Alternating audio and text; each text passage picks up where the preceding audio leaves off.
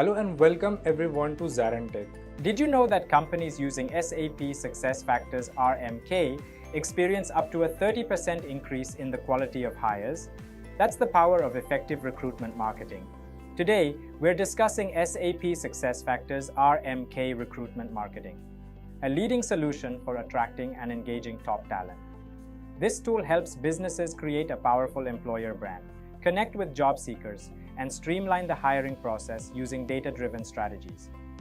Studies show that 75% of job seekers research a company's reputation before applying. This makes recruitment marketing not just beneficial but essential in today's competitive job market. SAP SuccessFactors RMK enables companies to stand out by building compelling candidate experiences that drive engagement and retention. In this course, we'll dive into the key features of SAP SuccessFactors RMK, explore how it enhances recruitment processes, and understand its role in creating a strong workforce. Whether you're an HR professional, a recruiter, or simply someone looking to upskill, this course is for you. Before we begin, please make sure you subscribe to our YouTube channel and hit the bell icon for regular updates from us. Now let us take a look at the agenda. 1. Introduction to SAP SuccessFactors. 2. RMK overview. 3. Job data mapping in RMK. 4. Overview of recruiting marketing integrations. Let's dive in. Now I'm just opening this image, just to show you and talk about an overview about SuccessFactors. I understand a couple of you already come with the background, but just to give you an overview. So these are all the different modules that we have in SuccessFactors. Okay, the first section, recruiting and onboarding, comes into a package. This is where we are going to spend time, which is called as recruiting marketing. And then we also have some other talent modules like learning, performance management, compensation management, succession planning, and everything.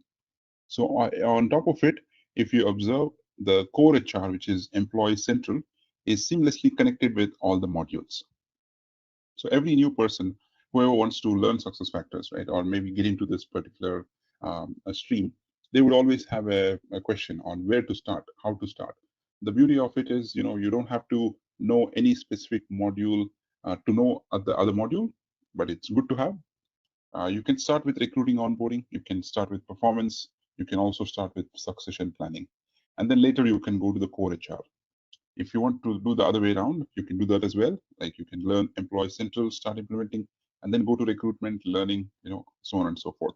So similarly, the customers also, if let's say if you get a customer tomorrow and then you are working on a proposal for them. So if they also have a question saying that, is it mandatory for me to have the Employee Central to start the recruiting implementation? The answer would be no, because the modules are independent. You can get started from wherever you want. But the only basic prerequisite is you need to have something called as an employee profile to load all your employees into the system. So that is the prerequisite. And then once we have that, you'll be able to configure everything for the modules. All right. So now in this piece, I will also talk about a little bit of licensing, how it works. So usually when SuccessFactors comes into picture, it's all about the number of users, number of employees who is going to access the system. It is all about the licensing that SAP provides. So if I want to take a scenario, okay, so we have the partner and customer concept, right? So we have these two things because right now you're working with TCS. It's a SAP partner. It's also a SuccessFactors partner, and it will have a lot of projects which are going on. Okay, so you are partner. So in which TCS is the partner. Now you might be having a customer who needs SuccessFactors. So I'll just also give you an overview about how the pre-sales works. Okay, so just to have that understanding, good to know information. It might be useful in a couple of your projects. It might be also giving you an idea on how this particular software as a service works. Okay, so a couple of you already have knowledge on Employee Central, but you might not have heard about what are the things that happens in the backend in the previous stage, like in whenever the customer is on board, how it is done and everything. So if I want to take a typical example, so we have a process called RFP, in which we can get the proposal from the customer, right? So this is for the request for proposal, in which they would present to us a couple of documents and some details about their existing system, and then they will also ask, what do I want, and how do they reach this particular stage? So this is with a series of evaluations, series of discussions with SAP, with other vendors as well, because you all know that we don't have, I mean, we just not have SuccessFactors as a HR system. We also have Oracle and then Workday, Salesforce, Zoho systems for our HR world, right? So similarly, if any customer is specifically looking for a recruiting solution, if they're looking for a core HR solution, which is like ESS and MSS, and if they're looking for any performance management system, they would have done some evaluation and then finally come to SuccessFactors. So in which there are some teams which are involved, even from SAP side and also from the partner side, the pre-sales team, the sales team, and then also the implementation. Okay, and then the support team and everything. So this kind of details will be taken care by different teams within the organization. So usually what happens is when the proposal is released, it is just not directly sent to the SuccessFactors team or something. So usually how it works is, especially in big corporates like TCS, there would be a dedicated business development manager team, or maybe there will be some a team which is taking care of only the new leads that they are getting. Okay, so there are two ways. One, SAP will contact the customers and then try to explain their product, and then they will refer some partner, which might be TCS, Cognizant, Accenture, HP, KPIT. There are many other partners, right? So they will actually pitch in that way. Now, in addition to that, what we have to do as a partner is we will need to uh, uh, get on board with the customer with certain things. So in which we have to arrange for a demo where we do the end-to-end walkthrough of the solution. And once that is done, if the customers like the solution, we might have to have another discussion. Okay, and then we will be able to pass it on to our sales team to just convert that particular proposal into an actual sale, right? So this is the same way it works. For example, we have to build a house. We just go to the engineer and then tell them, these are the things which we need. They will give us a proposal to say that this will be the cost and timeline and everything, right? So similarly, as it is a software as a service, we make sure we talk about all of this, and then it has a proper methodology in place to implement the solution. Okay, so this is the backend. Now, what happens once the RFP is closed? Okay, once everything is done, that is when we get into a actual implementation mode. After agreeing for a few terms and conditions, like we have the timeline given saying that, okay, this will be your timeline, 3 to 3.5 months for the talent modules, and a minimum 6 months for the core HR module to implement. So these timelines are discussed. A detailed project plan is presented to the customer, and then we get started. So SuccessFactors goes with activate methodology. I will always call it as a PERD, just in a full form, which is prepare, explore, realize, and deploy. So these are the 4 phases, okay, which we follow. And the phase is designed in such a way that we go through the sequence of the methodology to make sure we get the success of the project. So we understand what needs to be done in the prepare phase. We explore what are the requirements from the customer, what are the type of details that you need in the system, versus we also tell that these are the best practices. And then we realize, which means we get into the configuration and the development phase, okay, which will also kind of include the testing, training, and the user acceptance test, which is a normal, typical way of doing it. And then we go to the deploy phase to make sure the migration is done from the test system to production system, and then we go live. So which is usual in all the implementations. Okay, and then it is slightly different in SuccessFactors, wherein every user who is going to test will already be having a user separately to log into the system. Okay, so that is how it works. And then we also make sure that the instance, the particular URL or whatever the cloud system which is given will have specific authorizations to allow them to log in and access their own tools and materials. Okay, so this is the kind of free thing, the initial thing that happens in any project. All right, now let's get into the post phase of the implementation, which is, after the lead is generated and then the sale is done, the customer, whoever it is, ABC, will agree now to go with SuccessFactors, and then they will decide on saying that, okay, right now, I don't want to migrate my core HR, the core HR system, into the SuccessFactors. So I will do it later, but I will go with the talent modules, which is recruitment, onboarding, and learning, performance, etc., etc. Okay. So if that is the case, we then get into some more details saying that, okay, what is your current system? Do you already have a system? Okay. Do you already use certain portal, or is it manual, or maybe do you use any third-party system only to do the recruitment? And is it connected to your core HR to plan the vacancies?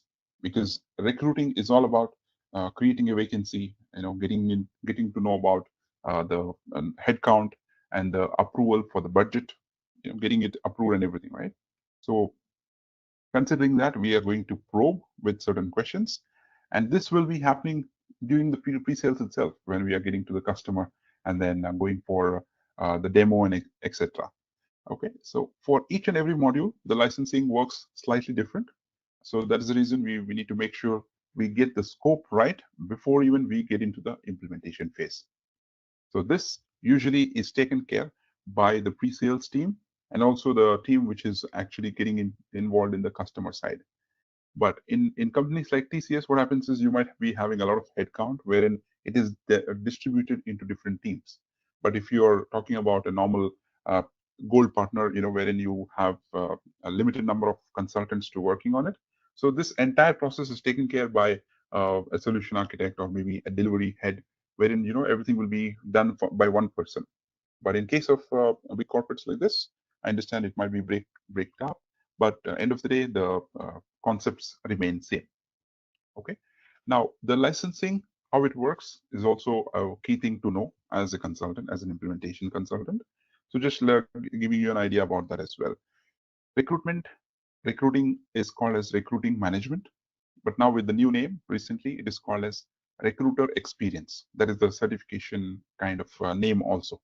Okay, then we come into the recruiting marketing, where you all are connected with me for the training sessions. So which is also called as the candidate experience.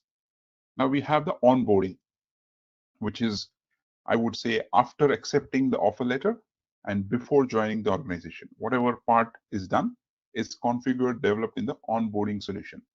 All right. So earlier we had a module which is called as onboarding 1.0, which was the old version.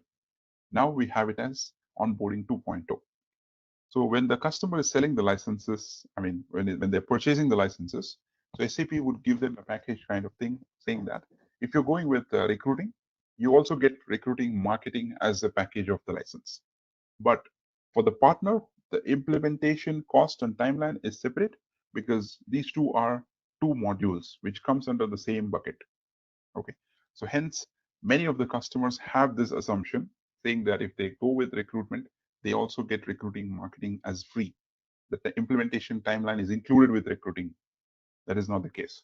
So we have to split it across and then tell them that these two are separate. Okay, because earlier, I would say 2 years back, recruiting was sold as a separate license, marketing was sold as a separate license. But now SAP is kind of combining it and then selling it as one full licensing. Okay, so once we have this, there are certain questions that you might get in during the requirement gathering sessions as well. So they might ask you like, am I going to pay for all the users that are there in the system? Now what they have done is, SAP has come up with a new concept. It is on transactional based. Okay, the number of hires that you're going to do per year is going to be billed for that particular customer.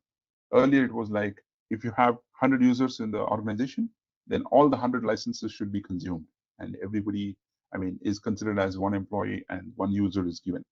But now they have done it as a transactional basis. When they talk to the customer in the initial stages for the licensing, they will say that, okay, this is what you're going to get as a part of the package. the number of hires that you're going to make will be only charged. And you might be wondering, how will SAP know that how many hirings have we done? Because a lot of candidates might apply, like hundreds, thousands might apply. But at the end of the day, what SAP considered is how many have got hired through the recruiting system, because there are some unique IDs which they can also monitor in the backend. And they will also consider the number of hirings that have been done, which means converted from a candidate to an employee with the employee code generation. So they'll be able to understand that. And based on that, they will send a report to the customer and then charge it accordingly. Okay.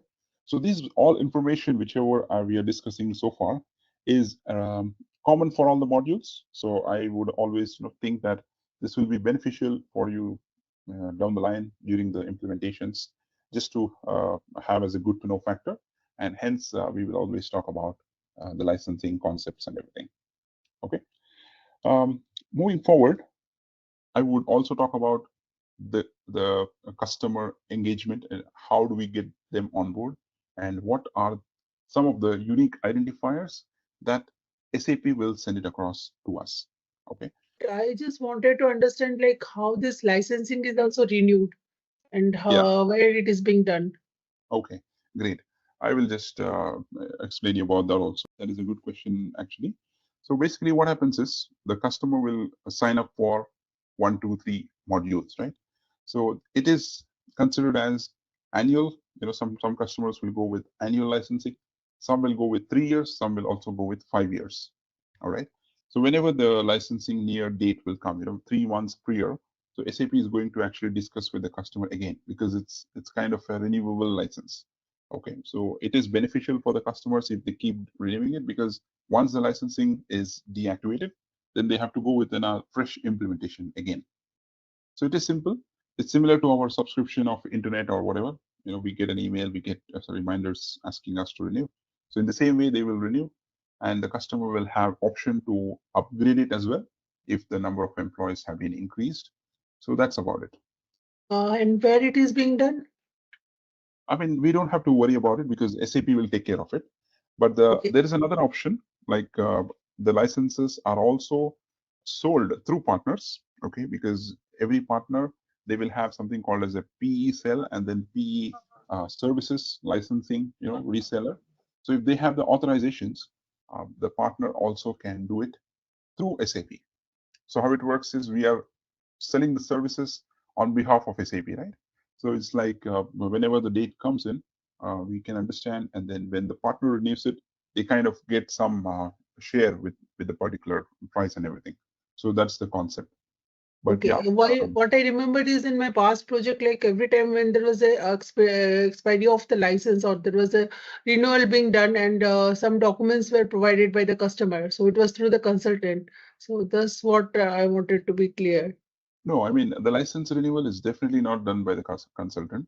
Okay, it might be like an SSL certificate which is expired, or some of the certificates which are like expired or to be renewed in the system. So these things are done by consultants. But when it comes to the overall licensing of the module itself, is taken care of either by SAP or the partner, but not from the consultant for sure. Okay. Yeah, it has to be done in the backend because there is a master system in which they log in depending upon the data center. When I say data center, the location of the server. Okay, and then there are some procedures in which they have to enter, which only SAP has access to. But it can be done through the partner, which means the customer contacts the partner, and then the partner will contact SAP to get this done. That's the only thing. We as consultants don't have to worry about the license renewal. We have to consider only about the SFTP, renewal, maybe sometimes. And in certain periods, what happens is when there is a release done by SuccessFactors, there might be some patch upgrades that needs to be done, like an admin opt-in or maybe some enhancements to be done. So only in this case, the consultant is responsible. Otherwise, it's not there. Okay. Thank you. Yeah, no problem. Okay, so now once the customer is on board, once they decide to go ahead with SuccessFactors, these modules, so what SAP is going to do is they'll have a dedicated account manager or maybe the product owner, product sponsor from the customer side. So now let's take an example of Google. All right, so let's say that Google wants to implement and they go with SuccessFactors, and they contact SAP. They identify TCS as a partner. Now you're going to work with them to collect the requirements, start the implementation, and go on accordingly. All right.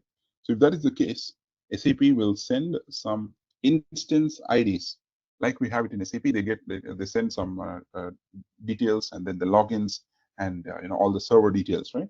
So similarly, SAP will actually send some instance details, which will look like this. Okay. So Google T1, Google D, and Google P. Okay, so these are the unique IDs, which is also called as instances. So this is a company ID, which is provided to each and every customer. So T1 stands for testing, okay, or preview. And D stands for development, as we all are from SAP background, we already know this. And this is production, okay. So SAP mandatorily had these three things, right? In which you have the development instance, preview instance, and also the production instance. But when it comes to SuccessFactors, it is optional. You can either have three, or you can just have two, which is test system and the production system. Unlike SAP, we do the development in the development system, and then we transport them into testing for releasing for the training and testing and all that. And then later we do the migration to production, right? But in SuccessFactors, it can be done directly, where all the configuration is done in the test system, and then it is moved into the production system. Okay, so who is going to send this in the initial stages? So in the initial stages, the customer will receive it directly from SAP, because based on the license start date, based on the number of modules that they have accepted, so these things will be actually released from them. Okay, and the partner account manager or the SPOC from the partner will actually take this details and then pass it on to the implementation consultants. So sometimes what happens is, we might get into the project, and then the project manager or the project sponsor, whoever is involved working with us, might not know what to collect. Then we as consultants will also tell them that, you might have received these particular emails, you have to send it to us. Why do we need this? Because every customer who is going for the implementation now, like fresh customer, like net new customer, they would need this particular details, and we have to collect them and submit a request for access. Okay, so this procedure is given by SAP, wherein we have a portal called as HXM Cloud Ops portal, in which we also need to log in and then put a request to SAP with certain approval emails, which we also are trying to see in the later point of stage.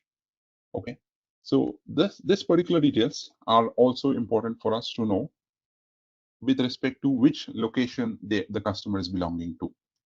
Because SuccessFactors, you might have heard or seen, it is all data centers, right?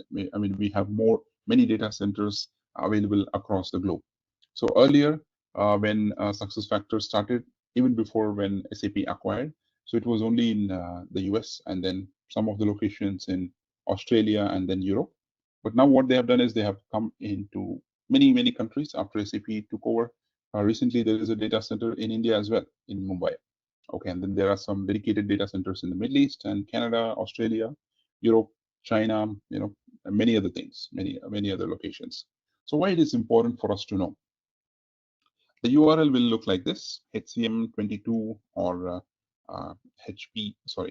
SAP.hr. Something like this, 22. So these are the URLs which will let you know which data center is the customer based into. So if you're working for a European customer, it might be somewhere like EU data center, European data center, HCM5, HCM10, all this. If you're working for a European American customer, it might be like HCM44 preview, HCM45, something like that. If you're working for a Middle Eastern customer, it would be like HCM23, 22, all this. So these are the unique identifiers for the data centers itself. Why should I know as a consultant? Is because whenever there is an issue or an upgrade released by SAP, there might be some specific data centers affected. Okay, hence we are going to know about this to understand and communicate to the customer, saying that okay, there might be some release or update which is going on. You might face some difficulties, something like that. It's good to know information. The second thing is, sometimes there are some issues in which we kind of are stuck, and then we will not be able to fix them, and we need to get in touch with the SAP support, all right, by raising a ticket. So it is also important for us to know the data center. This is not related to the customer, but it's for us internally as consultants. It's good to know information where we inform them that this is the data center, because there might be an issue only specific to this data center. All right. And it is also good to know information when the customer asks, where is my data saved? You can tell them that, your instance is hosted in this particular country in this data center, and it's completely maintained by SAP. You don't have to worry about the safety, security of it, because it's not stored anywhere physically in any of the offices or something like that. It's all cloud. Okay. Hence, you can give this information as for them when you start the project. And then usually what happens is whenever we are getting into the initial discussions with the customers, the IT people might have a couple of doubts, asking, where is my data saved? Is it safe? And, like when it comes to the renewals, when it comes to the authentication or something like that, is my data getting compromised? Because I'm dealing with a lot of employee data and some salary information, which I don't want to share anywhere. So if that is the case, you can also tell them that this is the location, this is the thing, and SAP completely manages this. So you don't have to worry about where is your data going into. Okay. So these are a few details which I would like to always discuss whenever there is a training, because it is good to know information, and then you will not be able to find this as a document anywhere. Okay, it comes as it when you work, right? Okay, now let's get into the actual success factors thing itself. Okay, before we start the introduction of the recruiting marketing itself, you might be seeing that there are some URLs which will start like this. Okay, jobs2web.com, something like that, going forward in our sessions. So this is nothing but the recruiting marketing, whichever we are calling now as candidate experience, was a module developed by jobs2web.com earlier. So SAP took over that module. I mean, SuccessFactors took over this company, and then they made it as SuccessFactors Recruiting Management, Recruiting Marketing, sorry, not management. All right. So this company was completely responsible, and they had some tools and resources for us to actually, access and develop. So earlier, how it was is before 3-4 years, Jobs2Web company was still in place, which was only talking to SAP, which means, whenever we get an implementation of recruiting and recruiting marketing, we have to get in touch with SAP. So they coordinate with Jobs2Web. They do certain configuration. We do some certain configuration as consultants, and then we make it live. But now it's not like that. The complete access is given to the consultants. So SAP has changed the policy. They have a new upgrade of the backend tools, which is also called as Command Center, which we will see a little later. But yeah, this is how the evaluation happened.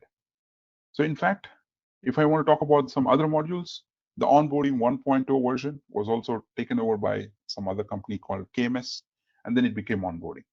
Okay, and then the recruiting module was homegrown. Performance was homegrown by SuccessFactors. But the learning module, again, it was acquired by a different company called Plateau.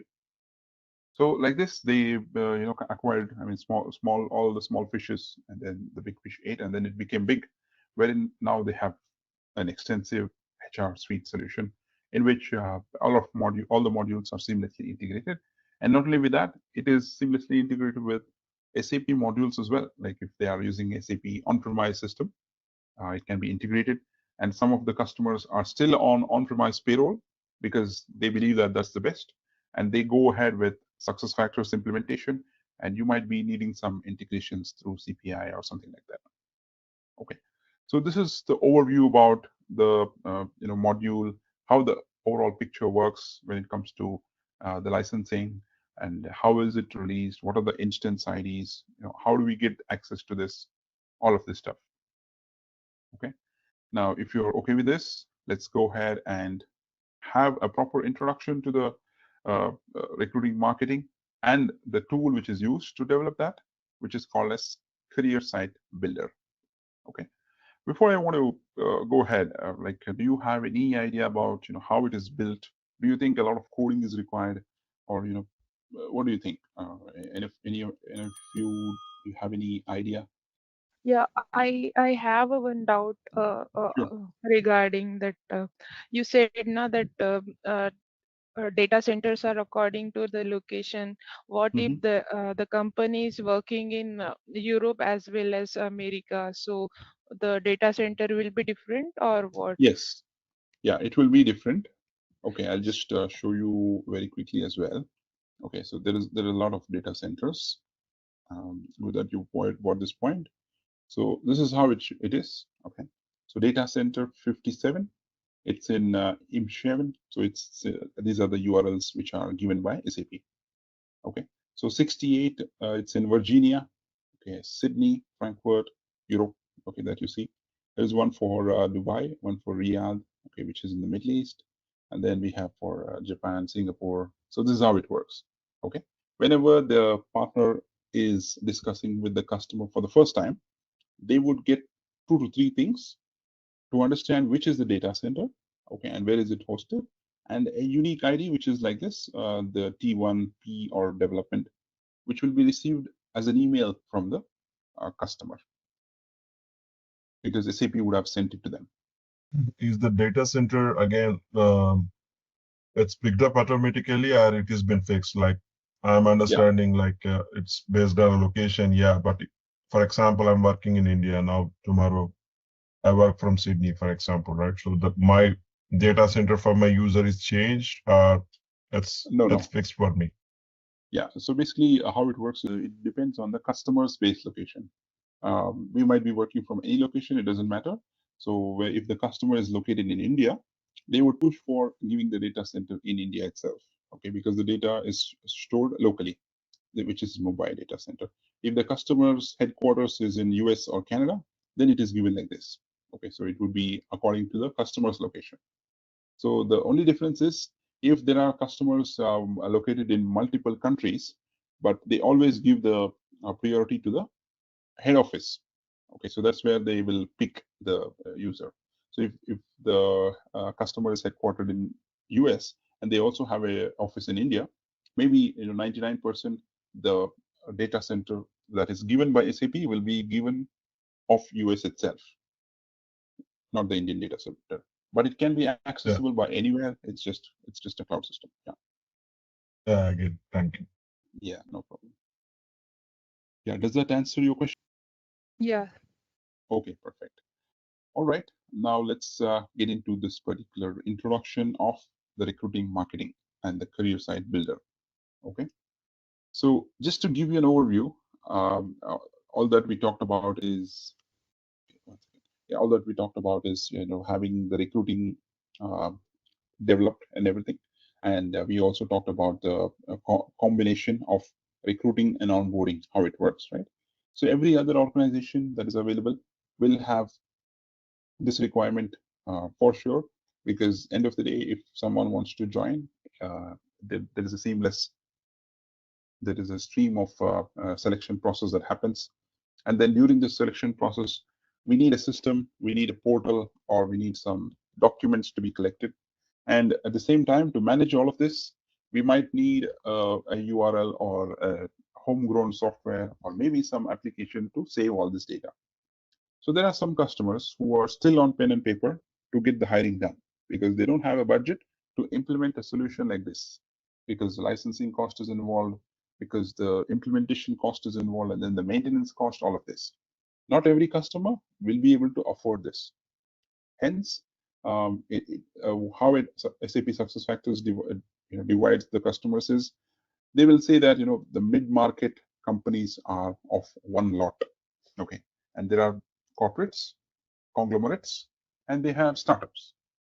So the main question is, does this solution help all of these particular categories, and what scale?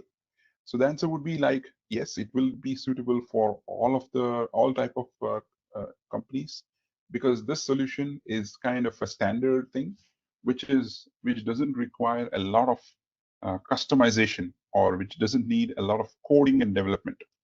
The reason being, SuccessFactors is always built as kind of a template-based system in which we do a configuration, and we don't do coding, we don't do development.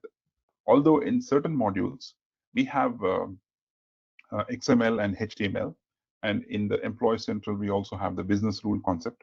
But the thing is, we always go with the customer configuration and not any coding as such. Okay, so even in recruitment, we use XML concepts, but that XML can be learned with some support and guidance. So it's not a lot of issue. Okay. Now, with the SuccessFactors recruiting marketing, which is called as the candidate experience now. So there is a tool which is also given as Career Site Builder. Okay. So the Career Site Builder is nothing but an online portal which is integrated, which was developed and designed by Jobs to Web company itself. So now that SAP has taken over, they have called it as Command Center and Career Site Builder. So what is Command Center? What is Career Site Builder? How it is seen? We shall go ahead and do this. All right. So introduction to SuccessFactors recruiting. So what is a recruiting solution? What is it unique when it's compared with other third-party applications or maybe other applications that we have available in the market?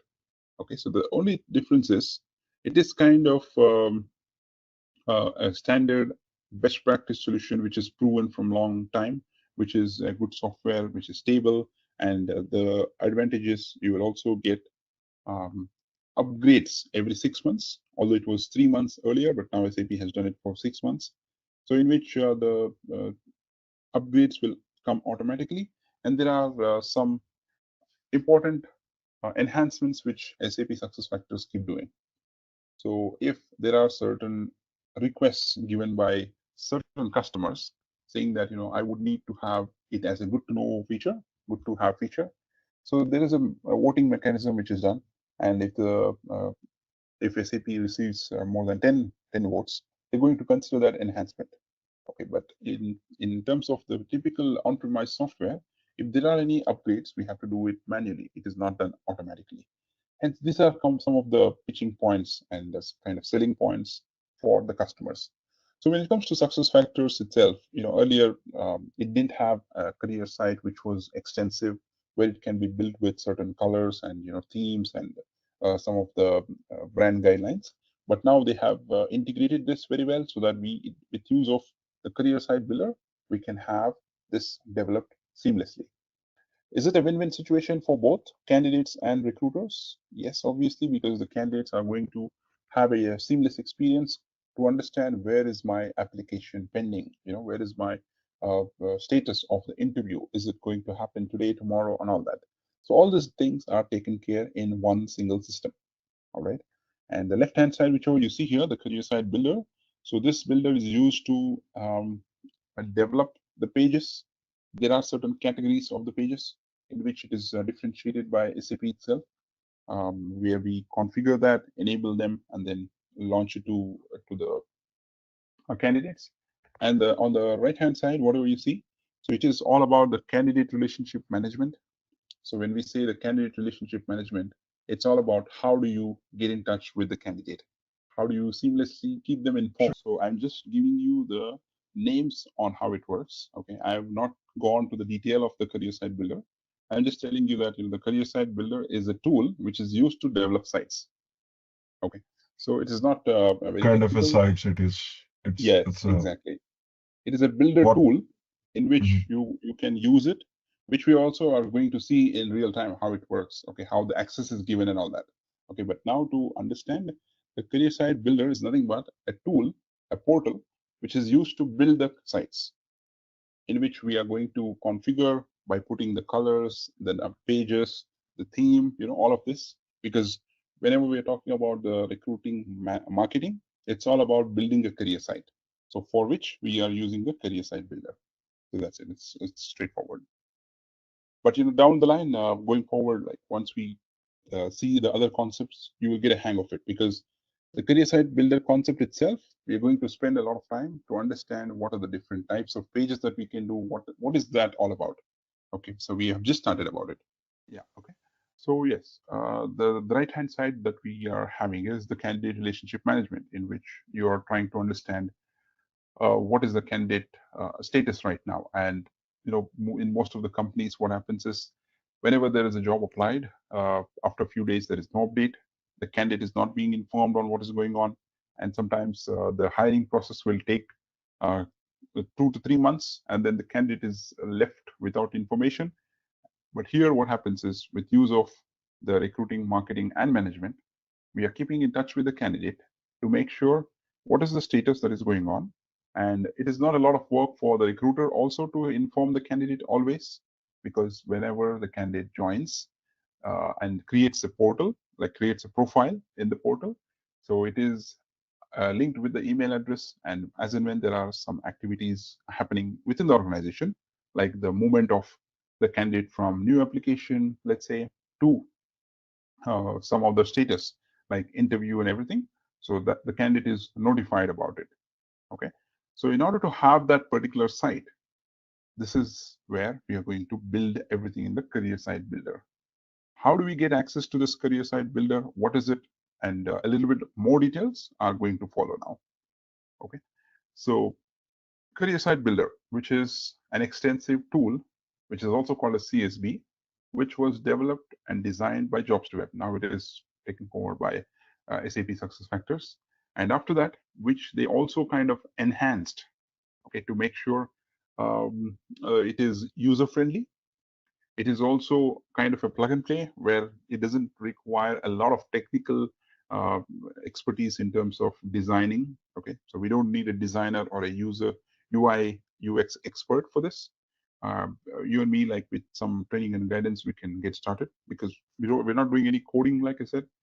So basically, it simplifies our implementation methodology. It simplifies on how exactly we need to build something with certain templates which are given. All right. So every concept that is available in SuccessFactors is driven by some best practice. So hence, this is also available, because the thing is, when we go live, when we hand it over to the customer, it should not be like, for every small thing, they have to come back to us. Okay? Unlike other development tools, we can build the same website using Java, .NET, and some other extensive tools. But what happens is, if there is any technical change that needs to be done, the developer needs to be involved. So instead of that, having the backend of some other software and coding language, they have come up with a concept of career site builder, in which you are able to drag and drop certain components to make the site look beautiful, to make the site attractive and colorful, and also easily accessible by both the customer, internally the recruitment team and the talent acquisition team, and versus the candidate, so that it's available for them to understand. Okay, so all the configuration is now made available in the career site builder, because earlier we had two tools. One is the command center, in which we have to do certain configuration, and then we need to come to career site builder for certain configuration. But now it is made seamless, although we need to log into command center to access career site builder as a partner, as an implementation consultant. But yeah, it is made simple, wherein every other option that is available in career site builder itself. Okay, so here there are two things. One is the administrator, one is the normal end user. So the administrator will be able to give access to certain other people as well, to gain access to the career site builder, because now you and me is an administrator. Okay, so we are in the implementation phase. Let's assume we have taken the requirements, we take care of all of the details about career site, how it needs to be developed, and etc. And then we are going to build that on the tool by doing this. So that is where these components are available. So there are certain templates, like I said, some components in the system language, we call them as components. So those components are a text bar, an image, a search bar, and then some of the other concepts which will also follow. So there are certain templates which we can add to build a site one by one. Okay. So after this introduction, we are also going to see certain sample sites and understand how do we actually put everything together to build that particular site. Okay. So now there are certain options about the images, colors, and fonts and text and everything, which is also configurable. Where do we collect these details from? From the customer itself. So when we sit together for the requirement gathering, all of this comes into picture. Okay, and then the customer has to share it in a specific format. And what format do they need to share? And what are the content that is required for us to do is also discussed detailedly in the following sessions. Okay. So there's a last option which is mentioned here as professional services managed custom career sites can be still purchased for clients that require 100% customization. So this is kind of a note which is always given by SAP. So there are certain standard components which are built using the partner's help with the customer's requirement. Okay, but there are certain sites which are completely customization, in which they have used certain Java, CSS codes and some HTML scripts to make the site even more looking better. They also use certain Adobe Flash, all those enhancements to make the site look even more better. If that is required, the only people that they can do is and manages is the SAP professional services, because that requires a lot of customization. But based on my experience, I have seen that many of the customers are good with whatever is available as standard. But if they want certain customization, I can also show you a couple of examples on to what extent they need the customization. And if this doesn't like some of the component which is available there, then we can kind of use that customization and go through. Okay, so this is how it looks like, a sample in which you consider this as a home page of the career site. All right, so this is the header, which is common for almost all the websites. If it is a career site, if it is not a career site, the header will be there. All right, we have something called as a subscribe form, which is also available, in which it is given to candidates to enter their email and create their profile in the customer system. Okay, and then we have a search bar, which is used to search. Yes. So what is command center, and how it is? I mean, is a command center is kind of a tool from where we will access CSV. Just wanted to understand, because we are actually having one of the object to complete from my side. So there we just obtained some time back in a command center access and all. Okay. But we just wanted to understand like what is command center and how it works. Yeah, the command center is actually a tool, again, a portal, which is given access to all the certified consultants of the partner. Using command center, we'll be able to access the career. So certified consultant is within the course, right? I mean, only certified consultants in RMK. Yeah, only that's those right. Gets the right. Yeah. Correct, okay. Correct. Yeah, because we have to. I mean, there's a portal which I want to show you. So hence, I was waiting for it. In which you put no a worries. request. Yeah. You have to put a request to gain access to the command center. Okay, so that is HXM Cloud Ops portal, which we have it separately for all the partners. And for that, we need an approval which is generated from the system. And you submit a request to SAP, step number 1. And once you get this command center access, which is only given to the certified consultants of a partner company, you will be able to access CSV. But that doesn't mean that the CSV is not accessible by anyone else.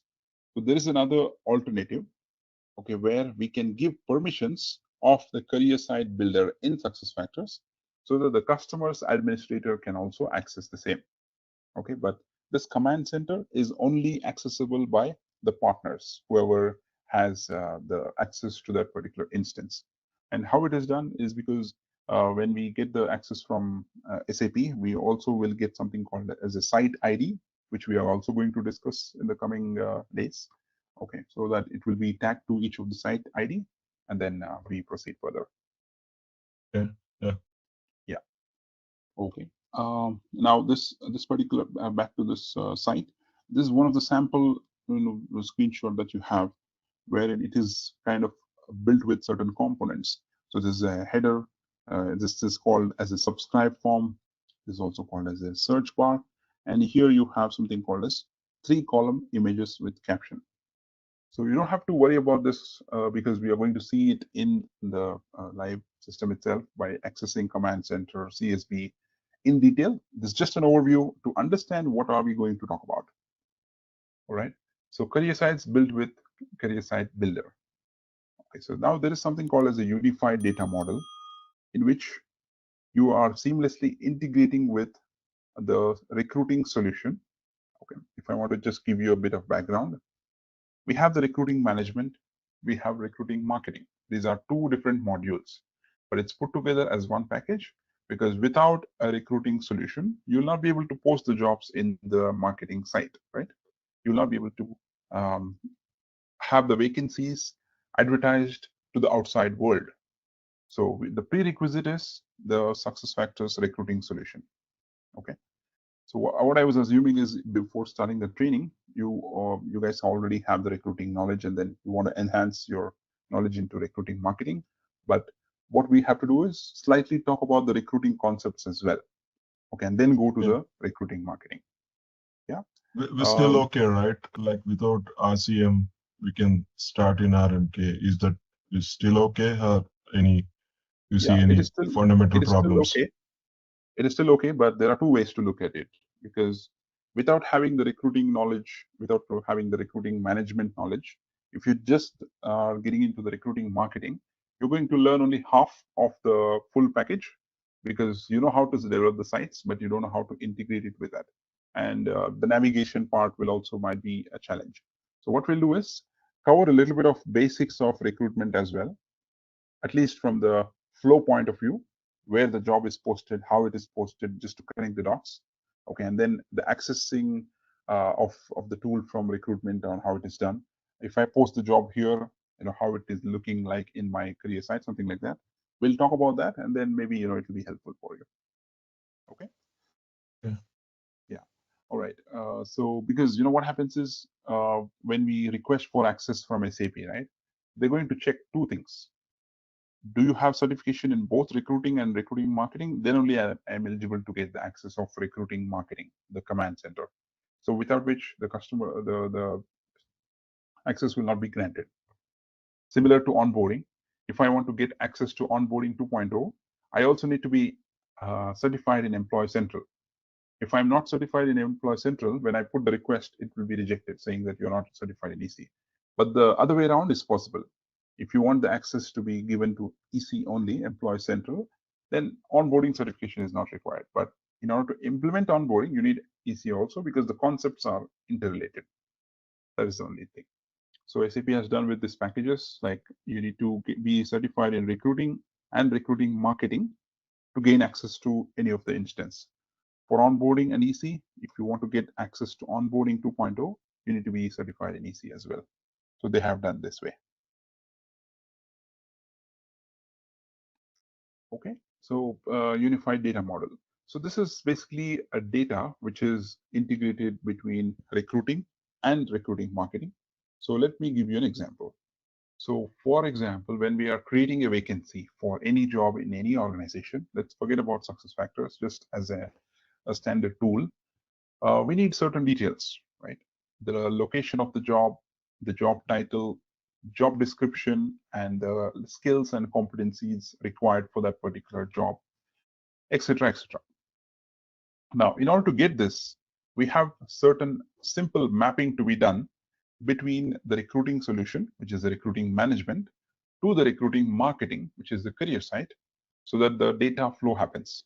So it is not, very technical. It's just a mapping tool which is available for us. So let's assume if I post a job today by saying that, okay, this job is available in Bangalore, it's available in Mumbai. So the same location will be visible in recruiting marketing in the career site. And there is something called as a map component. If we enable that, it will also show us the map location. So just giving you an example. Similarly, if I'm putting the job title as SuccessFactors lead consultant in recruitment solution, the same has to be available in the career site, saying that, okay, this is your job title. So to have this data flown between the recruiting solution to the recruiting marketing, so this data model, the unified data model, comes into picture. Okay. So this is enabled again in the career site builder itself. It is not a different concept. It is within that itself. So that is the reason we are just talking about this unified data model. Now, there is something called as AI assisted skill matching within, which is available in career site builder itself. Okay, so although SuccessFactors says that it's AI, for me it is still not that advanced, because whenever we are trying to upload the CV into a career site, if there is something called as a resume parsing, for example, when we all applied for jobs, okay, in organizations, or when we try to go with a career site and then try to search for a job, when we upload a CV, there might be some data which will be flown into the portal automatically, like our name, our previous employment history, our email address, phone number, and everything, right? So these are some of the standard features which are available with respect to SuccessFactors career site builder. Okay, and there are some skill matching enhancements which are done, but for this there is a prerequisite in which we need to also maintain the skills in the recruiting solution. For example, you create a vacancy, you put the job description, but you need to also put the skills in the particular description so that it will pick up, and then it will match if the skill is there or not. Okay, so this feature is optional, okay, and it is not enabled by default for all the customers. It is just having an option wherein if it is matching the skills or not, it will show you in the recruiting screen and not the career side. It will be showing in the recruiting screen. Okay, so now talking about the recruiting marketing career site itself. So far we talked about the portal, the tool that is required for us to develop the site, but now we are actually talking about the career site itself. So now this is again optional, where the customer wants to go with the career site which is developed by SuccessFactors, or they can use a career site which is developed by some other software, or it might be a portal which is built on some HTML and then SharePoint as well within an organization. But the advantage of having the career site built on recruiting marketing is it is seamlessly integrated with the recruiting management solution. If I put some job description over there in the job requisition, it is taken care automatically so that it flows into the career site. That is one thing. The second thing is, if you want to advertise something which is related only to the candidate, for example, okay, then it can be put in the career site. And how it is done? It is not done with a lot of coding. It is done with certain configuration. So that is where we have these particular concepts in place. So there are something called as components which we talked about, like we can drag and drop a text. We'll be able to use, so a subscribe form, a search bar, something like that. There are more components to it, which I would also call it as a building blocks. Okay, so these building blocks are used for us to develop the site. And similarly, we have something called as home page, we have company page, we have job description page, strategy page, SEO page, and then the subscribe and business cards. So what are all of this? If I want to develop a site, we talked about the header, the search bar, and certain concepts. Within that, we might also have certain sub-navigation pages. So if we give an example, if any person is joining TCS, they want to go to the career site, search for the job, which is a primary criteria. In addition to that, if we also provide the information about what is TCS all about, where is this based, how many locations are they available into, and what would be my recruiting process looking like, and what are the benefits that I'm going to get, and what would be the career progression path, okay, and what are my key responsibilities in the organization, and as a company, as an organization, how big is it, what are the statistics, and what are the projects that they have, and what are the different particular companies or subcategories or departments that they have, so that it's all information. It might be available in our corporate page of TCS. However, we can customize that and then put certain candidate specific content in the career site. So how do you put that? What all information that we can make use of is comprising all of this. So in the home page, I'll have an overview about TCS. I'll have a job list pages, and then I will also maybe put some details about some URLs. But when we have the other pages, like a company page, this is about about TCS as one page, and the benefits and thing that you get in TCS, and the rewards and recognition in one of the organization, and our recruiting process as a page. Okay, so we create them as company pages, and then make it available. So how and where do we create all of this is nothing but the career site builder. So the tool which is used to build a career site is called the career site builder. That's it. Okay. Now we also see that it says up to 4 company pages, 10 strategy pages for all of this. So there are 4 type of pages available as part of the system. One is the home page, which is straightforward. Every customer, every site, every website will have a home page in which certain basic information is available, and then it also has certain details of the organization. Now, when it comes to the company page, like we discussed a couple of examples, it can be company-related information. Hence, it is called as company page. Now we have the strategy page. Why it is called a strategy page is because let's assume there is an organization that you're working for, and this organization is available in 10 different locations or 10 different departments. The departments might be like oil and gas, real estate, finance, marketing, IT, sales, for example.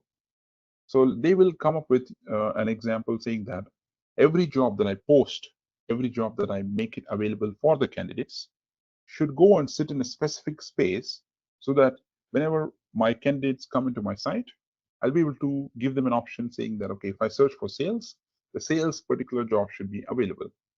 If I go to the page of finance, I should be able to see the finance related page jobs. So if that is a requirement, we create something called as a strategy page, which is specific for the jobs to be listed, and we'll be able to make it visible for the candidates. Okay, so one kind of page is sales, one kind of page is HR, IT, marketing. We create them as a drop down, and we make it available for that particular customer. So we have the home page, strategy page, or it is also called as the category page. We have the company page, and we have another page which is called as a landing page. So if I want to give a URL which needs to be shown as click here to find out more, something like that, or for more information, click here. We might be seeing that in some of the websites that in order to purchase your tickets, click here, something like that, right? So it is a sub URL which is somewhere hidden, but when we click on it, it will just open. So that particular page is also possible to build in the career site. So putting together of all of these particular pages, it becomes a career site, and that is hosted and then developed in the development test system first. And then once we are done with it, we are going to move the configuration into production system. All right. So once that is done, now we are going to talk about the command center. So we understood the career site builder is to build the site by putting the components together, by creating the pages, and also by enhancing the site to whatever colors they want, by putting the branding guidelines in terms of logo, colors, and some of the fonts. All of this, we do that in the career site builder, which is also accessible by partner and customer. But now when we are talking about command center, this name is given because it was created by the jobs to web team itself. So hence it is called as command center. So whenever there is a new site assigned to a customer, it will have something called as a site ID. So the test system site ID might be looking like 3100. The production site might be looking like 3200. Just a random example. It is always numeric. This is also important for us to collect as an information when we request for command center access. How do we request for access? How do we navigate? We are going to look into it later. But now, why is command center required, and for whom it is given It's given to the certified consultants of a partner company. Is Command Center accessible by the customer? No. And Command Center will have two things, which is the test system Command Center and the production Command Center. So what all is taken care here? The new site setup, which means whenever the site is created, it is assigned over there. And when we request for access from SAP, it is linked to our Command Center. So now in generic, if I want to give you an example, you are working in TCS, you have 4 projects in different locations, but all of the 4 projects might be in different countries, right? So similar to the data center concept, Command Center also has the concept in which it will be hosted in different data centers. So if you're working for 2 Indian customers, and if you're working for 2 American customers, you will have 2 URLs with Command Center, but the 2 Indian customers will show up one after the other, and the 2 American customers will also show up in the other URL one after the other. Okay. When you click on it, then you know that this is the customer that you're going to work on. Similar to our provisioning access. If we have provisioning access, which we are also going to talk about in detail, what is that? Okay, so we'll have the different customers listed over there, right? So similarly, we'll have the Command Center also given to us for certified consultants of a partner. Okay, so we can set up the site. We'll be able to create the category pages, which is also called as strategy pages. We create it, from the scratch. And then rule writing, although it says rule writing, it's not very technical, very coding. It is just putting some conditions, like saying that, okay, if I post a job in sales, please go ahead and post the job in that particular page, which is sales page of the career site. So this particular rule, although it's called as a rule, it's just a condition that we are going to put. And we can put this condition based on location, department, the category, keyword, whatever it is. It doesn't matter. We're going to put a small condition and put it there. And then we have the email template configuration, although it's just for one email, which is the job alert email, which we are going to see directly in the system and not here. Widget configuration is nothing but a component configuration where we add the components or something like that. And there is one other thing which is not mentioned here. It is also talking about the analytics. So Recruiting Marketing has its own analytics tool in which we'll be able to enable that from the Command Center for the customer and map the recruiting statuses so that we get the data. For example, the application versus selection criteria. The application start, for example, so there are certain candidates who start the application, but they will never complete it because they might lose interest. So that data can be collected using recruiting analytics. Okay, and we also will talk about the recruiting dashboard. Like I mentioned, it is important for us to understand the number of data collected by applicants and all that. Okay, so this is also a part of recruiting as well as recruiting marketing, because it's a combination of both. When the candidates apply for the job, they are considered as one headcount, and then they are visible in the report, in the dashboard. And at the same time, it will also show that if it is sourced, if it is posted in different sites like LinkedIn, Naukri Gulf, Naukri.com, Indeed, Abate.com, there are more than like 4,000 job boards, I would say. So if the job is posted over there, it will also show you the source. To understand all of the source, it's configured and then mapped so that you get the data over here. Okay, this is again standard, which is a client admin role. When we say the client admin role, it's just that we create a role for the user in the customer. It's kind of a role which is given to them once we go live. Okay, and then what are the permissions? What are given to the client admin? Usually we give everything because the customer wants to manage it themselves after we go live, after the hypercare period is done. Okay, so if that is the case, we share the admin role. So this is very standard. Okay, now we are talking about the enablement of SuccessFactors recruiting in provisioning. So we will talk about the theory now, and then we will actually see the provisioning. So there is certain concept of instance and provisioning for all the customers. We talked about these 3 things, right? One is the Google T1 development and production. And we now talked about the Command Center, which is specific to the recruiting marketing. So similarly, there are certain terms that we will also use in the future. One such is instance, and one is provisioning. So what is the instance? It is the front-end tool for you and me, okay, and for also the customer. It is the user interface, the home page or the portal that the end users, it might be recruiting team, employees, if it is a manager, whoever it is going to log in, which will have linked to the email address and password or a username and password. Okay. There is something called as a provisioning, which is a backend tool, I would usually say, which is only accessible by partners. So when I refer to partners, it's nothing but consultants, the implementation consultants, support consultants, I'm generalizing it, but this is only given to the partners. So how it is given?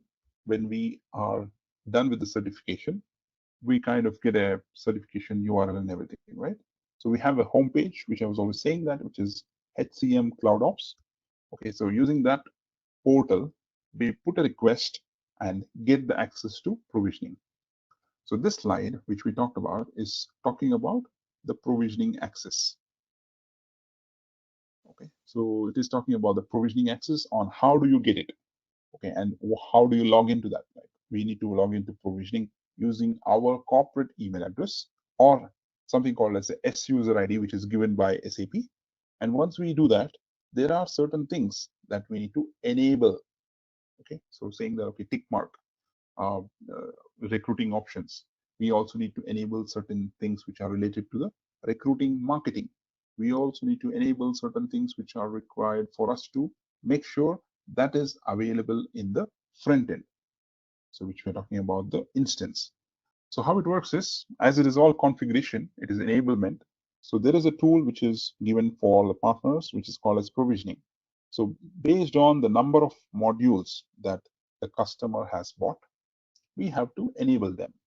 Now the other question is, if I'm working with this customer only for recruiting and marketing, I will need to take care of the enablement of provisioning in my instance, like which is recruiting related options.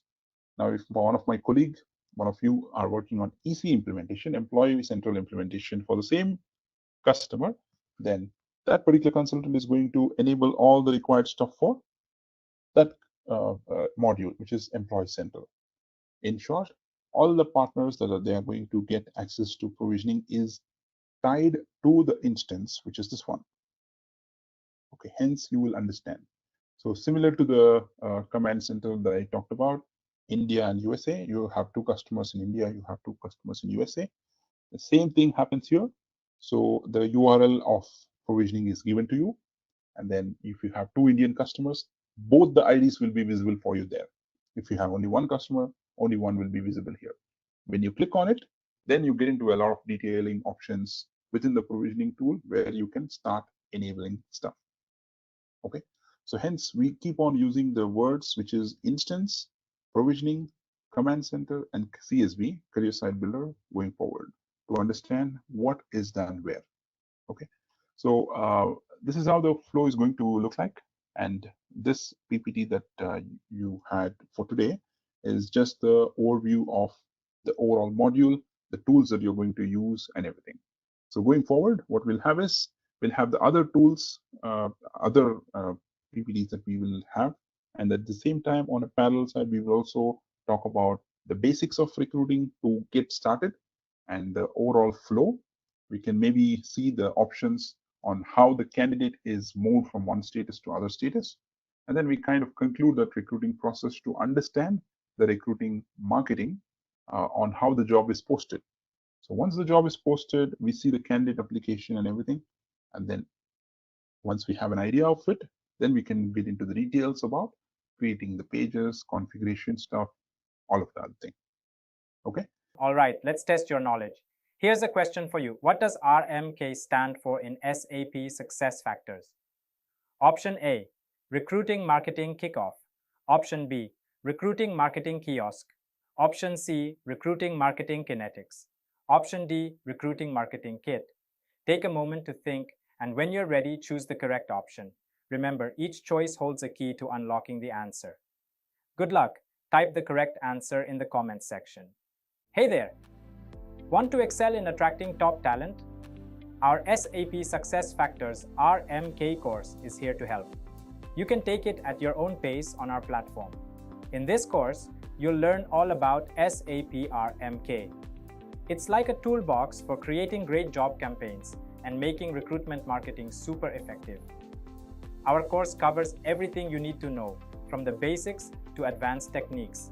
It's made by experts who know the ins and outs of recruitment. Your teachers are pros who've worked with SAP SuccessFactors for years. They're here to guide you and answer all your questions. And don't just take our word for it. Our students love this course too. People just like you have found it super helpful to boost their recruitment skills. Best part? It's super affordable. This amazing chance to learn won't cost you a fortune. Ready to master SAP RMK? Sign up on our page now. And for more info, check out ZaranTech's website. So now what I'll do is I'll just log into one of the demo instance just to go through the recruitment solution to just connect the dots. And at the same time, I'm also going to open a couple of recruiting marketing sites just to give you an idea how it looks like and everything. Okay, so let me open a few of them.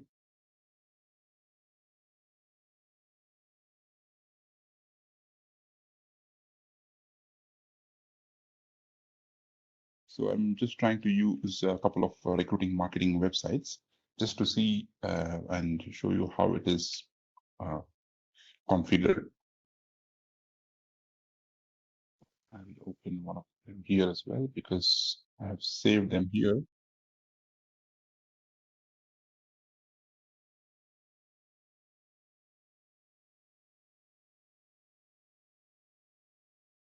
First, we'll review the sites, which I have opened it here.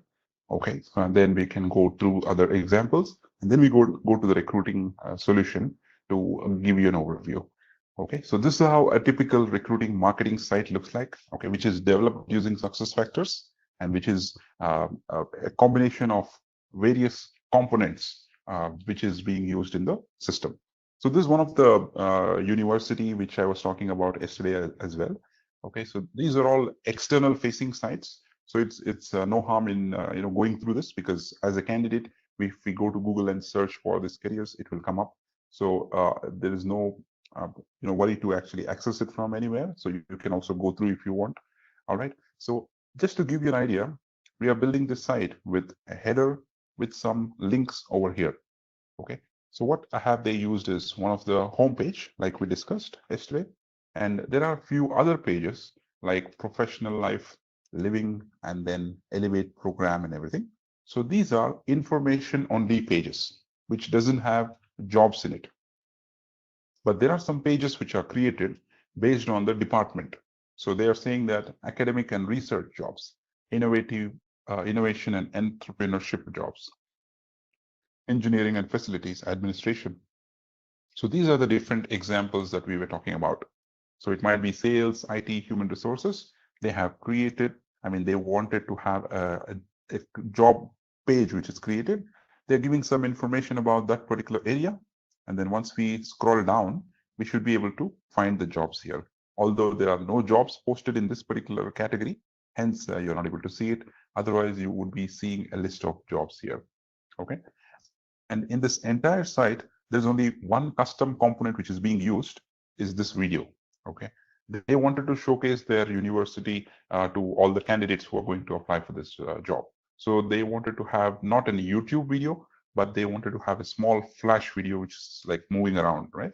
So for this, their marketing team provided us one of the sample JavaScript code. Okay, so using that, we were able to achieve this, and this is just a flash video which keeps moving around. So this is one of the examples. If you go back to that page, so there are multiple home pages, and one category, like career area, is the category pages.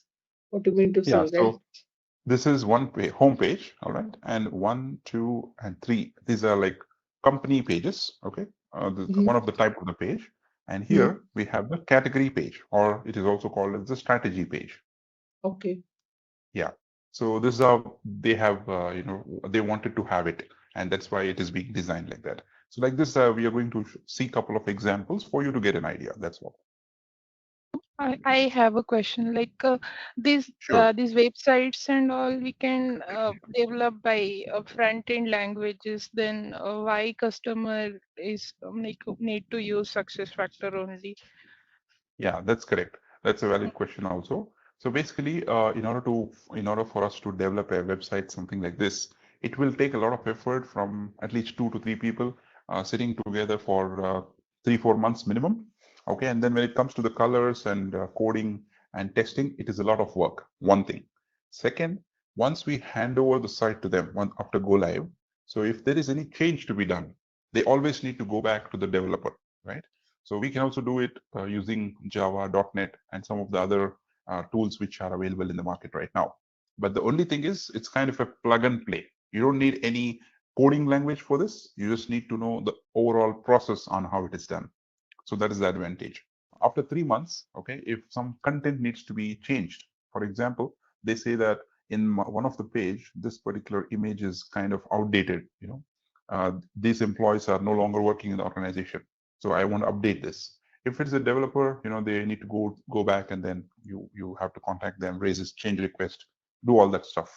But now with certain training provided, the HR team or whoever is responsible to take care of the site within the organization, right, can simply change it within less time. And on top of it, we have 2 systems, test system and production. So they can do all this trial and error in the test system to see how is the output. And then finally, they can upload the same image in the production system.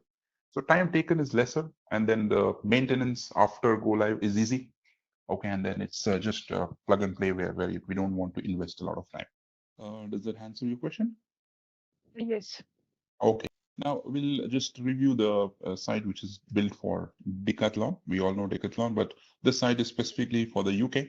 Okay, so there are some jobs which are created. So the only difference that you see here is this page is kind of not full width, right? So this is the standard layout for the site. But here they chose to have the full width layout. Okay, so which we can also control using one button. I mean, it's not a lot of configuration, but it's just like selecting, do you want it as a full page or a standard one? Okay, where you have a large image in this particular site. And then we have the search bar. This is one of the building block, the component. And then we have something called as a map component, which will show you what are the jobs available in the location. And if I click on it, I'll be able to apply for this job instantly. Okay. And then we have certain other components, which is like the 3-column component, where we have 3 images and some of the details over there, and followed by some other pages. Now, if you see, they have made the home page very, very simple, where they have only discovered Decathlon, some of the company pages, and enter the field. These are the categories that they have. So if I click on work in logistics, so this is now considered as one of the category page or strategy page. So again, it says there are no open positions. If there was a position, it was listing up here. So what it's saying is there are other positions, not in this logistics, but there are other vacancies, which you can see here. Okay, so these are the vacancies. Now, when I just open one of them, whatever you see here, the job description that is available here, this is coming from the recruiting management solution. All right. So where you create a job requisition and you go through certain information about the job and the description and everything. So this is where you are going to map the job description from a recruiting solution to the career side. So it is appearing here. And if you also see one other thing, which is showing the location, it's showing all the different cities in the UK. So this is also mapped from the recruiting solution. Hence, we need to have a basic idea about the recruiting solution also, because when you get into a project, maybe a support project or an implementation project, if something is not flowing to the recruitment side, you need to understand what might be the issue. And it also helps you to understand the linkage between these 2 modules. All right. So this is one other website. So I'll show you a couple more and then we can go to the recruitment solution. So this is one of the oil and gas company in the Middle East, okay, which they are using, again, recruitment marketing solution for their site. And if you observe, all the sites which we are talking about will be similar to this, jobs.adnoc, something like that, or careers.pandora group, or maybe jobs.decathlon.uk. All right. So these people wanted to have these many tabs over here, and then they have some company pages. All right, and then they have search and apply. So when I click on this, it is going to come with all the pages. But if you observe this site and the others, there is a lot of customization done because this is one of the biggest large conglomerate in the region. So they have contacted SAP Professional Services to enhance this, okay, and make it even more better. So this is the comparison. So one last site which we will discuss. Again, we have some site which is for one of the retail company. They have also used some of the chatbots, some of the AI assistants to inbuild it. But overall, the base is built within the career site builder. So just want to let you know that these are the company pages. If I click on them, it will take me to a different tab, but it's just built within their website. So it's taking to their website, the corporate website. Okay, and then if I go to the job categories, when I click on view all, so they have made sure to be listed like this with block images. One line that we have here is called as 3-column component in this career site builder. So they have made use of it like this. And when I click on retail, it is taking me to another page where I have the jobs listed down for retail. Okay, so this is how it can be categorized based on the requirement of the customer. So by default, in the standard scope, what we say is you are eligible to get up to 4 company pages. You're eligible to get up to 10 strategy pages or the category pages as per the standard scope. Because in order to build this, we need at least 3 to 3.5 months, both including the test system and production system. But if the customer says, I'm located in multiple countries and the number of pages that I have is a lot, then accordingly we have to scope it and then include it in the timeline and accordingly discuss with them. So that is the only difference, but the system will not stop you to create how many ever pages that you want. Okay, you can create as many as you want. Okay, so that was the overview of a couple of sample recruiting marketing sites. I also have a huge list which will be frequently updated by SAP, where you can take them as a reference for your demos to show them this customer went with recruiting marketing. And even SAP themselves uses the recruiting marketing site, but with a lot of enhancements. Okay, so having said that, let's quickly review the recruiting solution for today. I mean, how is it linked with recruiting marketing, and what would be the prerequisite for us to post a job, all right, and everything. Before that, I want to understand if any of you have worked a little bit on recruitment with respect to SuccessFactors. Have you tried to see it or understand? No, from our team, no one worked. No one, right? Okay. Yeah. Okay, no problem. Okay, so this is a typical homepage of SuccessFactors. For a couple of them, if you have seen, it's fine. But if you have not seen, it's still fine. By now, you might be knowing that SuccessFactors is completely built on role-based permissions. Okay, a concept called as role-based permissions, in which you can assign whatever roles to a specific person. If I take a typical example of a recruitment solution in any organization, so basic things that are required are the number of people who is going to take care of the process. So is the recruiter going to post a job? All right. Is the hiring manager going to approve that job? And then the finance team might be taking care of the salary part and etc. etc. So now, if I want to create a vacancy, there are multiple ways. Okay. So first, I can go to the recruitment system, create it by scratch by putting all the details. If I have the employee central system, which is the core HR, I'll be able to convert a position from Employee Central to a vacancy, which is also called as requisition in SuccessFactors recruitment, to proceed further. Third scenario might be like the customer is now using SAP on-premise, the ECC solution, okay, and they are migrating for SuccessFactors only for talent modules, which is recruitment, marketing, performance and goals, LMS, so on and so forth. If that is the case, we can also use the recruitment solution to be integrated with the core HR, the ECC system, to convert the positions into requisitions. So how it is done? There is a standard setup which is given, and we would definitely need help of the CPI consultant, wherein we can convert, put some query, and then as a functional consultant, we need to give certain inputs to them, and they convert the jobs from position to requisition. So these are all the possibilities. And you might also find a couple of scenarios in which the existing customer is on Oracle.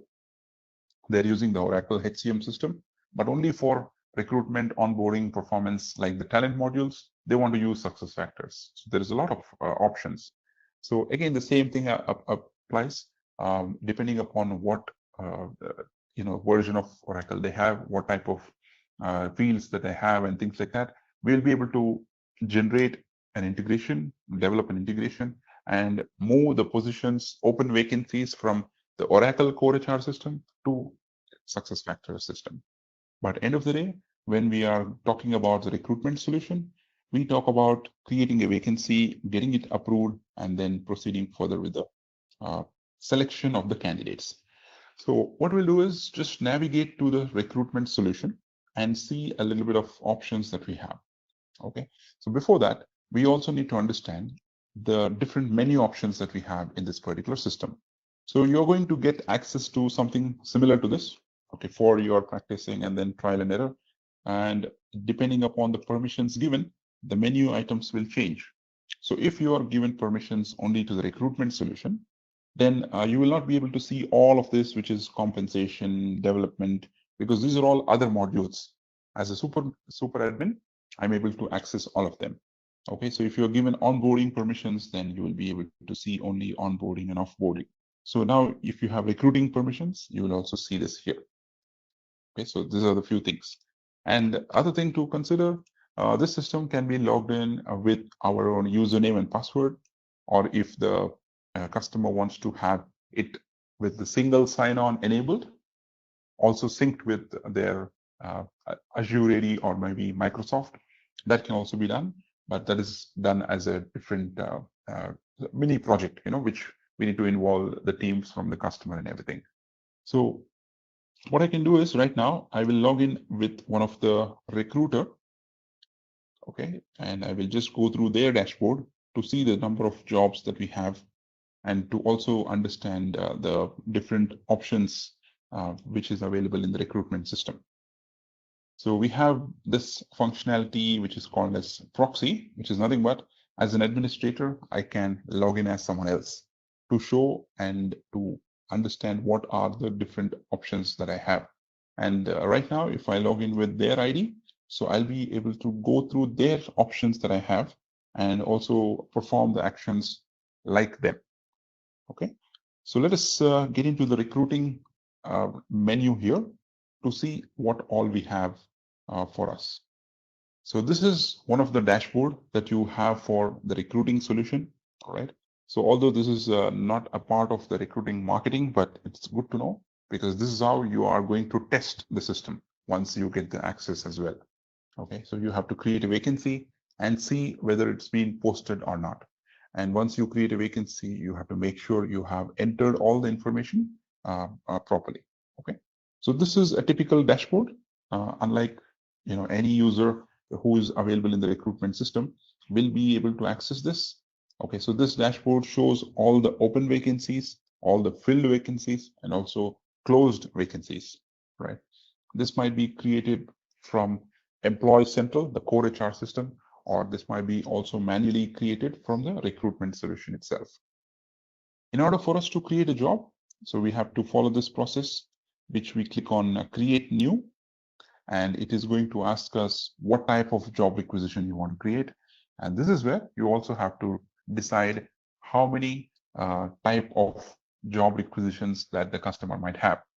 So usually what happens is if you're working for a company whose size is 500 to 1,000, they might have 1 or 2 templates, one for the junior level and one for the senior level, or maybe one for white collar employees and other for blue collar employees, which is contractors. Okay, and if that is the case, you will see 2 options here. If not, you will see only one option, which is a basic job requisition. We can call this whatever we want, which is a part of a recruitment solution. So I create a blank requisition with certain details. Okay, so we have to put the title over here, saying that we are hiring an SF consultant. All right, and approval date, it is automatically taking 3 days, and we will put a recruiter whose name is Tessa Walker, and hiring manager I will give it as James, because there is one person who is James Green, who is a hiring manager. And if I click on next, I'm just creating an online form to create a vacancy. That's it. Okay, so I just created it, and if you observe here, I have few things which needs to be filled, okay, with respect to this particular job. So some of them are the job details to understand where is this candidate going to be joining, which company, department, is it in IT, sales, HR, whatever it is. And then we also see certain other details about the position. So what about the position code, the employment type, all of this. So the salary benefits, okay, what about the salary? How much are we giving and what location? Are we paying the candidate in INR, USD, Canadian dollars, Singapore dollars, whatever it is, because they might be located in multiple countries. All right, and then we have some of the job details, which is the job advertising details. All right, and we have some questions and also some of the recruiting team people, like who is going to access this job, who is responsible for posting this job, and who is going to take care of the movement of candidate from one status to other status, okay, for example. And then we have the comments section to put some comments. All right, if I want to go to the top, you see that there is this particular form is also attached to an approval workflow. So first step is approval by HR, second is approval by manager, and then third is completed. So this particular section that you see here is called as route map in SuccessFactors language. Okay, so this is always attached to this particular form in order to get this job approved. So the step number 1 that happens is you are going to create a vacancy. The step number 2 is you're going to get the vacancy approved. And then once the approval is done, you are going to take care of the job posting. Okay. Now, as I have created it just like that, I will now pick up a filled job requisition template. So we will quickly review what are the details that might be entered over there. So one of them is digital expert. This is a filled job and it might be also approved, so that we will just see what are the different options that are available. Okay, so this is all filled with proper details. This particular job is going to be posted in the US. Okay, so this field will decide where to post the job. Okay, if you select this particular thing and if you change it to Spain, the job posting will appear as Spain. Okay, so similar to that. And we also have all the details filled. So this is the position number, because this position might be coming from the Employee Central or even the on-premise solution. So it's mentioned over here. And a few other things that we need to consider is the job details itself, the job advertisement details. All right. Here you have some of the fields which is respect to internal job title, external job title. So which means this is the title that is going to be visible for us in the career site. Okay, so this particular digital expert, what you see, is going to be available for the candidates when they search for the jobs. So the internal job title is for people who are applying internally within the organization from this option. Okay, If you're using it for the external people, so this is the designation that is going to be looking like. Okay, so we have another option which is not available in this template, which is the job description. Okay, a typical job description might be looking like this. Okay, as a normal job, if it is a consultant, if it's a manager, if it's something like that. So the recruitment team might have created a template like this, okay, which will have some requirements and skills and everything.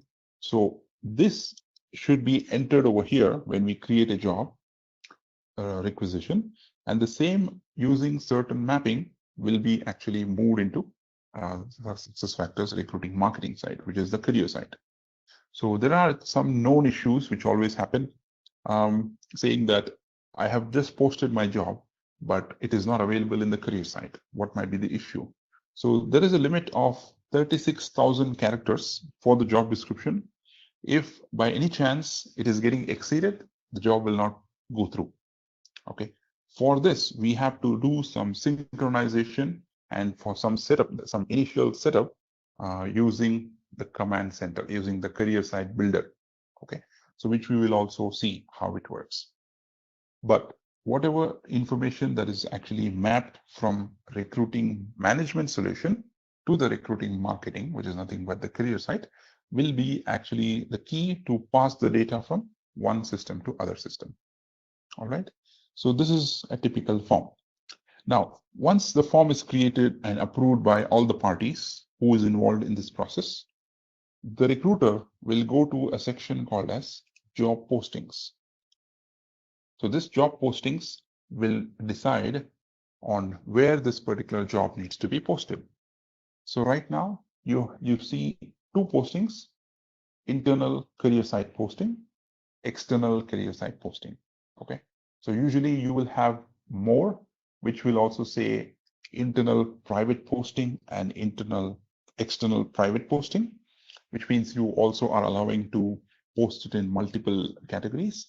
But for us to understand, if we post the job in an external site, this is going to be our career site for this organization. Okay. If one job is posted by this company called Reliance, for example, so if they select the job needs to be posted in external career site, so that will be the candidate facing site, all the marketing sites that we saw. If they post it internally, then that job will be appearing in the internal career site for the organization. So they would have implemented recruitment for them, right? So it will be posted internally. So whenever there is a job, the internal candidates, the internal employees can take a look and understand and apply for that job. Okay.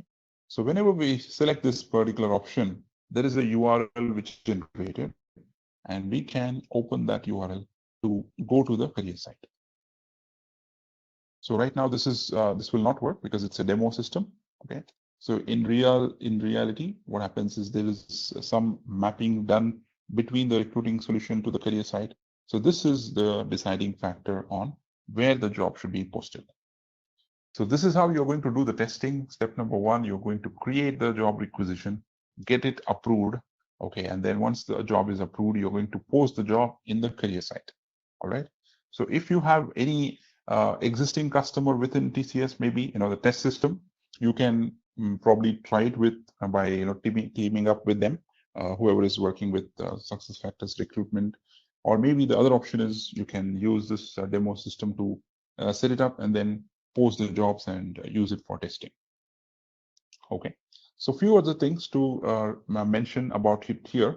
So whatever we are passing the information from recruitment solution to the marketing is done through a mapping tool. Okay, so that mapping tool, we will just quickly review it.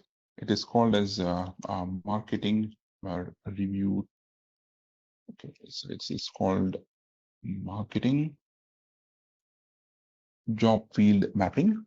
So this is one of the options that we have, and we are going to select the template.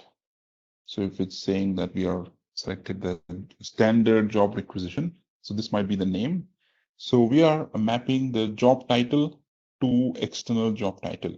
So if you see here, it is the marketing field, which is the career site field. this is the management field, which is the recruitment solution field. So we are saying that if the external title is mapped to the job title, then it will be appearing for us in the career site. So if you are mapping the external job description to the job description of marketing, then the description is also flowing through. Okay, if you're talking about the city, state, and everything, so you have mapped it to the location. So and then we have some other fields which are also mapped. So basically, if I want to send some data from the recruitment management solution to the marketing solution, this is the way to do it. Okay, you have to map it. Now, there might be some scenarios in which like you might have missed to map for one template, but you have mapped it for other template, and you see the job description is blank, even though if you have filled in the job requisition. So then you have to come here and see whether this particular thing is mapped or not.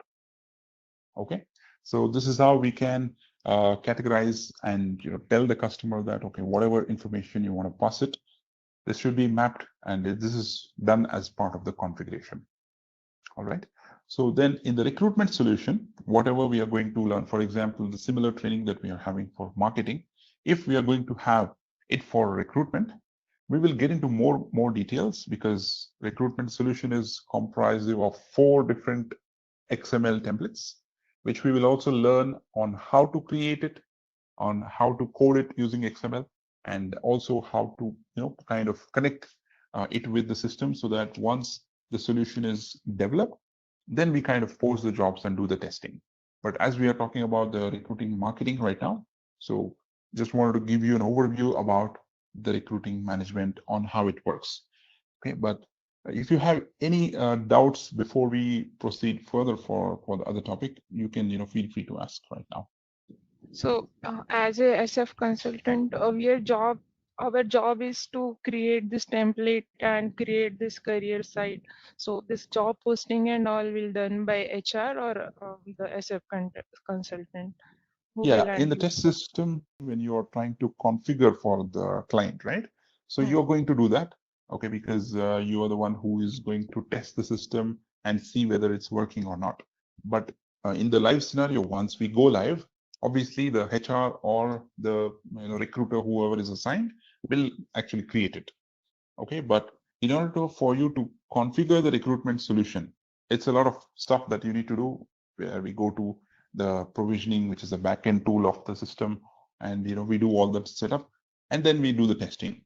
But just to answer to your question, in the test system, while you're developing the system, yes, you're going to create the template, get it approved, and then proceed further. More query, like is the only integration between RMK and RCM is that field mapping or something else? Yeah, this is the only, I would just call it as a field mapping, that's all. So there is nothing else, because these two systems are developed in such a way that once you post the job, using this mapping, the job should be posted, that's all. But So if there is any another issue, then I have to go to that field mapping and check. There is no other place where it. Yeah, there's no other place, but I'm going to show you one other place, which is in the career site builder, to see if the jobs are posted or not. We can do some reverse testing using that tool, but we have not gone through that yet.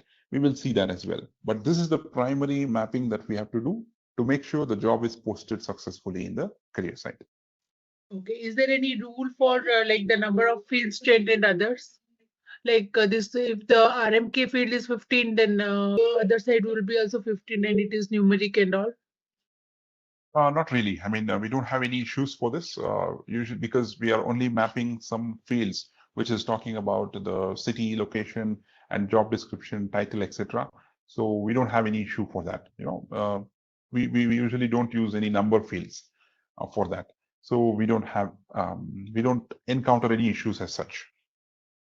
Okay, so now we will just review some other topic for today. All right, before I go ahead, and I will just need to open that particular screen to show you the other section that we have. So this is the other topic that we have for today, on how do we understand the mapping and all that stuff. So which we already discussed on a high level, but just to take you through this procedure. So how does the job data mapping work? Okay, I have already shown it to you in the front end. So like I mentioned, we need to understand what are the key fields that we need to map for posting the job into the career site. So some of the companies will say that I would need the location, job title, and the duration of this job to be posted, okay, to be made available in the career site. Some customers will say, I also need to show them the salary range, all right? And I also need to show them some of the location details and salary range. And some customers will show some jobs, which will be usually in the manufacturing industries, to show them, is my job available in shifts also? So there was this one customer in my experience in which they wanted to have 4 fields displayed. One is the job title by default. Second was the location of the job. Third one, is it a contractual or a permanent job? And fourth one, is it like a shift job or a normal 9 to 6 job? Okay, because they wanted to inform the candidates even before they apply, because after selection procedure and everything, it's not good to know. And hence they wanted to have these fields. If you come across certain situations, we have an option to map a custom field, which is not a part of the standard field, to recruiting marketing, so that we can bring the value of the field in the job requisition. So we need to have that value in the job requisition first. And once you have it in the job requisition, we need to move that particular field into recruiting marketing using the same job mapping, the field mapping that we saw. So these are a few of the recommended fields which they say that this should be used in the mapping for recruiting marketing.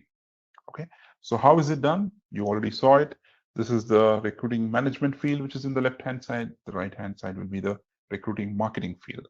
Okay, so you use the mapping tool and select the relevant fields and click on Save, Validate it. And after a few minutes, the job will be run in the backend. Okay, for which there is a procedure, which I will also show it to you as and when we proceed. So we have to do that. So right now we have not gone to the configuration mode yet, but just trying to understand the various options. Okay, some of the steps to understand how do we configure this mapping. You see that enable necessary features in provisioning, which is a separate topic altogether, which we are going to also take care of it. And then configure recruiting settings tailored to organization needs. It's nothing but collecting the details of the customers, branding guidelines, the colors and the images, so on and so forth. And then we need to talk about the integration with recruiting management. How do we establish the connection between recruiting management and then the marketing to identify and understand how the system will understand, right? Saying that, this job should be posted in this site. And we all know that we will have minimum 2 systems, one for test system and one for production system. So we need to ensure that we put the right URL and the right setup done in the backend as well. Okay, and then manage candidate relationship management, which is nothing but a setup between the career site with the application. So there are a couple of options that we need to enable in the backend as well, okay, which we will also see. And then enhancing candidate experience. So you can use the job publishing option that we have in various methods. Like we saw, the internal job posting for internal employees, external job posting for the recruiting marketing side, and we also have certain other postings in recruitment management solution, which is like an agency posting. So we can maybe use it accordingly. And then once everything is done, we kind of initiate the onboarding, which is a part of onboarding solution. All right. And this we already discussed yesterday, the utilization and then analytics, okay, which we are also going to see it as a separate topic, maybe towards the end, because once we understand all of the configuration, we can move into this. So this is just to understand how is the candidate application ratio. Okay, so this is one of the tools that we can enable for the customers. And again, when we scope it, when we talk about the scoping and everything, so we have to make sure we allocate certain time, because this depends on the number of statuses that they have in the pipeline of the candidate selection process. Okay, so this is the basics of this particular thing. And we will go to the next topic of the other thing, but I want to show you one other part in the recruitment, as we talked about. Okay, so now imagine we have posted the job, we got the posting done, the job description is visible for us in the recruiting marketing side. Now it's the time for us to actually get the candidates on board, right? So this is the pipeline which is developed again in recruitment. Okay, so this pipeline is called as candidate talent pipeline in SuccessFactors terminology.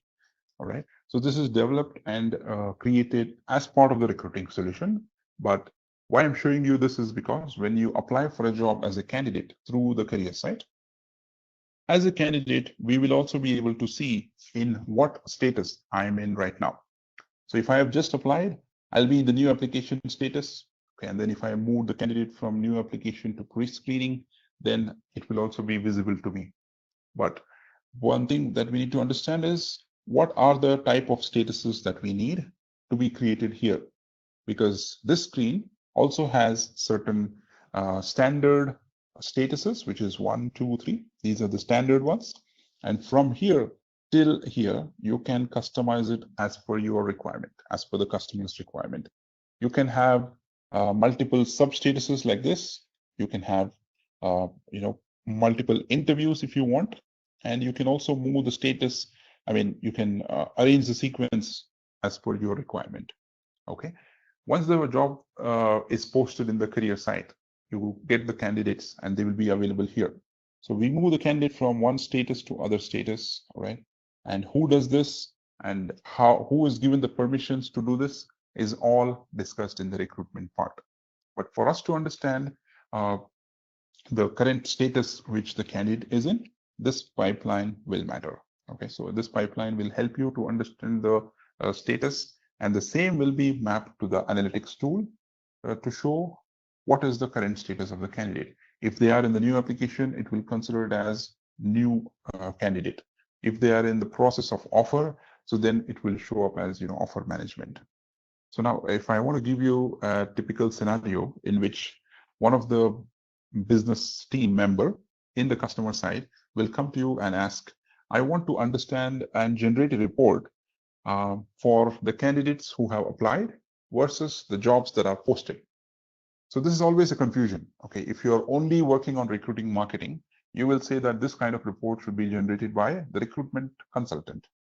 Okay, but if you're working only for recruitment management and not marketing, you might be getting into a situation where you will say the recruiting marketing consultant should do this. But both the parties, whoever is involved, can do it. They have to generate a report to pull up the details of the job postings versus the candidates, right? So job postings is done in RMK, jobs candidate applications is done in recruitment. But using the ad hoc report feature, which we will also talk about in the end maybe, we can generate reports in such a way that we can build a small Excel-based report to know how many candidates have applied on which date versus how many candidates have been selected or rejected on a specific date. Okay, so these are the common questions or queries which you will get during the requirement gathering itself. So they will ask you, if I want to generate this kind of report, whom should I ask? Should I go ahead and do it myself, or can I do it? So for that, we also need to know about the reporting functionality on a very high level, on a basic level. Okay, so this particular status is linked to the candidate status as well. So we are keeping in touch with the candidate during our process. This entire concept of having the status visible to the candidate and involving the candidate in different phases is called candidate relationship management. So whenever the job is applied, they would have uploaded certain basic details like resume, some documents and everything. But whenever we move the candidate into shortlisting, we might ask certain other details, asking them to provide their previous employment details, and we might also have to ask certain details about their the employment details, and then some reference details and everything. Okay, and then when we move them to the offer stage, we might have to ask them about their recent pay slips, okay, to calculate and provide them the salary. And we might also ask for some of the report given by the previous company or something like that. In some of the defense companies and some of the government related companies, they also will ask for police clearance certificate. They might also ask for certain verifications. So all that is configured in recruiting management solution. But where will the candidate access it from? From the candidate profile, which is created for themselves, right? So this particular linkage, if we are able to grasp, that's more than enough for our testing. Okay. So once the process is completed, the candidate is selected or maybe rejected. So the recruitment process ends, and the job posting that you have done in the career site will automatically be removed as soon as the candidate is hired. Because there is a small field which is available in the system which says number of openings. So the number of openings, if it's 1, if it's already filled, then the job will get closed automatically. Okay, so this particular linkage is what we are going to understand as well. All right. Now the next topic, we have another section altogether. So this module is all about how do we kick off the recruiting marketing project. So what are the key elements that are required for us to start the project? So far, whatever we have done is the prerequisites as to understand the recruiting marketing solution, to understand the linkage between these two modules and everything. But now we shall just try to go through the kickoff on how and what is required for us to do it. So the first and foremost thing that we always need to inform the customer, even before we start the requirement gathering, is about the overall flow. So this can be given in whatever format that they want.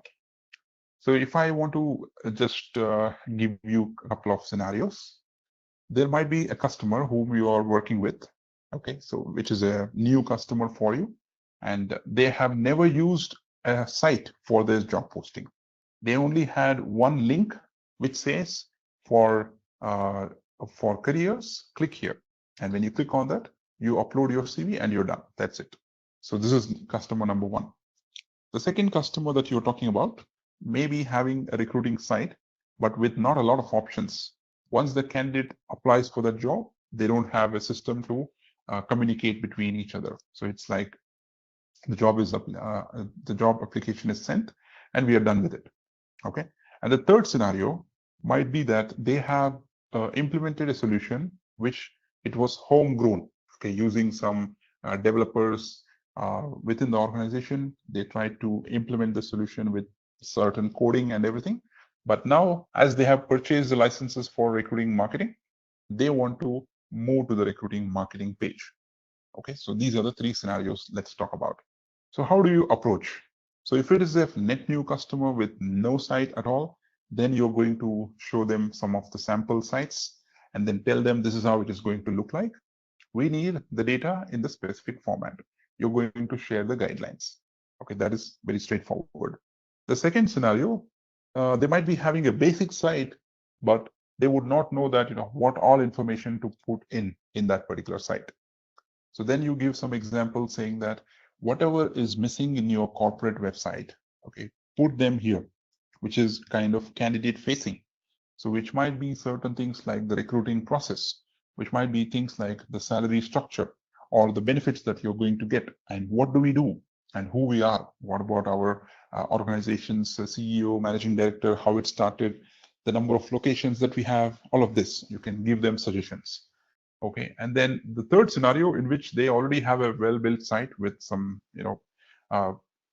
homegrown software using certain coding, you can tell them instead of exactly migrating the same stuff, try to think of enhancing it by putting some extra details. Okay, so doing it in a different way, because right now we are using some standard elements to build the site. So it should also be easy for you to change the content. So maybe if there is any job fair, they kind of use a video to advertise the job fair.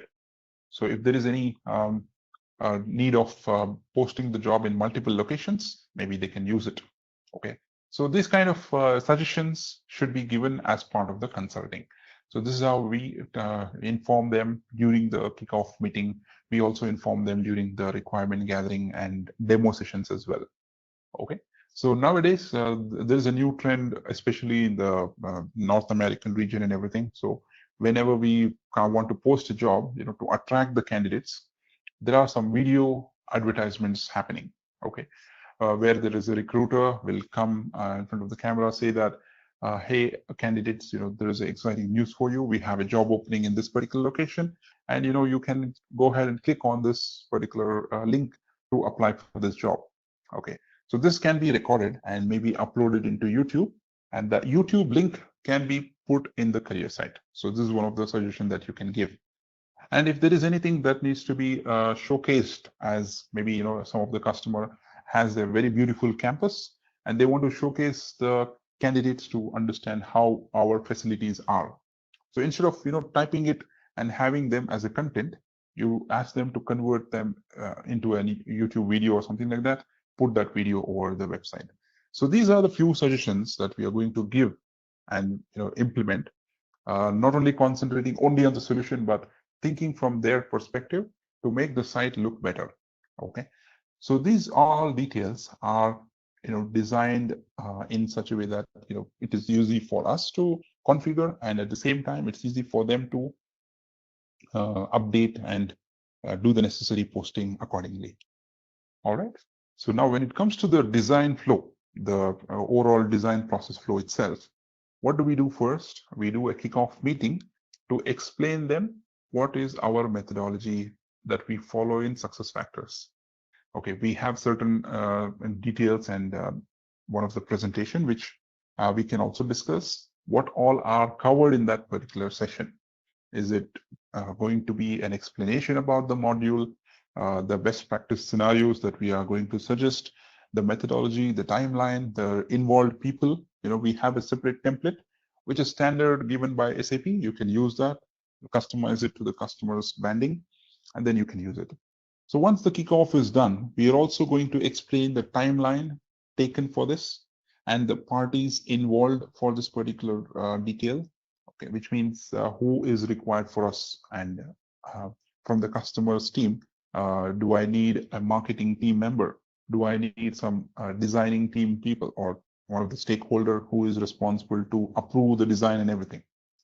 So this happens during kickoff, and we move into the configuration workshops, which is nothing but the requirement gathering workshops.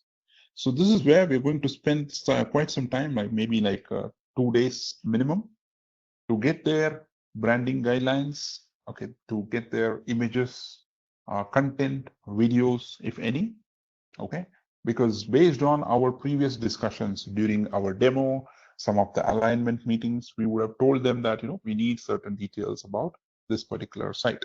So we collect all of these details, okay, and we also understand at the same time what should your career site URL look like.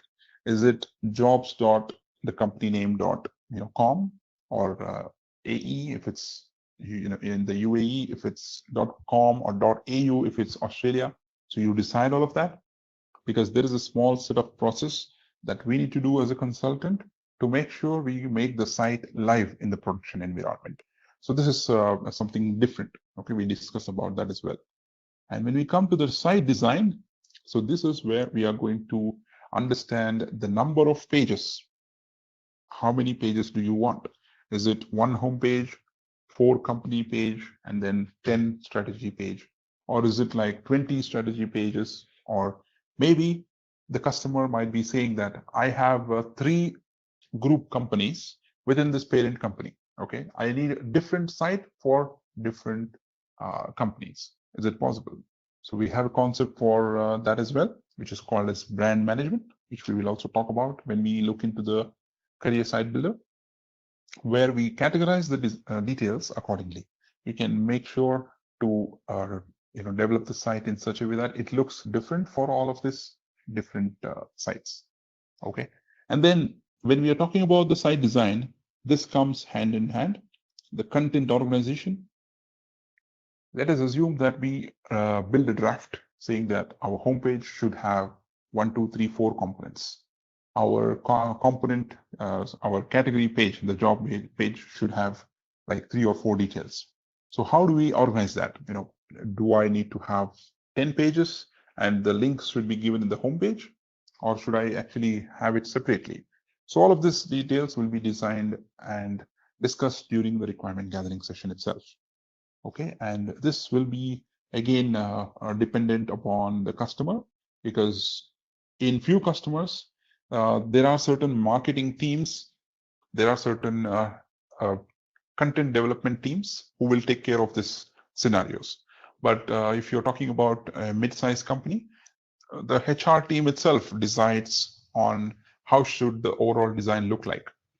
So it would be usually kind of more back and forth conversations with the customer to understand what design they want based on our previous discussions, because we would have shown them some of the sample sites, and they will actually relate it to it and then make it better.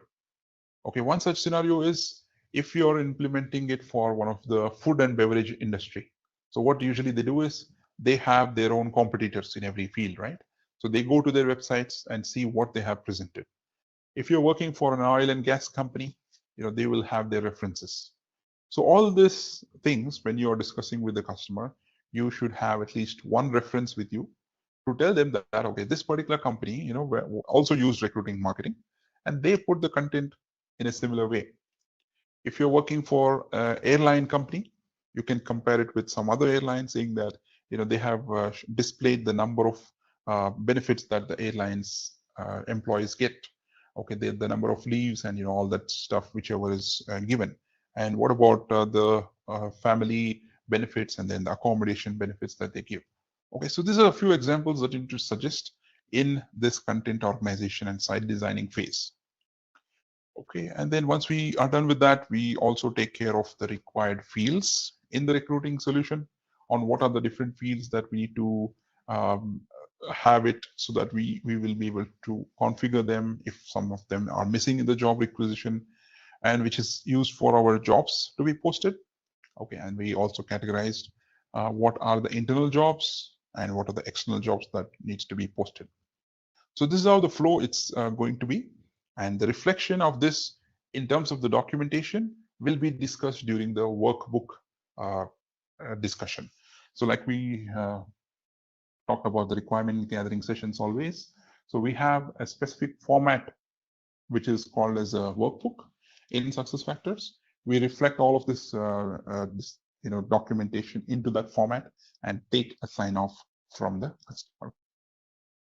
Okay, so this is the flow we already discussed on a brief, but this is a flow that is going to be.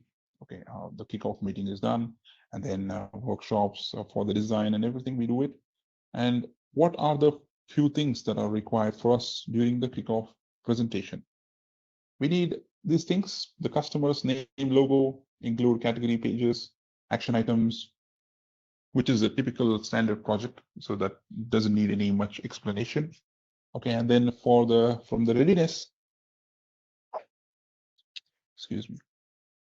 from the readiness, we need to have the customer's goals in terms of what do they need for the design and what type of brands or maybe the different options that they want to create. And this is one of the important aspect on how many languages they need to have this site, because you might be having an idea. SuccessFactors can be translated into whatever language that we want. Okay, based on the languages, we need to enable them in the backend. Okay, and we need to get the translated content from the customer. So if you're working for any of the customer in Europe, they might be needing their own language, right? So in that case, you can enable that language and ask them the content for that language, and you'll be able to translate it. This will again reflect back to the scope, because one additional language will cost you maybe 15 additional days. Okay, and then because you have to configure that and also test whether it's visible properly, and you also need to move the configuration into production system. So each and everything matters when you are taking the requirements. So in order to avoid that deviations, we always make sure our scope is not deviated much. Okay. And then how we do the initiation of kickoff meeting is that you talk to the customer's spokes, okay, whoever is required. Like we already discussed, we need the marketing team, communication team or the web designing team, whoever is involved, because we just take the inputs, okay, and then we use certain standard documentation that is available within us from the SuccessFactors portal to showcase them. And we also tell them that these are the different options that you have. You can pick the best lot out of it.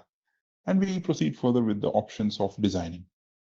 Okay, we also provide some examples, which we already talked about.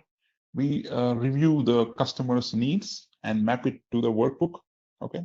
And once we are done with that, we also make sure to explain them that this is the site design that you want as a draft.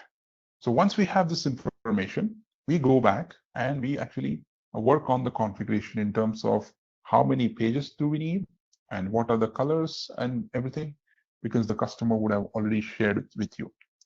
Okay, after this particular section, it is the job of the implementation consultants to first set up the career site design. Okay, on the other hand, they also need to build the mapping and integration between the recruiting management solution with recruiting marketing. Because once we design the site, post the job, it should be available in the career site.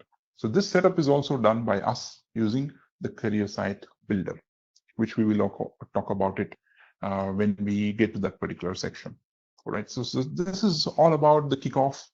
This is all about how do we collect the requirements in theory. But now once we see the workbook, you will understand what are the different concepts and details on how do we capture for that. And we will be able to download that particular workbook from the SAP Partner Edge. All right, let's test your knowledge. Here's a question for you. Which feature is typically included in SAP SuccessFactors RMK? Option A, Candidate Relationship Management. Option B, Inventory Tracking. Option C, Customer Billing. Option D, Project Management. Take a moment to think, and when you're ready, choose the correct option. Remember, each choice holds a key to unlocking the answer. Good luck. Type the correct answer in the comment section. Hey there! Want to excel in attracting top talent? Our SAP SuccessFactors RMK course is here to help. You can take it at your own pace on our platform. In this course, you'll learn all about SAP RMK. It's like a toolbox for creating great job campaigns and making recruitment marketing super effective. Our course covers everything you need to know, from the basics to advanced techniques. It's made by experts who know the ins and outs of recruitment. Your teachers are pros who've worked with SAP SuccessFactors for years. They're here to guide you and answer all your questions. And don't just take our word for it. Our students love this course too. People just like you have found it super helpful to boost their recruitment skills. Best part? It's super affordable. This amazing chance to learn won't cost you a fortune. Ready to master SAP RMK? Sign up on our page now. And for more info, check out ZaranTech's website. I have logged in as one of the administrator cum recruiter, okay, in which to show you the list of jobs that I have. Okay, so these jobs are available as part of the recruitment, which can be created either from EC, which is, there is a concept called position management, okay, in EC, the Employee Central, or they can be created manually like we saw yesterday. So this is the first step to create the job, to create a vacancy. All right.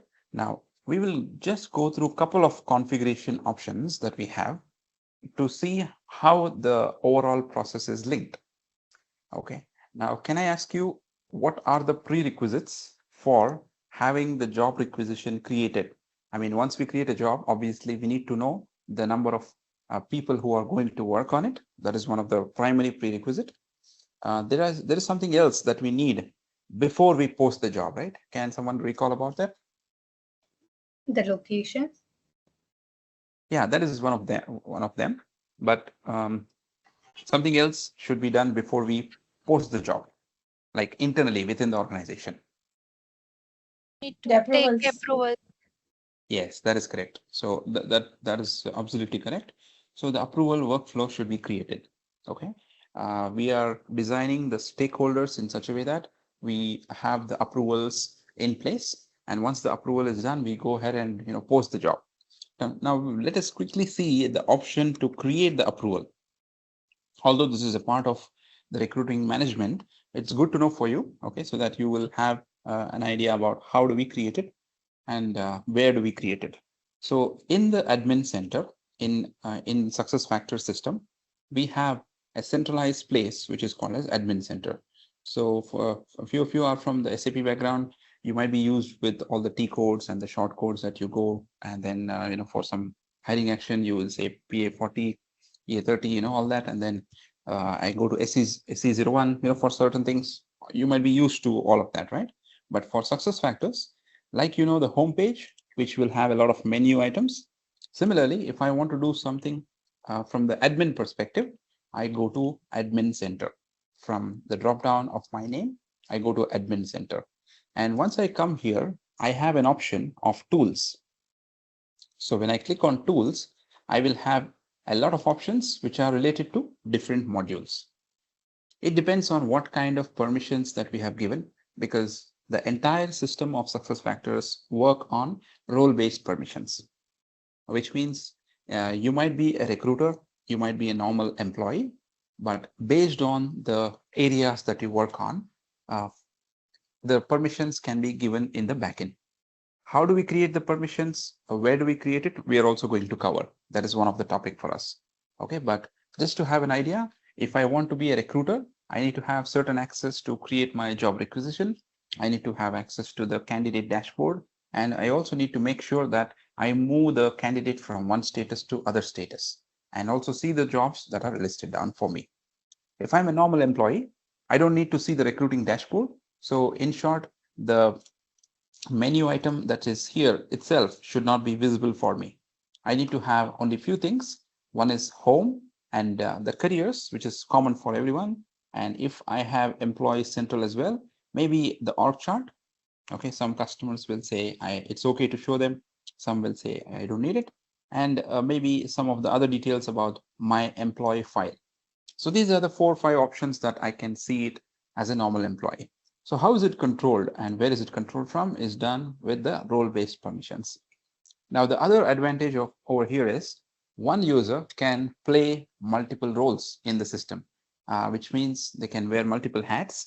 They can be also a normal employee with the normal access like everyone. They can also have recruiting privileges, which means they are acting as a recruiting team. And they will also be able to manage the onboarding, for example. Whoever is joining and getting converted from a normal candidate, like a selected candidate to hired candidate. If that is the case, we can go ahead and do that as well. Okay. So these are the few things that can be done using role-based permissions.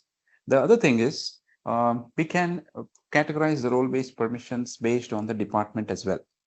So if I'm talking about a corporate company in which you have 20 different departments, but each department should have one recruiter who is working on it.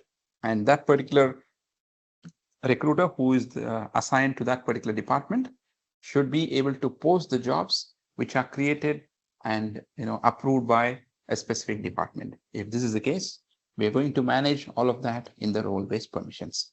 We will see that in a little detail with the configuration perspective. But for now, we will see what are the options that we have in the admin center.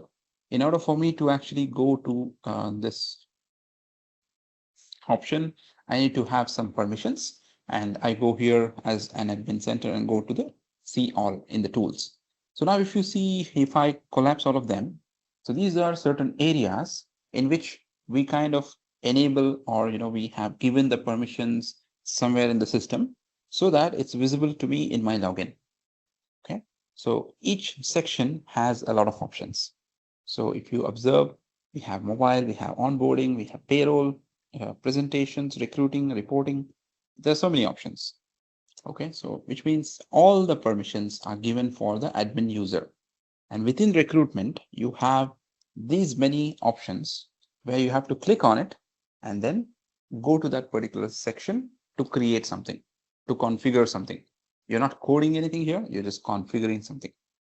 Okay, and once we go here, the first step that I'm going to do is the manage route maps. This is one of the common option that we use for performance and goals management module. We also use it for compensation. We use it for recruitment as well. Okay, so what does this mean? This is just a place where we are going to create the number of steps that has to be displayed on top of the job requisition. Okay, let me pick up one approval workflow, which is the route map in systems language. So if this is the job requisition template, standard job requisition, these are the steps that should trigger for the approval. So it is created by the recruiter, okay, or someone, and then it goes to the hiring manager for their review and finalization. It is very straightforward, simple approval workflow. Let's try to take another workflow from this list itself. So this has 3 steps. One is the create job requisition, and second one is the hiring manager approval, and third one will be the recruiting team action, which means the team will approve it. So by seeing this, what you understand is this is also one of the part of requirement gathering with respect to the recruitment system. So first you capture all of the requisition fields, okay, as part of the requirement. Then you capture the approval workflow fields, which means who are the stakeholders that they need to approve the job requisition. Okay, you're going to collect that. Once the job is approved, we are going to post the job, and then the candidate will apply, right? That will follow, that will come later. But in order for us to understand the approval mechanism, we have to go to this option as a roadmap. A detail about how it is created, all that can be explored maybe a little later. You will have access individually. You can also go through this option and then see how it works, how it is linked and everything. Okay, so this is one of the steps that we have in the approval workflow. Now, similar to this, I have some other options which are required for me to know in the recruitment system itself, which are dependent on marketing, right? So we have the approval workflow. Now we shall go and access the rating scale. So there are 2 options. One, I can go here and go to the recruitment section and then pick up the relevant option. But this is a lengthy process. Instead, if I know that particular transaction, like similar to SAP's transaction, in SuccessFactors, we call it as a keywords. Okay, and we can call it as an action as well. So I can search here in the tools, or I can simply type the starting word of it and it will appear.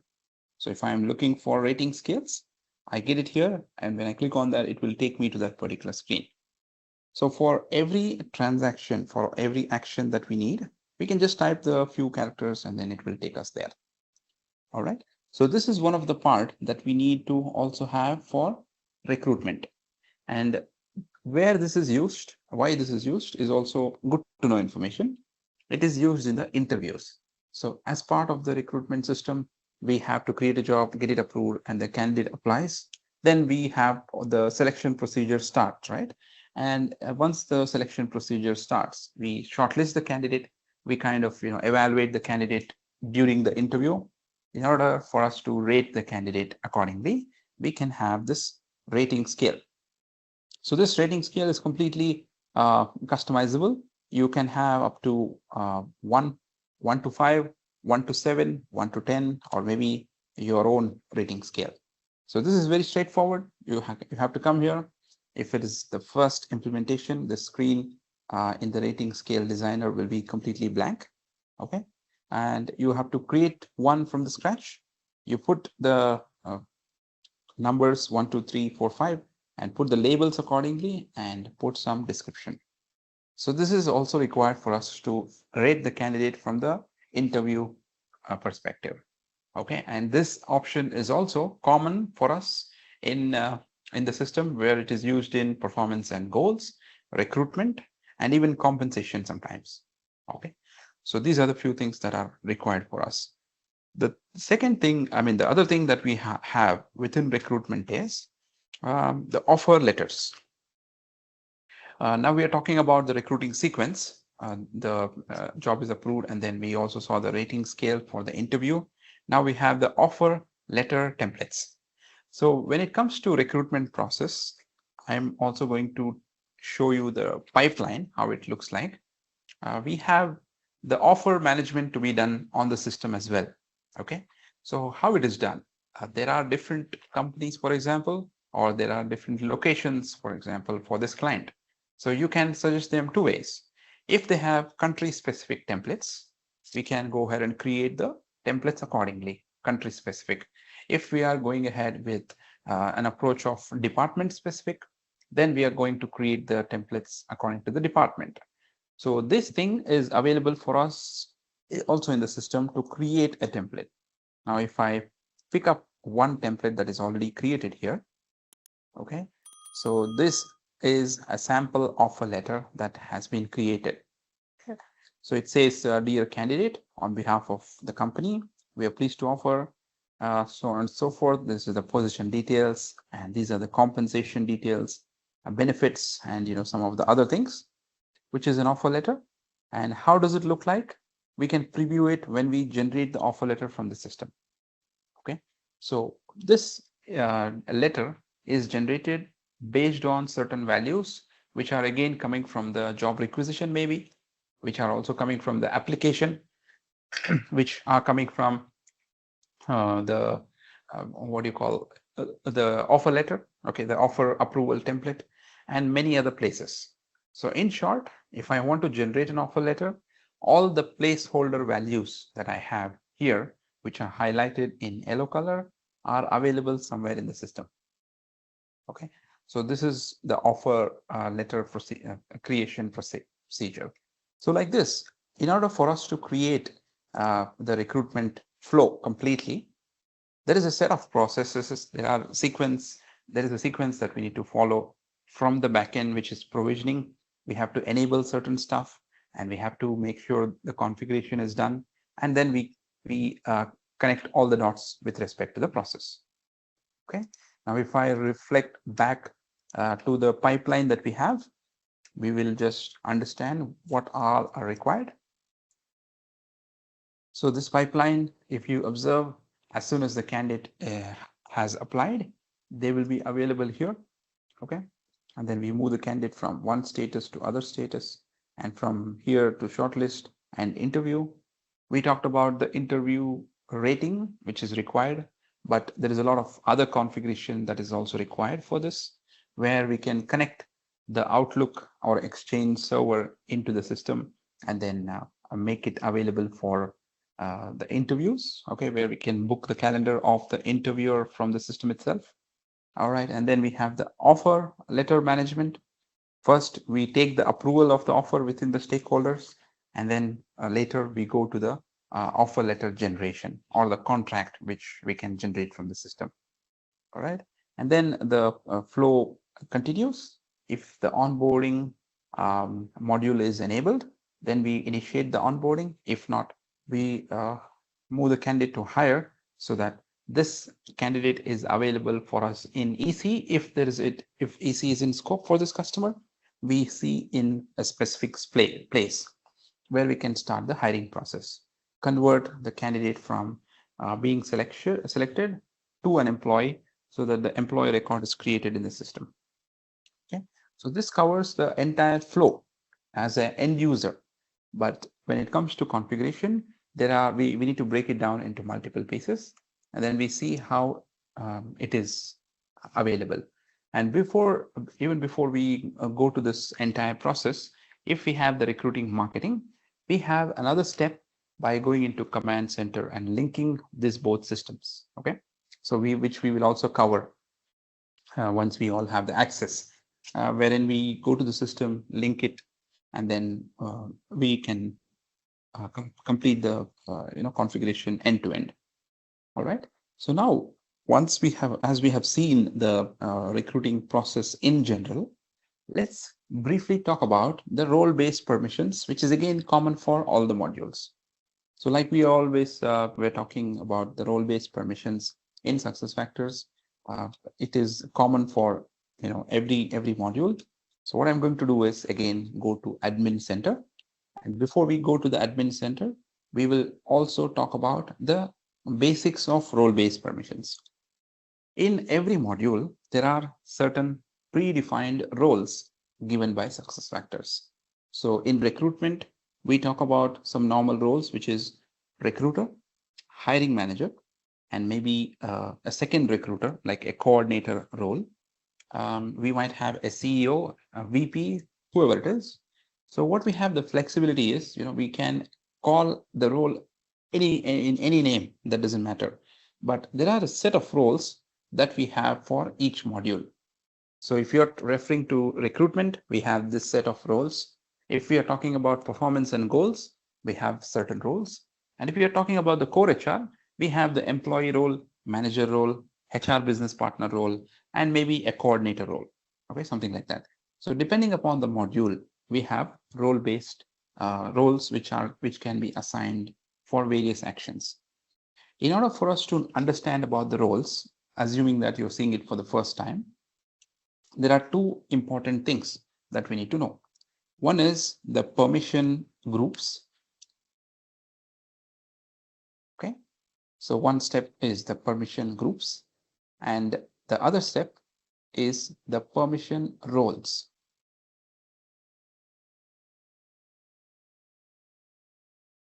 Okay, so this is called manage permission groups, and this is called manage permission roles. Okay, in order for us to access these roles, I mean, how do we get this option at all? Because so far what I was saying is, in order for us to see certain options in the system, we need the role to be assigned, right? So let's assume I'm new to the system. I've just logged in with an administrative login that is given by SAP, and I don't even have access to this. Where will I create the roles from? If that is the case, we have an option of role-based permission access. So this one, manage role-based permission access.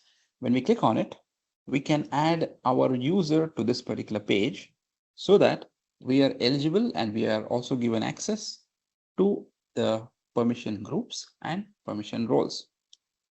Before having access to this, the first step that you need to do is go here and give the access to yourself, which means adding your user over here.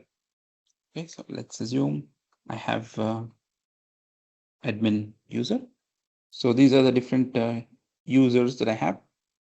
If I say I need to give HR admin access, I will say grant admin, grant permission.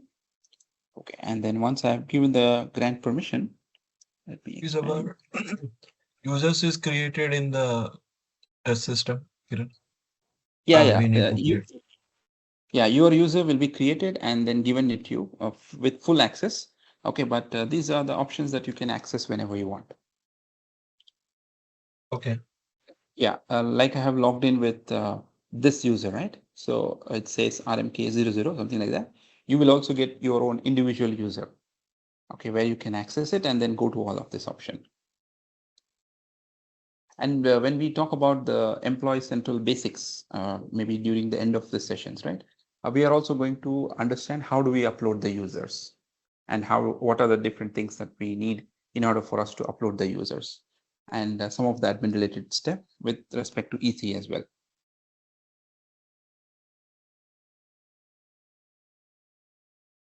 Okay, yeah, so now assuming that we have a user, I have given myself permission, which is HR admin, so that I should be able to access role-based permission groups and permission roles. So this is also one of the common question in the troubleshooting. If you guys are working for any of the support project, some users might come up saying that one of the new recruiter joined and I have to give certain access, but I'm not able to get this option for that recruiter.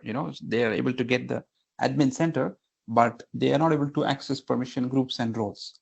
So the first thing that you have to do is go to this role-based permission access and add them over here so that they are eligible now to go to this option, which is permission groups and roles. Okay. The first prerequisite is met now. Now we have the access to these two things.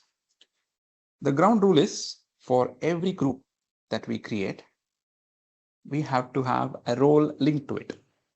So it's like this. We create a group with a set of people. Okay, so we create a group with a number of people. So a number of employees.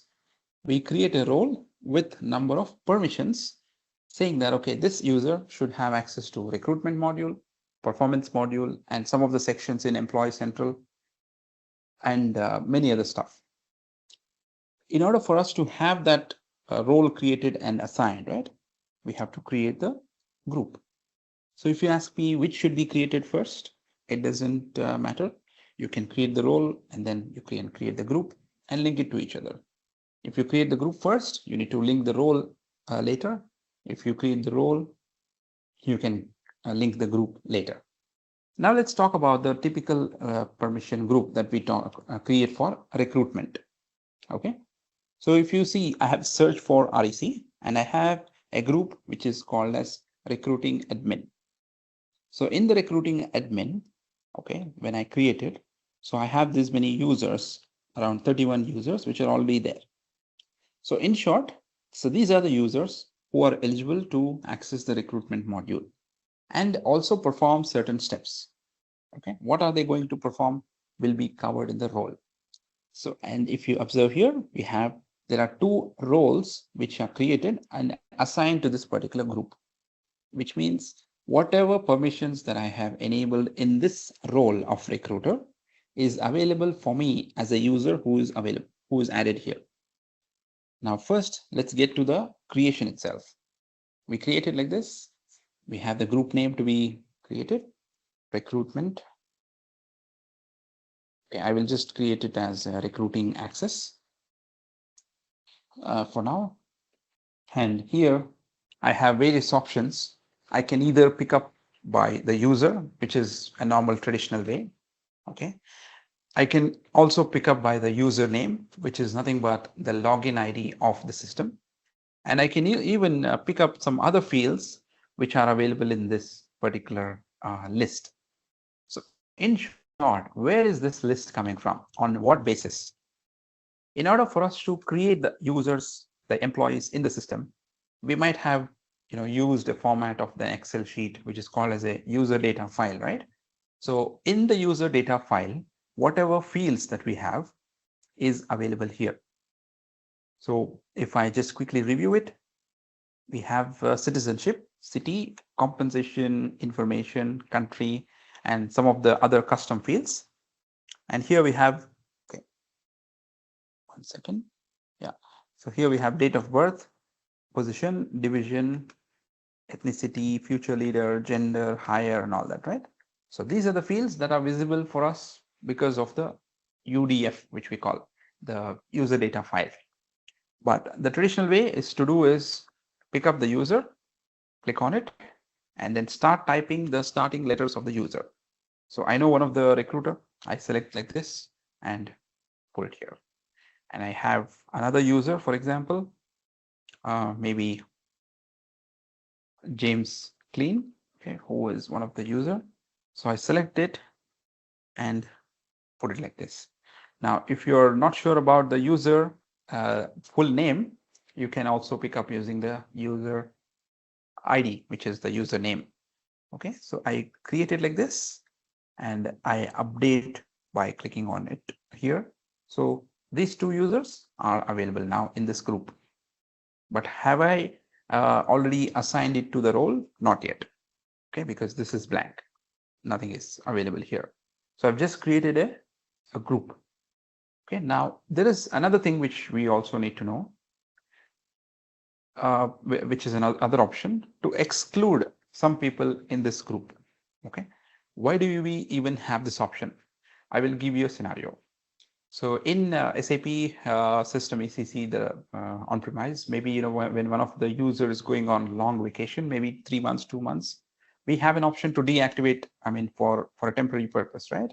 So here, what we can do is for that particular time, if one of the employee is going on leave, and if the organization decides that while the person is away, while the employee is away, let's not give them any permissions at all. So if that is the case, we can go here, pick that particular username, okay, and then put it here and add them so that for that particular duration, the roles will not be given. So even though they are able to access the system, but whatever roles are given with respect to recruitment will not be available for them.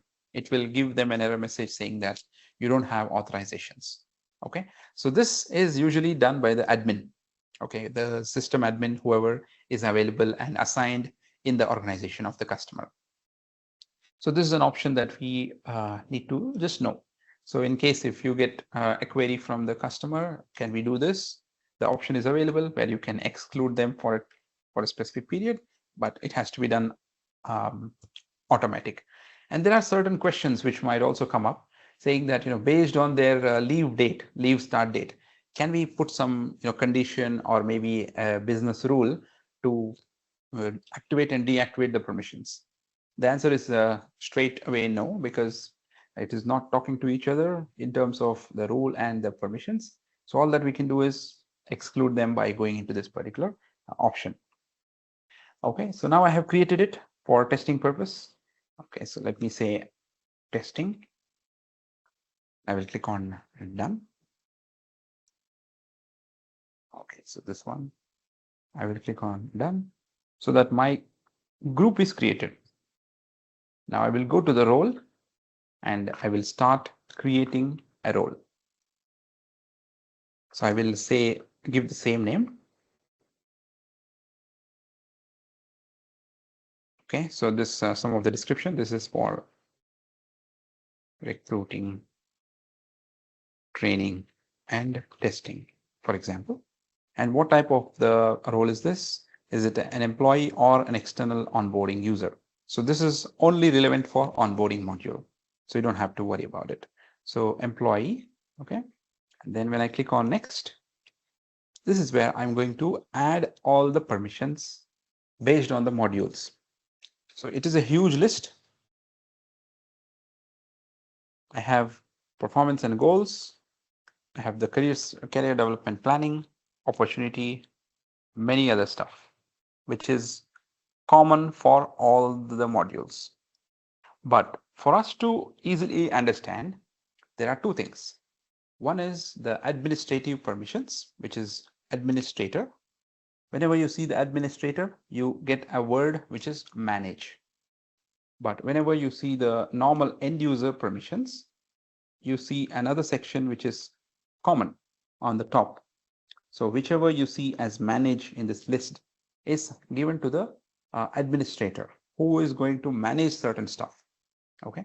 The other permissions that you have on the top, like recruiting permissions, employee central permissions, this is given for a normal end user. By the word manage, what does it mean is we create the system administrators when we implement for some customer, right? So we have to give them permissions in such a way that they are also eligible to log in and perform certain actions. Okay, they also can access the role-based permissions, for example. They can also access certain admin related stuff which is required for us. In short, whoever needs to be made as the administrator for a specific module, a SPOC for a specific module, needs to be given this access of manage. If not, if the normal permissions are required, then we can enable it from here. So as we are talking about the recruiting, we will go to the recruiting options. We have one specific section of recruiting. So here, if you see, there are a lot of options within this particular section. So it's saying that do you want to have access to background check, initiate permission, update permission. Or can you also have certain things which is about jobs applied? We have onboarding update. We have some of the SF API permissions, which is nothing but used for accessing the data dictionary, which means the technical fields in the system. So these are the few permissions that are available. And I also have some options which are related to the careers tab. If I enable this one, the careers tab will be visible here for me in the top. Okay, and then I have some interview scheduling permissions, some of the OData API, which is again to look for the technical fields in the system. Okay, and I have some of the options for the posting, upload of candidate CVs, bulk create, mapping, etc., etc. There are a lot of options that we have for recruiting. So likewise, we will have options for all the modules. So if I want to give all the permissions in the test system at least to see what are all available, I can select all. And then I can also pick up some other details about the employee data. Okay, so because this user is also an administrator who is working on Employee Central. So I can give this. And under general user permissions, I can give access to user login, a live profile access, which means that I can see my profile.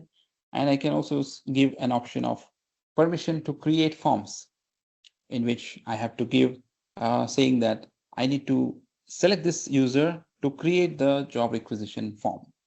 Okay, all the templates will be visible for me here. Okay, so if I select basic job requisition, all of this. Okay, so these are the few templates that I can create when it comes to the recruitment part. So I'm going to give this permissions. Okay, so I have selected a couple of them, and I have a lot of other permissions that can also be given. So an entire section of requirement gathering will be based on the roles and role-based permissions when we talk about any specific talent module or some other module. So how do we actually get into these particular details? It's not required for us to just go in the initial stages itself, but we do also maintain a specific sheet for the role-based permissions. Okay. To understand what are the different users that they want and how many groups that we need to create and what are the different roles that we need to create to accommodate the request. Okay, now if I go to the manage option, under manage as well, I have something related to the recruiting. So the option says manage recruiting. Okay, I can search for this like this, or I can also search in the top. So here it says manage external user accounts, external candidates, hire candidates, all of this. Okay, whichever is required as an administrator. So for admin, usually what we do is give all the permissions. Okay, so that they will have it created. And when I go to next, whatever I have added will be visible for me here. Some of them are user permissions and some of them are administrator permissions.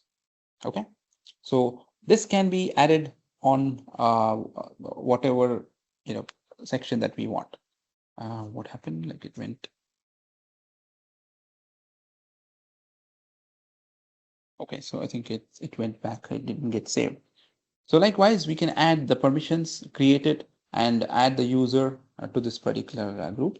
And once we have created that role, okay, for whatever with whatever option that we have, I can go to this particular group and click on it, okay, and see if it is assigned.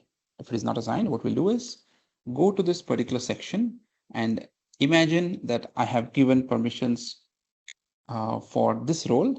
Okay, I need to do the assignment. So right now, there is something called as RMK with site builder, which is given to a specific role. So I can say that give role assignment, recruiting, and go to next. This is the employee.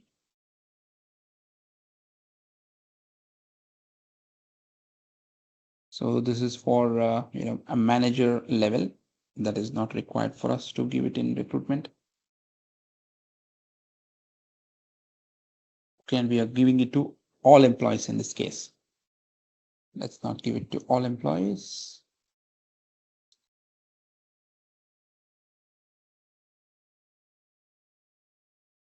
So this is the group that we just created, and select, click on next. So this is assigned now, and click on save. Okay, so it's saying that you have given it to all employees. The access population is 1,378, too large. So do you really need to give? Okay, it's just giving as an option.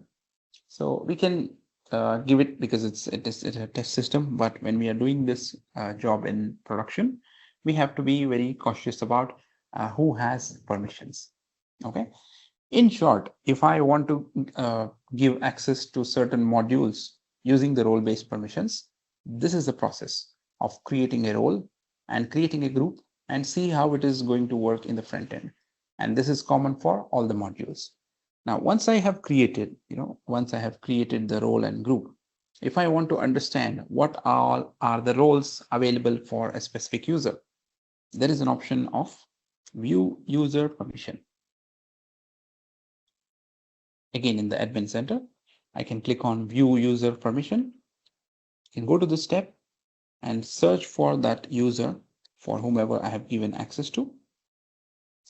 Okay, I'll instead use the first name. Okay, I have this user, and when I click on this, it's going to give me a huge list of permissions that I have given. The left side, the left-hand side, whatever you see, is the permissions that are available for this user. Okay, the right-hand side is the number of roles that we have given and assigned to the same user.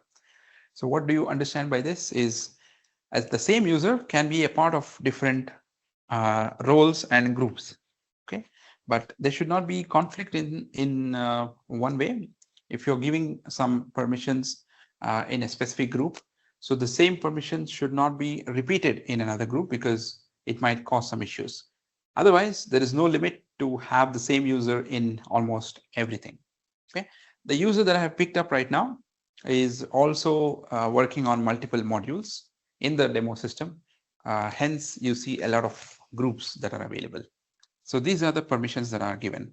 Now, if any of the user wants to have a similar permission like this, the best way is to understand. You come here, click on view user permission, see what are all the groups that are added for this particular user, and then you can add the same, you can add into the same roles, you can add into the same groups. Okay, this is one way of looking into it.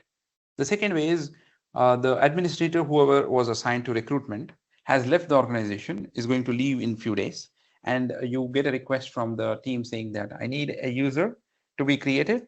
At the same time, should have the similar access of the person who is leaving. If that is the case, you can come here, see whatever roles that have been added, and accordingly you can give the permissions. Okay, and the third way, you might get a support ticket, a query from one of the employee of the organization saying that, I have added the person into all the relevant groups, but this one permission of creating an offer letter is not available for this user. Can you just check? So one of the group might be created, but one small role might be missing for that user. So for that as well, to compare, you can come to this section and see what are the different roles that have been created for this particular user. Okay, so this is the concept of role-based permission. Now let's quickly review the role-based permissions that are required for recruiting marketing as well. Okay, we have created one group which is for recruiting marketing. So I think it's created with the name of recruiting marketing RMK or something like that. Okay, or maybe it's not created. So I will review the roles maybe. Okay, let us go to the manage permission roles. Yeah, I see that there is one role which is created with certain details. Okay, which is very basic, but we need to add more to it. We will add it when we get to that particular section. We will do it on the flow of the configuration itself, and then we will understand who are the different users that needs to be added. So in case of the access, once the access is set up for you all, right, we will come here, add more permissions to it, which is also creating of job requisitions and everything to the same role, and we will assign it to a group by creating it here, which says recruiting marketing access or recruiting marketing consultant, something like that, the career site builder access or something. We will add it and then link that particular two things so that we get access to the entire system. I will access one of the recruiting management workbook to give you an idea how the requirements are usually taken. Okay. I'm going to open one of the filled workbook, and I'm also going to open one of the blank workbook. All right, just give me a second. So I have just opened it here. And meanwhile, can I ask one of you to understand if you have access to this particular portal, which is called Partner Edge? I think I remember. We have access for Partner Yeah, Edge. you have access. Okay, so if it is okay for you to share the Partner Edge, I will just guide you, where exactly you can download the workbook. Only if you're okay to share. Yeah, otherwise, yeah, okay. You want me to go to Learning Hub or? No, the Partner Edge itself. SAP Partner Edge, right? You're talking about? Yeah. If you just type Partner Edge, I think it will take you there. No problem. In the meanwhile, I have a doubt. If you go to Command Center, if you can open Command Center. We have not reached to that stage. I mean, I have just wanted a query. My personal. Okay, fine. Let me just open it then. Command Center is not logged in. I will just quickly log into it. I will share my screen. I will take the access back, Sagar, until I stop sharing. Okay. I have logged into the command. So when you go to the analytic and administration. Okay. You mean here? Yeah, the second one. Okay. This one. Where you will be getting the details of the. Yeah. So you go to the status mapping there. I just want to know if there is an empty status mapping how it is getting linked. Okay. Got it. So you're trying to set up the analytics admin for the customer, right? Right. Okay. So if you see the status mapping there, yeah. Yes. Okay. So if I go there, how can I try to link? I don't find any data here. So how can I link it? Yeah. We'll let it load 1 second. Because the command center and the data all are it is as such right now. Okay. So this is because we don't have any linkage done between recruitment and marketing yet. Okay, in this instance at least. But in your instance, if the setup is already done, you should see the recruiting statuses here. Whichever is not mapped. Okay, and this mapping, just to be mindful, it has to be done only one time. You cannot change it forever. Understand. Okay. So and one more thing. How it is being done? The integration setting is being done. If I see there is a integration done already, and all the data, the prerequisites are also fulfilled. Okay. So where I am missing then? Yeah. Okay. Was this the same query which Sagar raised yesterday that you wanted to quickly check? Right. Okay. Yeah. So usually what happens is we need to do this integration settings first. Okay. For us to see the statuses, because it's going to pull the data from recruitment. Okay.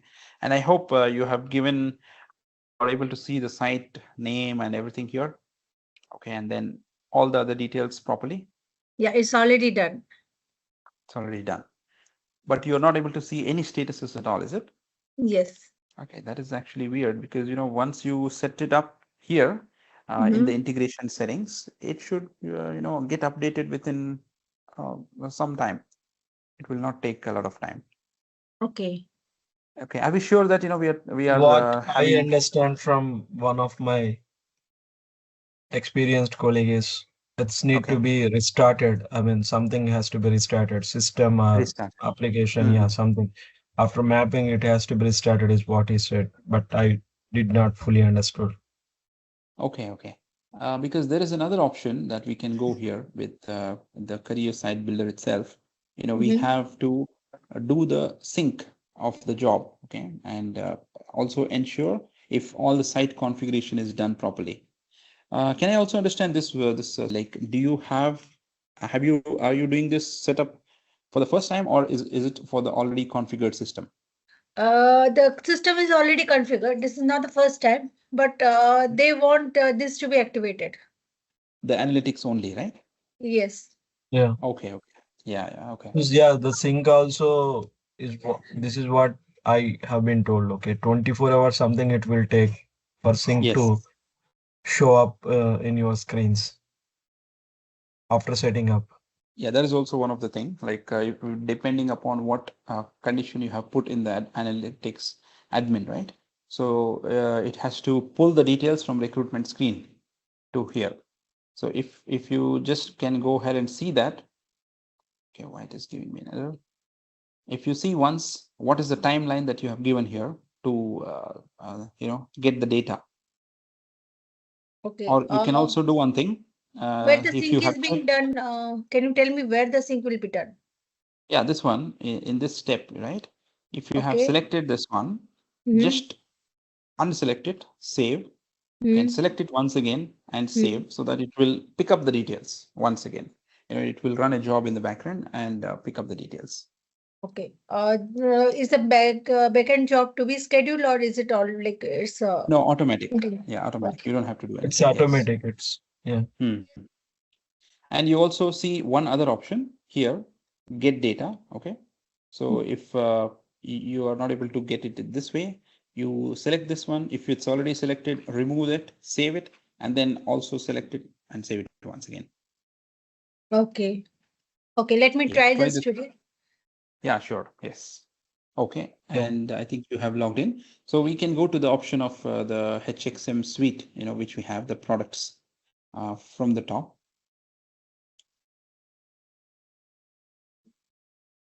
Yeah, products. And we can go to the human capital management. Yes. And SAP SuccessFactors. Correct. Okay. Now, this is one of the page which you keep accessing when it comes to SuccessFactors. All right. And I hope a couple of them are already aware of it. So if you scroll a little up, Sagar. Yeah, here we have different sections. One is about market, sell, build, and implement. Okay. So these are all the resources for us as implementation consultants, pre-sales. We might also do some RFP and everything, right? So there are certain resources which we can access, and we can also share it with the customers. And this is categorized based on the module as well. So, if you're working on some pre-sales activity, you need a template to be downloaded for some of the kickoff presentation or maybe some of the deep dive presentations. You can find it here. So instead of spending a lot of time offline to gather all the data, you can pick this as a template, change according to the customer's branding, and then demo it. So this is one thing. And the other thing is, if you scroll down, we have an option to access the implementation assets. Okay, further down. Yeah, this one, the blue color bar, little up. Yes, this one. We can click on this one and we will be taken to one of the other page. Yes. Now, if you scroll down, we have an option to access all the implementation assets. Okay, so this one. In the talent management, in the core HR, these are the details about employee central payroll and everything. So if you scroll up, we have for recruiting and recruiting marketing as well in the talent modules. Okay, sorry, so I'll scroll down in the other section. Yeah, so if you click on recruiting, okay, and scroll a little up. Okay, so if you see here, this is just giving you an update if something is updated over here, all of this. And now if we scroll down, we have some of the assets. Yeah, so a little up somewhere, we have a section which is talking about the assets. Okay, the implementation assets towards your right hand side. In the second section, okay. Not here, a little further down. Yes, towards your right hand side. Okay, under the implementation and training assets, yeah, this third option, implementation assets for SAP SuccessFactors recruiting. Yes. Okay, now if you observe in this page, you have an implementation guide, which is setting up and maintaining SAP SuccessFactors recruiting. So you can download it from here. It's an extensive, a document which will show you step-by-step instructions to set up recruiting. Okay, if you're stuck somewhere, and you can also refer it back. And this is periodically updated after every release after 6 months. So this is one of the document. Okay, and if you scroll a little down, if you go down, you have one option of recruiting management implementation workbook. Okay, so you can maybe download this now. It is getting downloaded. So meanwhile, we can go to the other option, the other tab. We will download the recruiting marketing book also. Are you able to see the Excel sheet? Not yet. I am able to see only this Chrome tab. Okay, maybe I have restricted my screen. Okay, now you check. Okay. Yes. Yeah, now I'm able to see it. Okay, so this is one. And we shall download the recruiting marketing workbook also from the previous tab. Yes, this one.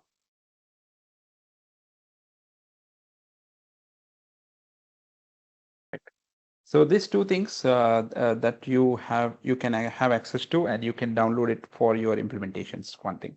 If you go back to the PartnerEdge, Sagar, I'll show a couple of other resources as well.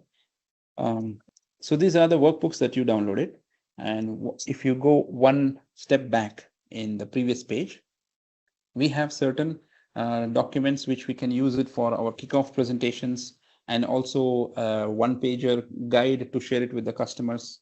So that is also there. And if you want to download the implementation guide to see what option is where, you can use this one as well. Yeah, basically here you have the product brochure, you have the learning journeys, and all of this stuff. So whenever you get some time, you can review all of this, and then you have a lot of information here. Okay, so towards your left-hand side, you see the L2 presentation, right? So if you want to have it used for any of the meetings, like a proposal meeting or a demonstration, you can use this as well, which will show you all the features, which is standard SAP, and it will be very helpful for you.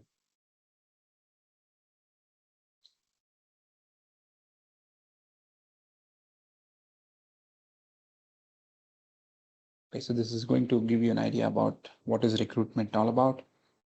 You can put the customer name accordingly, and access, give them an overview about the module itself.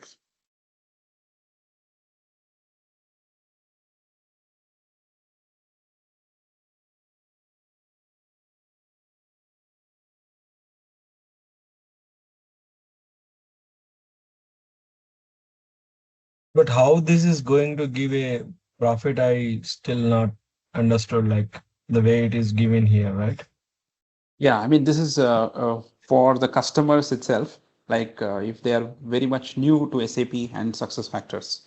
Okay, so SAP has created the document in such a way to tell them from the scratch. Okay, and what is recruitment, what is the impact that is going to create, and what are the functionalities of recruiting, and what are the things that you can do using the recruitment module, etc.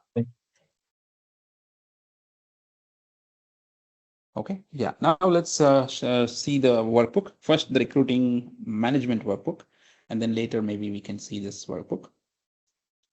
Yes. So if you click on the table of contents, the second sheet. Yeah, so this sheet is going to talk about all the requirements that we capture. In session, what we did is we went through some of the options which are listed here to understand the requisition fields, the requisition approval workflow, which is the route map, and some of the status pipeline. Okay, and how do we capture the pipeline of the details and everything. And we also talked about the rating scale, offer letters, and everything, right? So if you're instead of the recruiting marketing topic that we are talking about today, if we are talking about the recruiting management, we will go in this sequence. Okay, so saying that, okay, in each and every step, what are the things that we need to capture?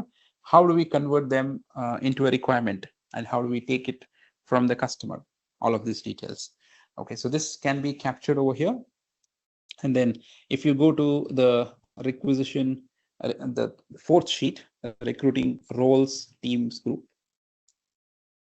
Yeah, so here's where you are going to decide what are all the roles that you're going to give it to the customer.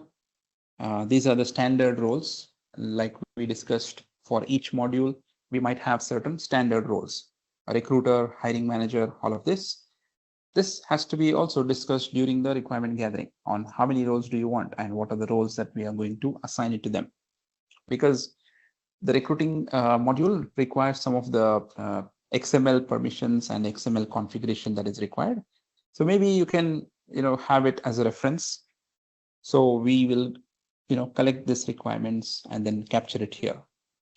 Okay, now if we go to the requisition field and buttons section, the sheet. Okay, so this is where we are going to capture even more in detail.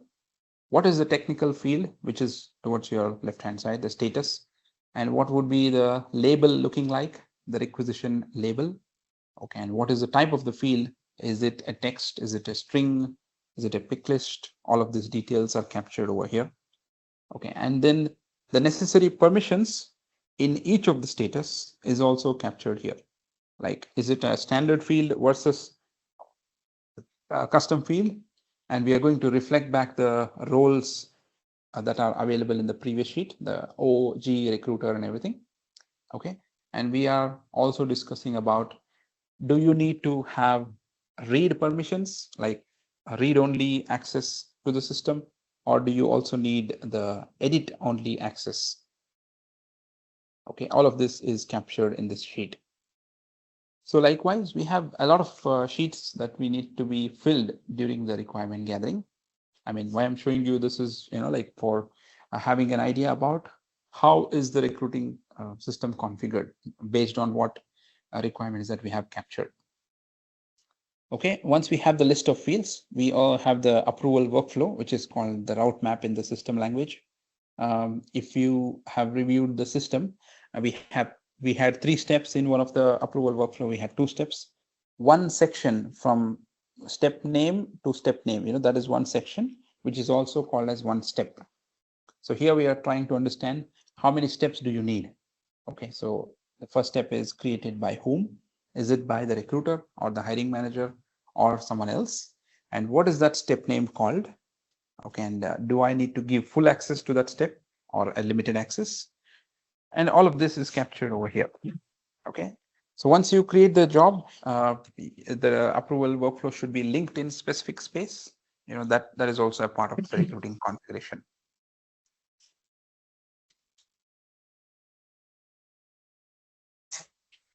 Okay, so like this, we have some other sheets where we capture the candidate profile details, application details, and also the number of statuses, okay, on what is the status that we are going to configure.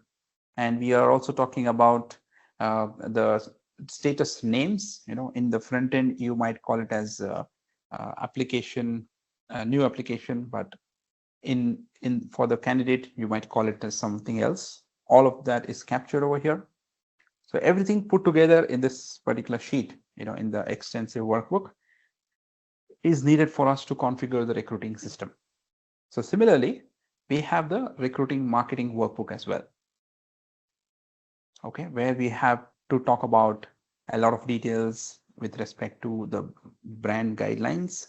We talk about the colors and everything. So if you go to the table of contents, yeah.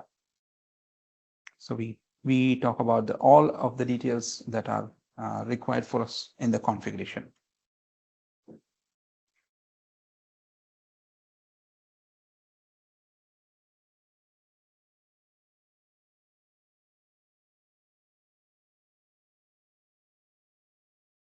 Okay, and if you pick one page, which is like a home page, by little in the left, yes, here. So here it is asking you what should be the home page looking like, and what is the type of the component that you're going to use, and are you using it in all the devices like desktop, tablet, and mobile? Because this detail is captured when we sit with the customer. Okay, but usually what happens is they will not give it to you in the same format that we need. It depends on the customer's location as well. If you're working for any of the European customer, they will be more than happy to fill it for you. If you're working for any of the customer in the Asian region, then they are a little hesitant, to fill this. But just to give you an idea, we are reviewing this, but we are also going to review this in detail when we talk about the topics of the career site builder and the command center setup.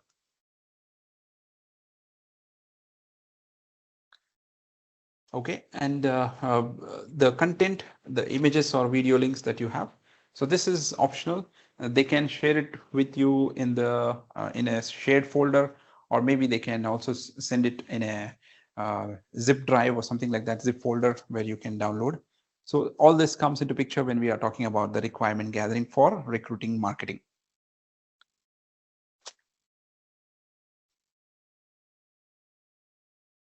Okay, and I have a couple of a sample branding guideline document.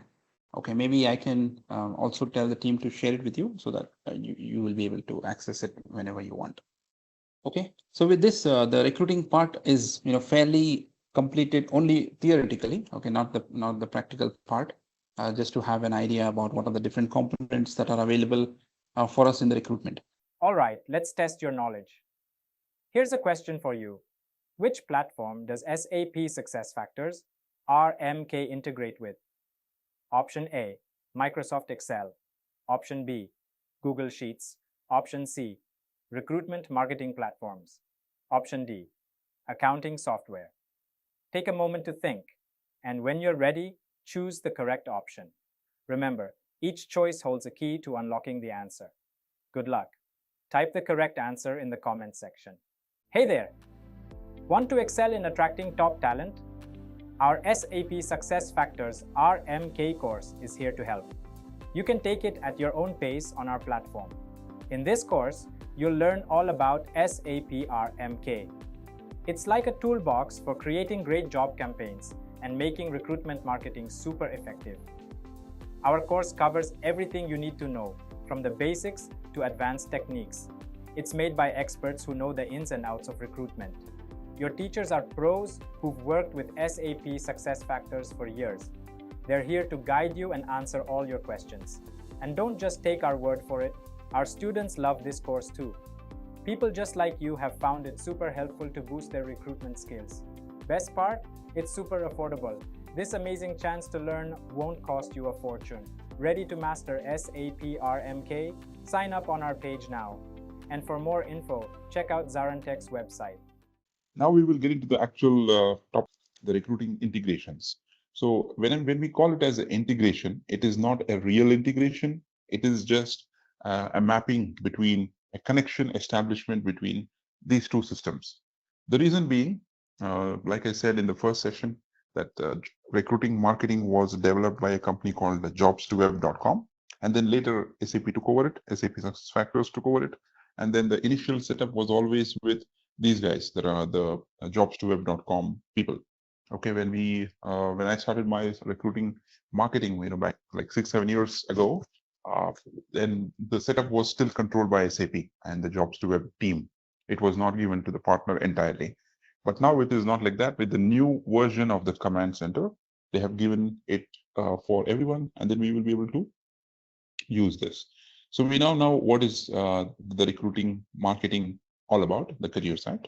So there are a few things which we need to consider for the recruiting marketing to be connected with recruiting management. Okay, although the new names, you also have to be like aware of it. The candidate experience and the recruiter experience are the new names. So candidate experience is the recruiting marketing, and the recruiter experience is the recruiting management. So there are few stuff that we need to do, which is the real-time job sync. Okay. Where do we do this? It's ensuring the job postings that will actually get posted from recruiting management to the marketing, the career site. And there is a small, setup that we need to do in provisioning in the backend to make sure the jobs are flown properly from the recruiting system to the marketing system. So when we start trying to set up this instance in the test system, we have to do it once. And when we also do the cutover, the migration to production, we have to again schedule this job. Okay, how it is done, where it is done, we will actually go through it a little later. But yeah, we will understand the prerequisites that are required for us to do this real-time job sync. And there are some support queries which will also come with respect to this. Sometimes what happens is when we have scheduled a job for whatsoever reason, when there is a patch upgrade released by SAP, this job might have been stopped working. Okay, so for that, the troubleshooting will be to see whether the job is coming or not, which is one of the primary requisite. And we also need to see whether the job description is maintained. If the job description is over and above 36,000 characters, we don't have to count it, but by seeing it, we will be able to understand sometimes. And we also need to check if we have used any special characters, junk characters in the job description. If everything is ruled out, then we go ahead and see the real-time job sync if it's working or not. Okay, we run the job, we remove the posting and then put the posting back again. Then there are high chances for the job to be started working. We will be able to see that job in the career site. So this is one of the support query as well, which will usually commonly come as. The second thing that you see here is API credentials and security key. So in order to have that connection established, SAP SuccessFactors have come up with, have set up something in the provisioning, which is called as the integration between two modules. There are some settings that we need to go through. So the settings are, we have to create an API key, which is very straightforward. It's an alphanumeric key, and we have to put that key in provisioning so that we identify the customer A with an instance 123, for example, is connecting to the same career site. We are not connecting to any other career site. Just to make sure that connection is established, we have to enable the API credentials and put it in its place. We will see that. And once this is done, it will also ask us to turn on the sync, okay, which is the real-time job sync, which is a part of that particular integration. We have to enable that in Command Center and put some details also in the provisioning. So this ensures that the connection is established between two modules. So candidate single sign-on. So this is by default enabled nowadays. Earlier what we used to do is we had some credentials for the candidate, which was separate for the recruiting marketing side and which was also separate for the recruiting career side. In case the customer wanted to implement the recruiting first and then went to the marketing, then they had two credentials. But now it is made as single. You don't have to do any other setup for it. You just have to sync these two systems, like connect to these two systems, and it is done. Okay, recruiter single sign-on. Yeah, this is one of the thing which we have to do. Basically, what happens is when we have to give some permissions to any of the recruiting user, it can be a recruiter, it can be a hiring manager who wants to post the jobs, needs to have the permission to post the jobs. That is available. And then when we have to have the functionality to post the job in the career site, there is something called as recruiter single sign-on. The only primary requirement is it should be unique, which means if we are all added, we need to have different email addresses in the system. If we have the same email address for two users, then the sync will not work. Okay, the single sign-on will not work. So in order to access the career site builder, we have two options. One, using the command center as an administrator, as a consultant. The second will be, we can also access it from the system. When I say from the system, from here itself, by typing career site builder. Okay, if this has to work, the recruiter single sign-on has to be set up. How do we do that? We need to make sure we have the unique email address and things like that. Okay, another thing is about LinkedIn integration. So there are two things when it comes to LinkedIn, okay, which is always a little confusing for the customer as well. One, we post the jobs on LinkedIn, okay, which is a part of recruiting management. Second, we apply for the jobs using LinkedIn, which is from the candidate side. So you might have seen some websites in which you will have an option to say apply with LinkedIn, so that as soon as you enter your LinkedIn credentials, it is kind of connected with the instance, and there are some fields that has to be mapped in the backend. And once that is mapped and connected, you're going to establish the connection between LinkedIn, and it is just making the life easy for the candidate. Instead of creating a new profile with username and password, email address and password, it is going to fetch the LinkedIn details. And one other thing is, if I have properly maintained my profile in LinkedIn with respect to which organization that I was working, what is my duration of that particular experience, all of that, then everything will be auto-filled in the recruiting profile when I apply for the job. Okay, so this requires some licensing from the customer side. They need to have licensing from LinkedIn, which is called as a recruiter license. Okay, so LinkedIn will charge certain amount for having that contract. They might have it annually, biannually, or maybe for 3 years as well. But there are two things. When you talk about the LinkedIn thing, we have to be very clear. Do you want to post the jobs on LinkedIn, or do you want to have an option to allow the candidates to apply from LinkedIn? If I want to post the jobs on LinkedIn, that is a separate license. Okay, they need to have certain slots, and it is a charged basis on the jobs that they post every month or every year. Okay, based on that. So hence we collect these details and then set it up. And this is optional. Not every customer will have this option of apply with LinkedIn, only if they have the licenses. Next comes the job board integrations. So job boards are nothing but our Naukri Gulf, Naukri, Indeed.com, Bait.com, Monster.com, and we also have Gulf HR, Gulf Talent, Talent HR. There are so many job boards which can be seamlessly integrated with recruiting as well. So this is always a confusion topic again. To just give you an overview, SuccessFactors acquired jobs2web.com, right? And made it as a recruiting marketing. Similarly, when SAP was completely integrated with the SuccessFactors and all the modules were there, they also acquired a company called as Multi-Posting.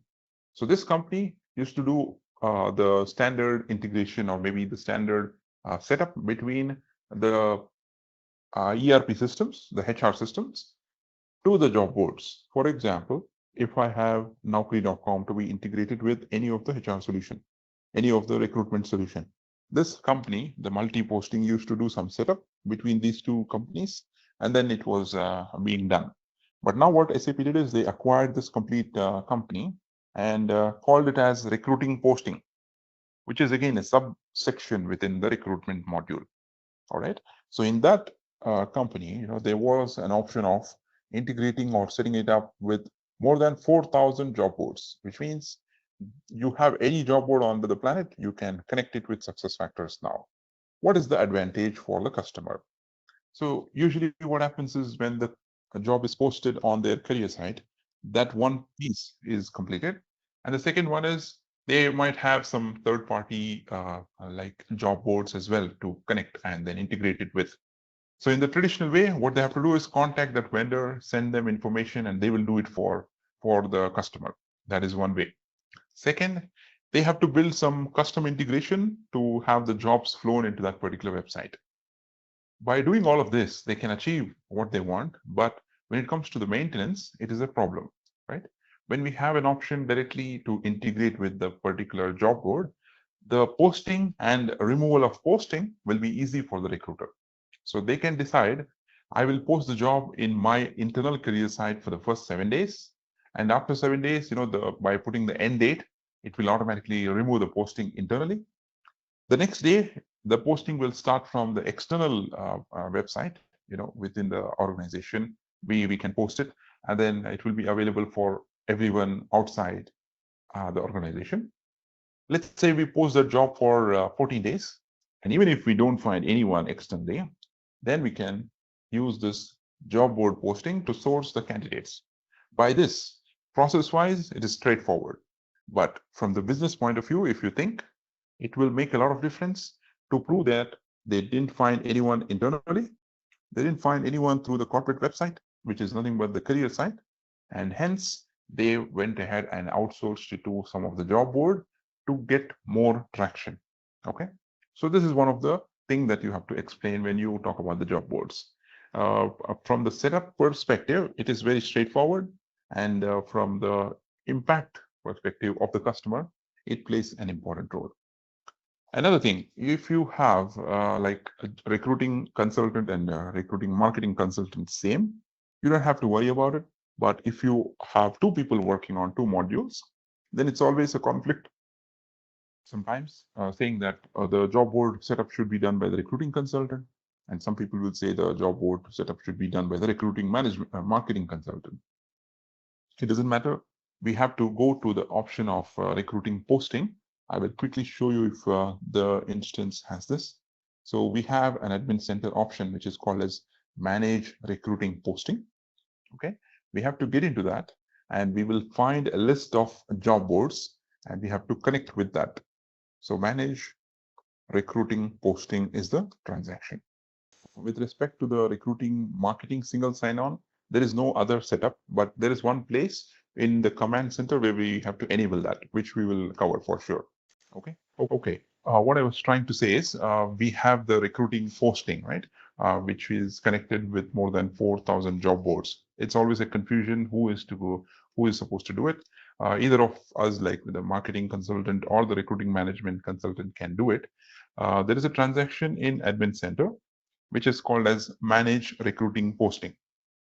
Okay, so I can navigate it through these tools, or I can also go here. It is called as manage recruiting posting. Okay, when I go through this particular option, you observe this URL here. It is getting changed to something else, which is called as multi-posting. Okay, so this one. So hence, this particular company had developed this, and then SuccessFactors integrated with them after purchasing the company itself. And we have the screen, which is managed within the admin center itself. Okay, so a quick overview about this. We have the posting profiles, and we also have the job marketplace, and we have the job boards. So these are the few things which we always come into. So first thing, if I want to add any job board, so I will go here and search for that job board. So now click, for example, and search for it. And then this is not available here in this instance. Maybe I will check Indeed. Why is this not available? Okay. Sometimes in the test instance, not everything is available. Add job boards. Let's see here. Okay, so this is the nowcree.com. And if you see here, it's saying paid. When I want to add this job board into this instance, into this particular customer's screen, I will need to provide certain details, which is the account details. Okay, so this is the instance name. We need the API key. Who will give it? It will be given by the Nowcree team. And the template name is from our side. Microsite is nothing but where do you want to actually post this job. So for each and everything that we have here, so if I just type in some junk characters and go to next, I can have this particular Nowcree job board added to this instance.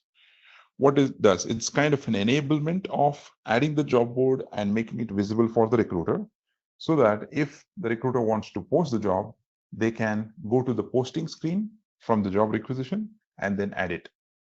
Okay. So similarly, we have a lot of job boards, even LinkedIn, Monster, all of this here.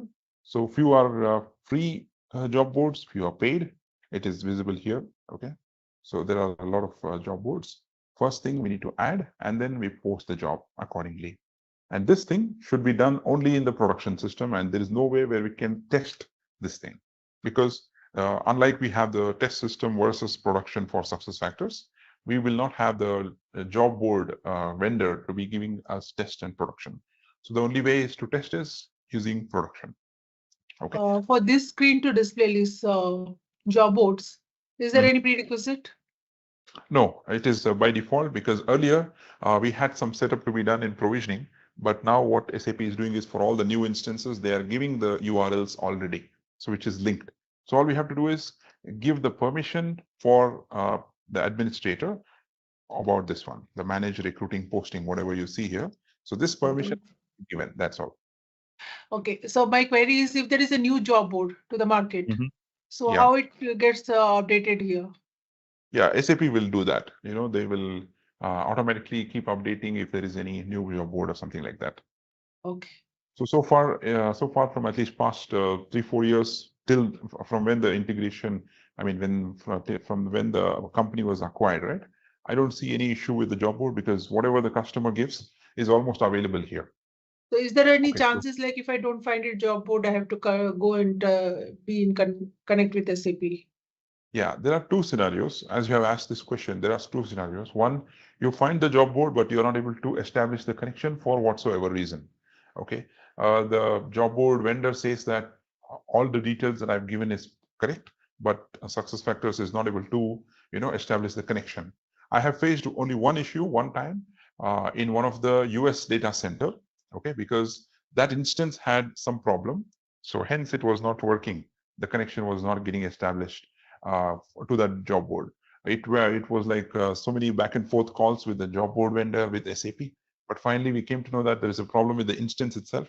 So they had to do some settings in the backend and fix that finally. But yeah, rarely we get the scenarios because for every job board that we are going to add, the setup is separate. The credentials are separate. It's not common. So we cannot even give them details even before we know what are the job boards that they want. Okay. So if you talk about Naukri, the credentials is different. If you talk about Indeed.com, the credentials are different. Okay, so if I talk about Monster, they need something else. Okay, I'll just quickly show you. So they need the login ID and password. If it is LinkedIn, they need the recruiter license of LinkedIn. So you have to add it and send some screenshots, maybe like this, saying that these are the details which I need for setting up your job board into the instance. And then accordingly, the customer will provide it to you. You try setting it up directly in production. Although in the test system, this is what we can see, but the integration, the real integration setup is done in production only because it doesn't allow us to use the test system. All right. So this is again a topic within recruitment, but either of us can set it up. But it depends on how many job boards do we have in scope. All right, and this is also one of the setup and prerequisite that we will need to ask during the requirement gathering itself, because what the customers will assume is if I post the job on recruiting site, which is the career site, all my other job boards also will be notified about it. No, that is not the understanding. You have to make sure you post the job individually. And also to give you a background, when you search for some KBAs, you might also find a term called eQuest. Okay, now that we have recruiting posting, right? Earlier, SuccessFactors was integrated with a company called as eQuest. They were managing the job boards for SuccessFactors, and the number was not huge. Although if I want to post it on LinkedIn, some of the known job boards, it was working. But when you search for some documentation, wherever you see eQuest, it is kind of outdated now. Okay, you are going to use only the option which is recruiting posting. Okay, so back to our documentation here. We talked about the job board integrations. All right, and then can you show us the integration sites, places where these integrations are? Yeah, I will show you. I mean, right now we're going through the documentation. Once this is done, I need to log into the command center and show it to you. Okay. Yeah. Okay, we will definitely cover. Okay, next thing is the overview about all the integrations that we talked about so far. So field mapping, where is it done? Although it's called as integration, but it's just as field mapping that we saw it in the instance, right? So if I go to this field mapping again, if you type market, that's enough. Okay, no, not here. We need to go back to the admin center as we are in the multi-posting screen, the recruiting posting screen. So I can just type in market or marketing. I'll get this one, which is called as recruiting marketing job field mapping. So this is the first option that we are referring to. We also saw this maybe yesterday. So I have to do all the necessary field mapping here so that the data is flown from the recruiting system to the career site. So that is the only requirement that we have. So if you get a query saying that I want to showcase the location, the state, and also some of the other job description apart from that, we come to the screen and map it accordingly. Like I said, there might be some other requirement to show something else, which is not listed over here. We have to do a small workaround for it, which we can see during the configuration of the system from the career site builder.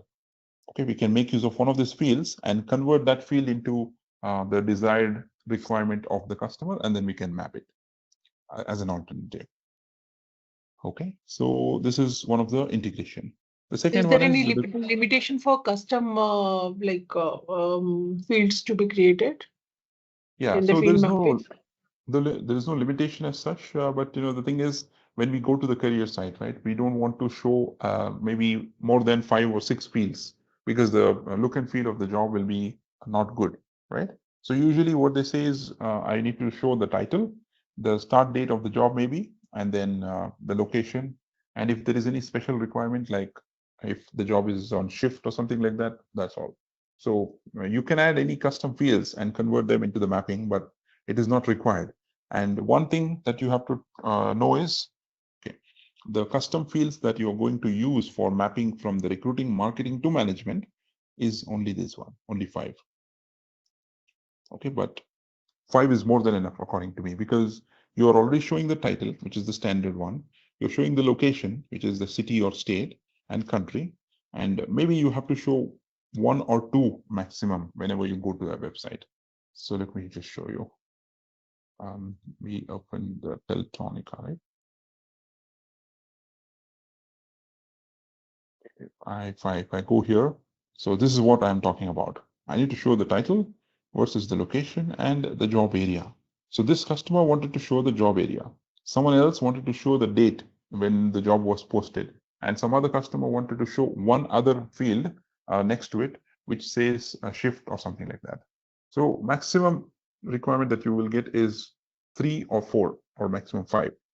Otherwise, you will make the screen very clumsy and then it will not look good. So that is also one of the reason we tell them, you map it whichever is key, and not to worry about all of them. Okay. So the next thing is career site builder, which is all non-technical users to build and update career sites easily, which is, a standard thing. There is no consideration that we have to do. And the global job distribution, this is also not required for us to set it up separately. It's all about the job that we schedule in provisioning. And once we schedule the jobs are posted like within 20 minutes. The timeline that is given in the production system is somewhere around 20 minutes, because every 20 minutes the job posting will work, it will be scheduled.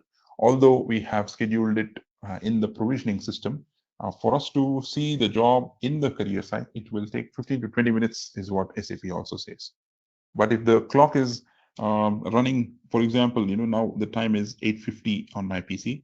So if I post the job now, and if the job is running immediately, then the job is available instantly. Okay, so you understand that, right? When it's the near of that minute, then it might be posted immediately. If that timeline is crossed, then you have to just wait. But in most of the cases, customers have never complained that the job posting is taking a lot of time. Only in rare cases for a specific issue. Okay, and this is just an overview. This job distribution, we have to separately schedule it based on the requirement. No, there is only one job that you are going to schedule in provisioning, okay, which is standard. So we don't have to ask anything to the customer. We just have to tell them that we have scheduled a job, just for them to know, because if they are asking what is the linkage and how do I know whether the job is posted or something like that, we just ask them. That's all. And there is another way to test it. If you come across some situation where the job is not posted or something like that, if you hear that from the customer, there is another way to test it, which I'm going to show you when we talk about the CSB, the career site builder.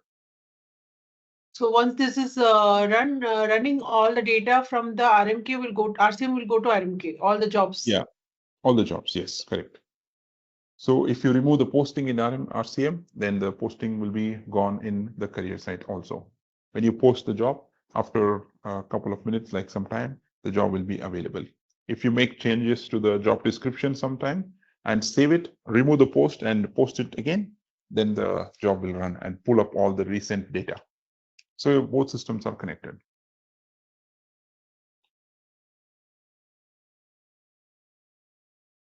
Okay. And then the further thing that we have is just a benefits, like which is a key to explain it to the customer. That's all. Saying that what is the benefit out of it? Like it will increase the efficiency, batch process. It will give the candidate experience smoothly and all that. Okay, and what are the configuration and setup requirements?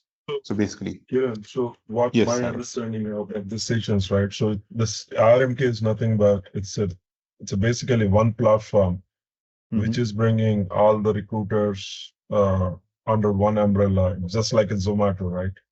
So all the restaurants we have, and Zomato she's not cooking. Zomato is not cooking, but he's a supplier, giving an end user. It's nothing but a Naukri, basically. RMK is one kind of a Naukri or a monster portal, but in a SuccessFactors way.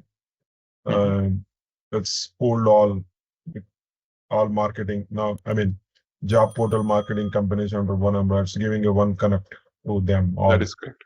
Yeah, is that what my understanding correct? Yeah, that is one thing.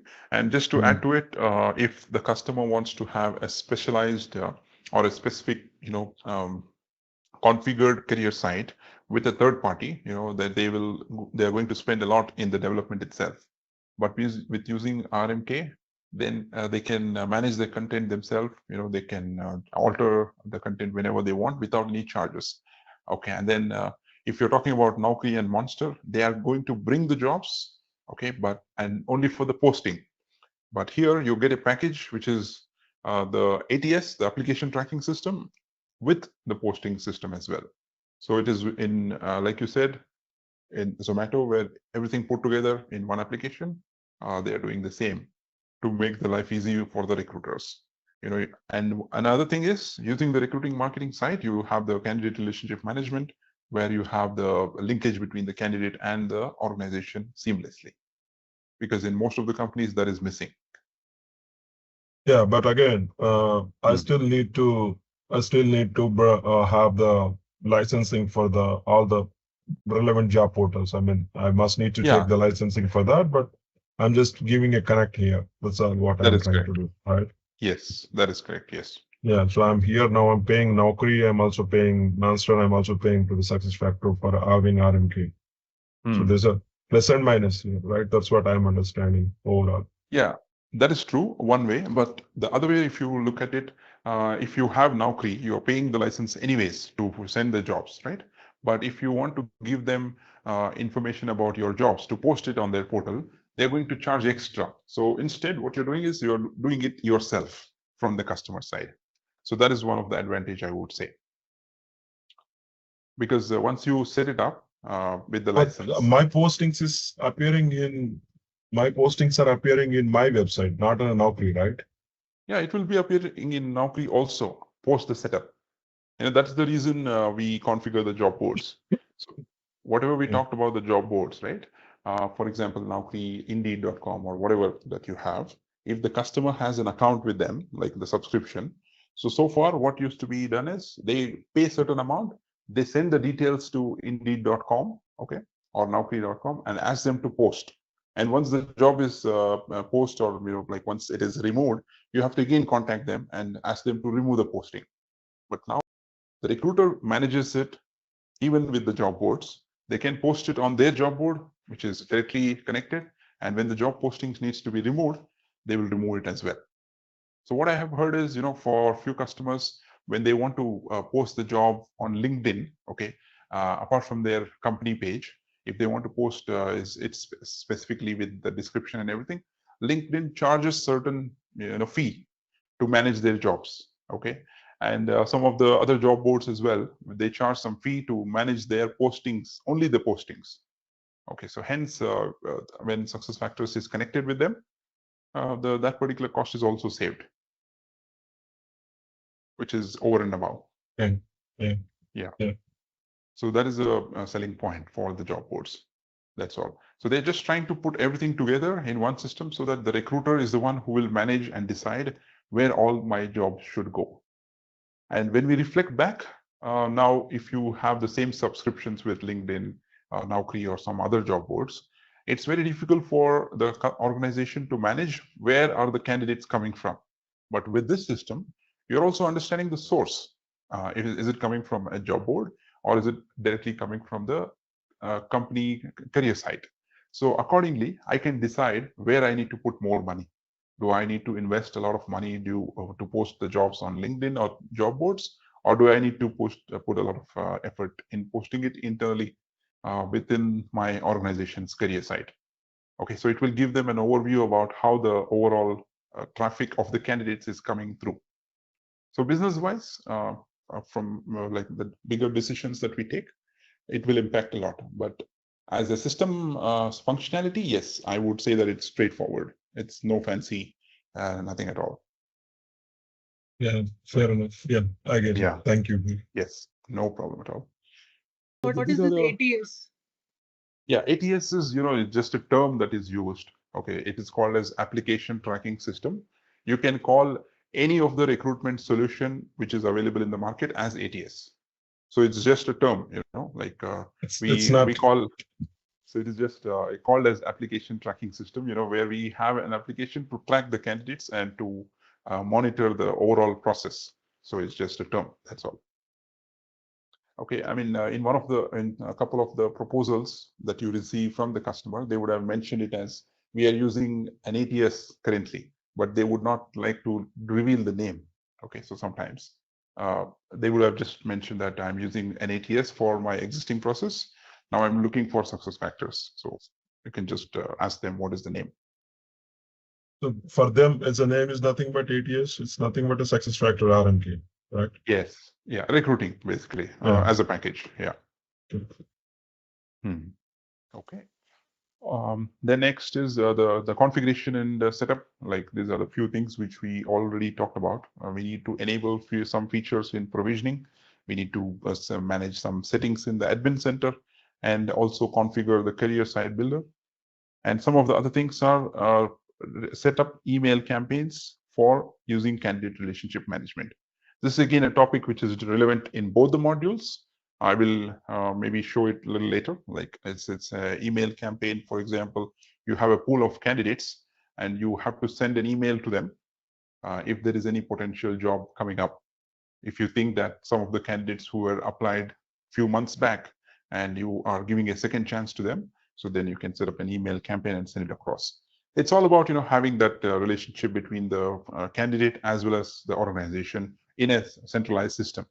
In a traditional way, if you don't have a system, you just have to take the emails, save it somewhere in one of the PC, and if that recruiter remembers, well and good. If not, the candidate is gone. We lose the database, right? But here you're just making use of one centralized system to manage all the postings, candidate database, at the same time job posting management, reporting, which is like one-stop solution for everything. Okay, and then the last thing is partners may need to request site manager access. So the site manager is nothing but the command center. So in SuccessFactors terms, they call it as site manager, where it is used for managing the site. So it's nothing but the command center. And now as both are integrated, the command center and career site builder, so it is the same request that we are going to put in with SAP. Okay, so that's about the document here. Now, as we are talking about the configuration and setup, as a consultant, we need certain access, which we all know by now, which is command center and career site builder, right? So I'm going to show you the one of the document which I've just made, to show you the portal. I'm sure you all have this access, I think, the HCM Cloud Ops portal. So this is the one which we use for all the consultants to raise any request for the customer instances. Okay, I would call this as a homepage for all of us, for the partners, especially who are in the implementation and support. Okay, so if you get any customer on board for any module for that matter, Employee Central, Recruitment, Onboarding, Performance, we need to raise a request from this portal.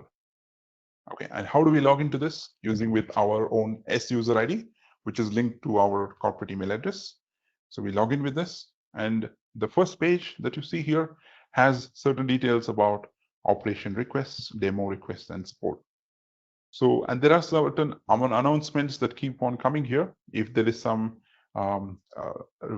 update recently done with respect to any of the data center, then they would have updated here. And if there is any issue with one of the data center or maintenance which is happening over the weekend, that will also come here. Okay, basically it's kind of a homepage that we have to use on a daily basis, I would say, so that we can keep on hearing on whatever the changes have been done. Okay, and whenever there is a new data center launched, that will also be posted here. Not only here, some other websites as well, but for all the partners to communicate, they kind of put all the announcements here. Okay, and does the customer gets access to this? No, strictly only the partners, and especially when we talk about the partners, whoever has the authorizations to sell and maintain the services of the customer. So if I want to just explain about what is the partner relationship, that we will have with SAP, some partners are eligible only to sell the services. Some partners are also eligible to sell and implement the services. Okay, so there are some terms which we agree with SAP, which is PE sell, PE authorize, and PE services, which means partner selling the licenses of SAP, partner selling the services also for SAP, and there will be some fee which is given to SAP from every partner annually. Okay, and that's when we are going to get that set up for us. Okay, and in this page, if I go to the first option of operation requests, you can also see it whenever you want if you have this a login. And if I go to operation requests, I have certain things which is common for all the modules. Some of them are BizX provisioning. Yes, one question. Okay. So, for example, right, I mean, TCS, I'm working with the TCS, right? So yes. I'm a partner for my client. Okay. Correct. That way I'm okay. So I'm also having an implementation project within project, I mean, in-house project for TCS within itself. TCS, okay. Right. I mean, TCS is implementing RMK, example I'm saying. RMK, yeah. Understood. Right. So here in this case, I'm also a customer. I'm also a partner. Right? Yeah. So am I allowed to do configuration changes here, or I need to engage someone else? No, you can do it in-house. You can do it in-house because you are already having that authorization to request for access, and you also have authorizations to implement, right? So you can do it, but the procedure remains the same. Since I know TCS is in a partner, I know that. For example, I have some ex-person working with some company, right? Okay. How do I know that whether he has access of implementation or not? Okay. So maybe I'm knowing. Yes. So usually what happens is when you get a customer and when you onboard that partner, right?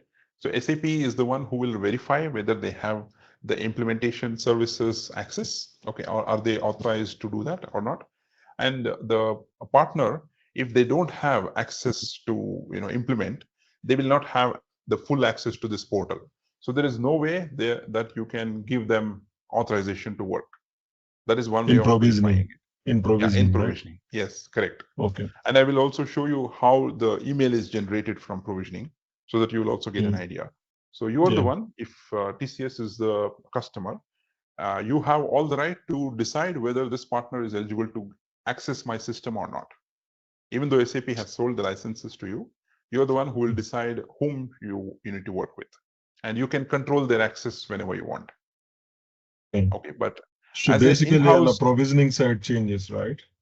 So my client also have an IT team. Like they are more talented, I would say. I mean, experience-wise also, they're more experienced than us. But they don't touch provisioning. They'll ask us to do the changes actually. They're certified, SAP SuccessFactors certified. You mean got it. But they don't touch provisioning. I asked many times why you don't secure this provisioning access. Probably what you are saying, I'm just trying to connect the dots. Probably they don't have a implementation. Partner license with them. Correct. Yeah, that is one thing. And as a customer, you are not eligible to log into provisioning, and you don't get access also, because again, you have to have the authorizations and everything. but only for partners like TCS and even my organization for that matter. We are also using SuccessFactors in-house. We have developed everything, and when we want to go for a demo, we will use our own system instead of using some other system. Okay, so likewise, you need to have that authorizations given by SAP, and it comes with a fee. Good. Yeah. Yes, and similarly, I mean, it's the same criteria for Ariba. You might have heard about Ariba, which is for sourcing and procurement, and all the other SAP modules. Earlier, we used to call S4 HANA, and now it is called Rise with SAP and Grow with SAP, right? So all the authorizations come with a specific price with SAP that the partner should pay, and that is when they are authorized to sell, resell, and also services. Okay. So having discussed about that, we have this place for all the modules in general. So if I click on the first one, customer instance access, then I'll be able to request for access of a specific customer. And how do I request for it? If I go to this instance, okay, from SuccessFactors, and I have one place which is called as manage provisioning access. Okay. So this is where the customer needs to add your corporate email address so that the system will trigger an email. Okay. And using that email, you can put a request in HCM CloudOps portal. So this is the step number one that we always need to do when we talk about a customer. So as this is maintained by SAP, you see all of SAP email addresses. Okay. Because whoever has this access of provisioning, they have been just added over here. But in short, if I want to get an access from the customer side, earlier we used to fill a form and do that, but now it is again automated. The customer needs to log into this, both in test system, production, development, whatever it is. They have to put the email address, or whatever. Okay, and if it is HP, we put hp.com, whatever the organization name is. If you put that and click on add, the system is going to generate an email saying that provisioning authorization request is given to so and so.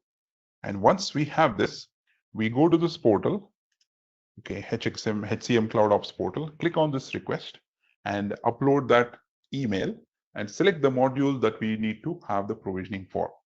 And we get the provisioning access. Okay, so that is step number one. Now, with respect to other modules like onboarding or maybe LMS, there are certain specific requests.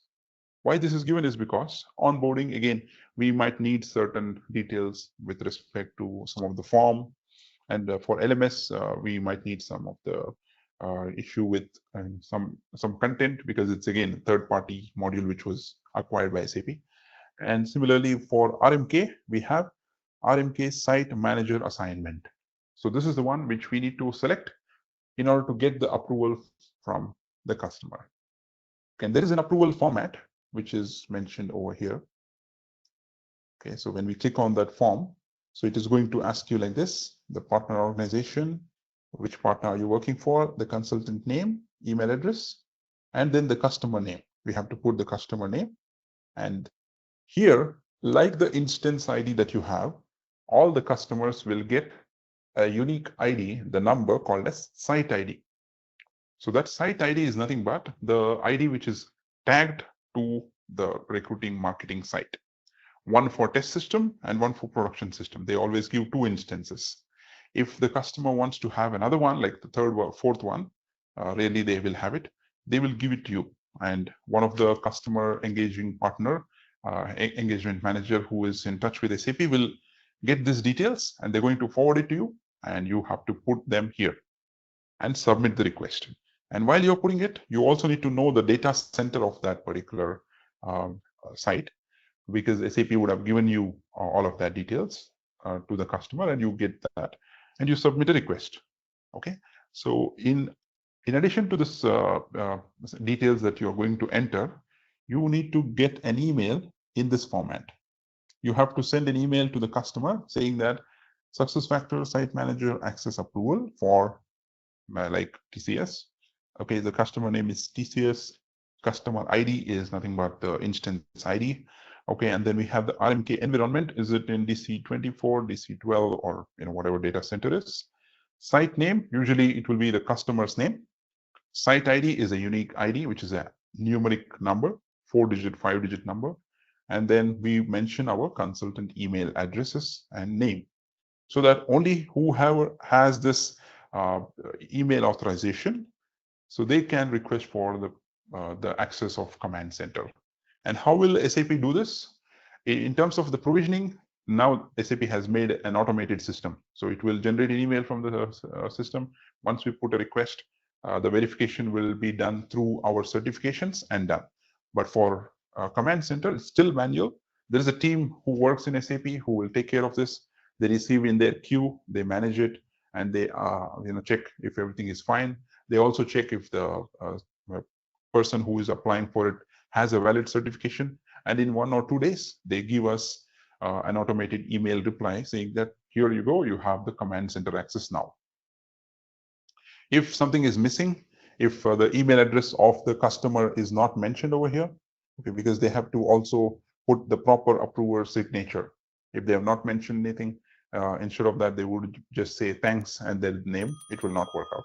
It should have a proper signature, which will show the customer's name and designation maybe. Okay, we put in a request. And once we put the request, okay, so these are some of the customers, it's okay. I have put a lot of requests, and then it will be visible here for me to track.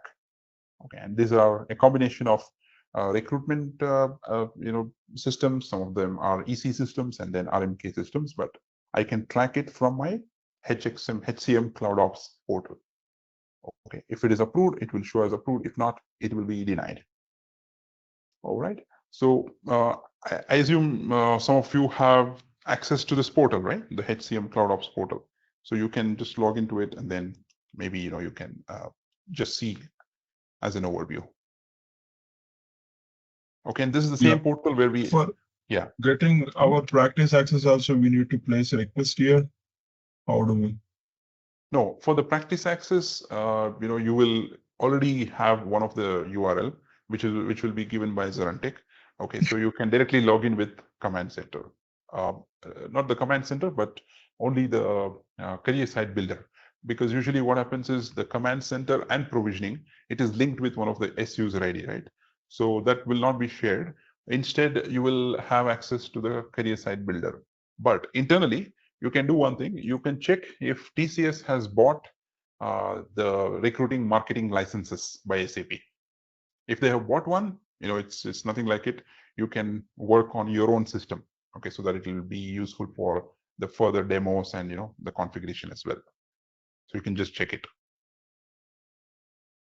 And may I know, Sagar, does TCS have its own instance for SuccessFactors internally? Are they using it for? Yes. Okay, yes, great. Yes. Right, Rani. Practice system instance we have, right? No, yeah, we have. We have a demo practice system. Demo system. Yes, we do have. We have to request them. So he's asking the same question. No, I'm asking both actually. So do you have a system with something like this, which is an instance given to TCS only? Yes, we do have. This is the demo instance, right? Yes. Another thing is, does TCS use SuccessFactors for recruitment and some other stuff, or some other portal? That we are not sure of. No, TCS doesn't use RMK, right? But we have a lot of clients, so probably for a demo related work and all that, we use the same system. Same system. Okay, got it. Now you need to figure out if you have the recruiting, marketing, and recruiting management licenses bought internally for TCS. If that is the case, maybe you can use that instance. Apart from the demo, I think TCS should have it, because all of the modules TCS is a partner for implementing and development. So yeah, probably they'll get demo purpose. Yes, they should get it, I think. Yeah, for demo they would have one for sure, like similar to this thing. But maybe they might also have another instance for their internal development, for using it internally. So if you kind of figure it out, you can use that one as well. Okay, fine. So now we are done with this. Now let's just quickly log into the command center and go through certain details about the command center as well. And earlier, SAP used to give the instances free of cost, one each per partner.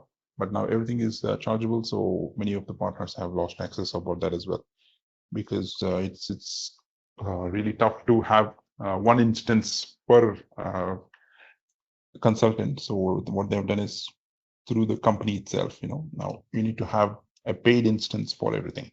All right. So now I have logged into the command center. Okay. So the command center screen looks like this. Although this is one of the access which is given by ZaranTech, it is also associated with one of their name. Okay. It is going to be displaying like this. And here, if you observe, the data center of this instance is 40. And we also have the details of the site. Okay. And if it is a staging site, you will have BizX40.stage, something like this. If it is a production site, then you will not have that thing. So you are going to get two logins, two different logins, for one for test system and one for production system. As they have requested for a normal instance for our training purpose, it's showing like this, which is BizX40 jobs2web.com and all that. So why this is important is for us to know what type of request that we are placing with SAP. What is the data center that this instance is hosted at. Okay, so this is one thing. And this instance, the site name is given as like this because this is also the same which we have used in the instance. So when I say the instance, we go to show version information, 2137 ending with. Okay, so same one is linked here. So which means this recruiting marketing company ID is the same across all the three, so that we are linking it with the same instance. Okay. Now, if you have any other customer or maybe some other site in the same data center, you will have them listed down here. So this is common portal per data center. If the same one is like you're working with any of the North American customers. Command center login also with the same URL, right? Or a different URL? No, it's a different URL. Login. Yeah, it's for common URL. For everybody? Yeah, it is common, but for each data center, the URL changes. So if a person works for multiple countries, multiple, for example, different projects, multiple customers. So you'll be having different command center, or may all the names will be displayed here? No, you will have different command center logins. Okay, so every time I have to log into different command center. Okay. Yes, correct. URLs. So I have one is we have one KBA for that as well. Yes, I think there's a list. Yeah, there's a huge list, So it is displayed here. If the data center is rack space, this is how the URLs are going to look like. And different data centers, here it's showing you an example, 10, 12, 44, DC2. So the URLs will change. It depends on what region they are in, and it depends on how many customers that you're working with. Okay, so if you have this customer in the same location in US itself, then it will be the same URL with 2 or 3 customers listed down in this place. Okay, if it's different regions altogether, then you will have different URLs. But you are logging in with the same user ID and password that you have for your organization. That will not change. So once we have this one, when we click on this, that is when we are entering this particular customer. Okay, so if you're having another list over here, like 3 or 4, once you click on that, you're going to start working with that particular customer. Okay, so when you get access to this command center, this is called as the V2 command center, version 2. Earlier, what used to be done is we have a separate configuration to be done in command center, and we have a separate configuration to be done in career site builder. But now the command center is used only for very basics. And what is that used for? To see whatever is the site name and the site ID, which is a numeric number here. And a couple of other things are to set up recruiting advanced analytics. Okay. And another thing to check is the jobs which we have already posted. If we need to see what are the jobs that are posted, we can export it from here. And sometimes for some reason, the job sync might be running in the backend, but the jobs will never get posted in a recruiting marketing site. So at that point of time, we might need command center. What we'll do is inactivate all of the jobs like this. Okay, and then once we inactivate, we kind of run the job in provisioning once again, so that all the jobs which are posted will again get pushed. It's kind of a refresh that we do. Okay, so these are the few things that we use it in command center. And as a first time, when we immediately get the command center, we turn on this button which says enable career site builder and save it, so that we also get this option. This will be done for the very first time. Okay, and this option is given, which is use multiple ATS. So this is required if we are using any third-party recruiting system as well. So which comes with an additional integration to be done. For example, I have one scenario in which this customer is located in 4 countries. The 3 countries is using recruiting, marketing, and SuccessFactors solution for their job postings. But for the other country, the Canada, the country in specific Canada, they're not using recruiting marketing, but they're using their own homegrown portal. So what they want to do is pick up all the jobs from recruiting marketing and then post it on their website as well. If that is the case, we have to also build a custom integration to know what about the URLs and everything. So that's when we have to enable the use multiple ATS. Otherwise, you don't have to do it.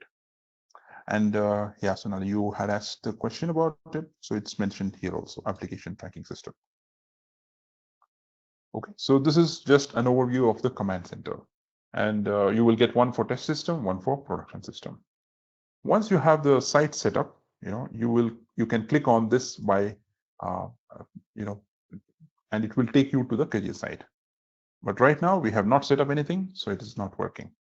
And the second thing is we access the career site builder from here as a consultant. Okay, so when we are a consultant, we are responsible for the implementation. We access it from the command center. If not, if you are giving the same career site builder access to one of the customer, you're going to access it from here. Okay, with certain role-based permissions done and with certain setup that is required to be done in the backend. If you use this, you will be able to access the career site builder. So right now it is not working because the integration is not set up. I mean, the mapping is not done with this instance to the career site builder, hence it is not working. Okay, we will just go through a quick overview on what all we have, and maybe tomorrow we'll get into the actual things of setup and the configuration as well. So this career site builder has some of the options which is related to the pages. If I want to add some content in one of the page, I'm going to do this here. So as of now, it is completely blank, no components. Okay, so likewise, we have the 4 type of pages, right? We discussed home page, content page, which is like a company page, an information page, and a category page or a strategy page, which is used for the jobs, and a landing page, which is kind of a hidden page. So if I want to click on view more or to access the information, click here. If I want to have that kind of URLs, I go ahead and create a landing page. But in all of the pages, you can use as many components that you want. When I say components, it's nothing but the building blocks. Then we have certain global settings, which is talking about the styles, the colors, and also the different options of the font, all of this, which is done in part of the global styles. The header and the footer, what colors do you want? What are the options that we want? All of this is done over here in the global styles. Okay, so you keep using this career site builder until you build the entire site, starting from the header till the footer and also the sub pages. You will need to do everything from this screen itself. Okay, and we also have the sum of the tools. So these are the first things that we need to do even before we get into the pages to establish the connection between the recruiting system to the marketing system. So one of them is manage API credentials. As of now, it's blank. We'll set it up maybe tomorrow. And the other thing that we need to do is also here by going into settings, which is called as site configuration. So where we have to put all the details and we need to go to this place to put the data center and the instance ID and everything into provisioning so that these both are connected. All right, let's test your knowledge. Here's a question for you. Which component is crucial in SAP SuccessFactors RMK? Option A, Candidate Tracking System. Option B, Financial Reporting. Option C, Sales Pipeline Management. Option D, Product Development. Take a moment to think, and when you're ready, choose the correct option. Remember, each choice holds a key to unlocking the answer. Good luck. Type the correct answer in the comment section. Hey there! Want to excel in attracting top talent? Our SAP SuccessFactors RMK course is here to help. You can take it at your own pace on our platform. In this course, you'll learn all about SAP RMK. It's like a toolbox for creating great job campaigns and making recruitment marketing super effective. Our course covers everything you need to know, from the basics to advanced techniques. It's made by experts who know the ins and outs of recruitment. Your teachers are pros who've worked with SAP SuccessFactors for years. They're here to guide you and answer all your questions. And don't just take our word for it, our students love this course too. People just like you have found it super helpful to boost their recruitment skills. Best part? It's super affordable. This amazing chance to learn won't cost you a fortune. Ready to master SAP RMK? Sign up on our page now. And for more info, check out ZaranTech's website. There is some documentation which we have. We shall go through that, and once we are done with this overview, we can also get into the system. So, additional setup in Command Center. So what are the things that we are going to do in the Command Center and in the career site builder?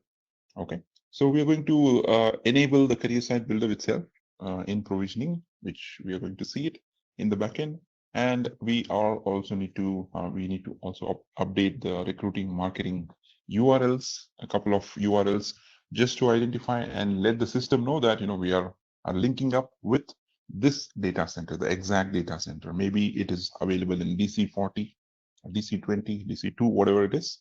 So we have to enable that one.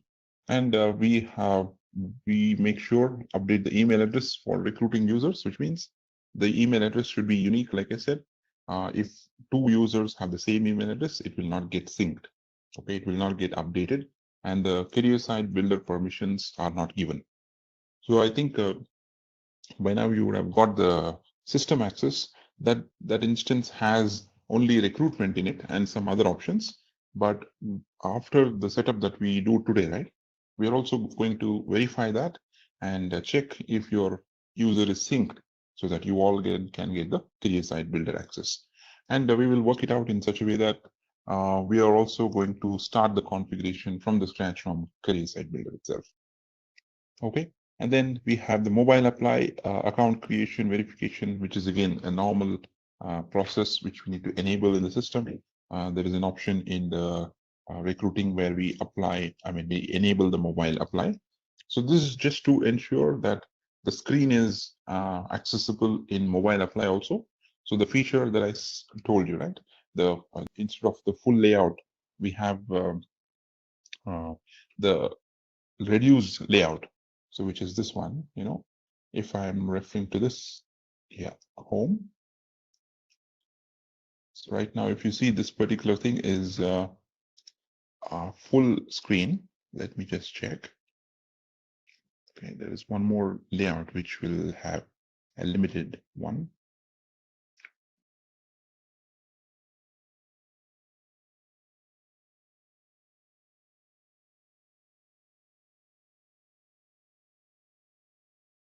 Can probably, not this one also.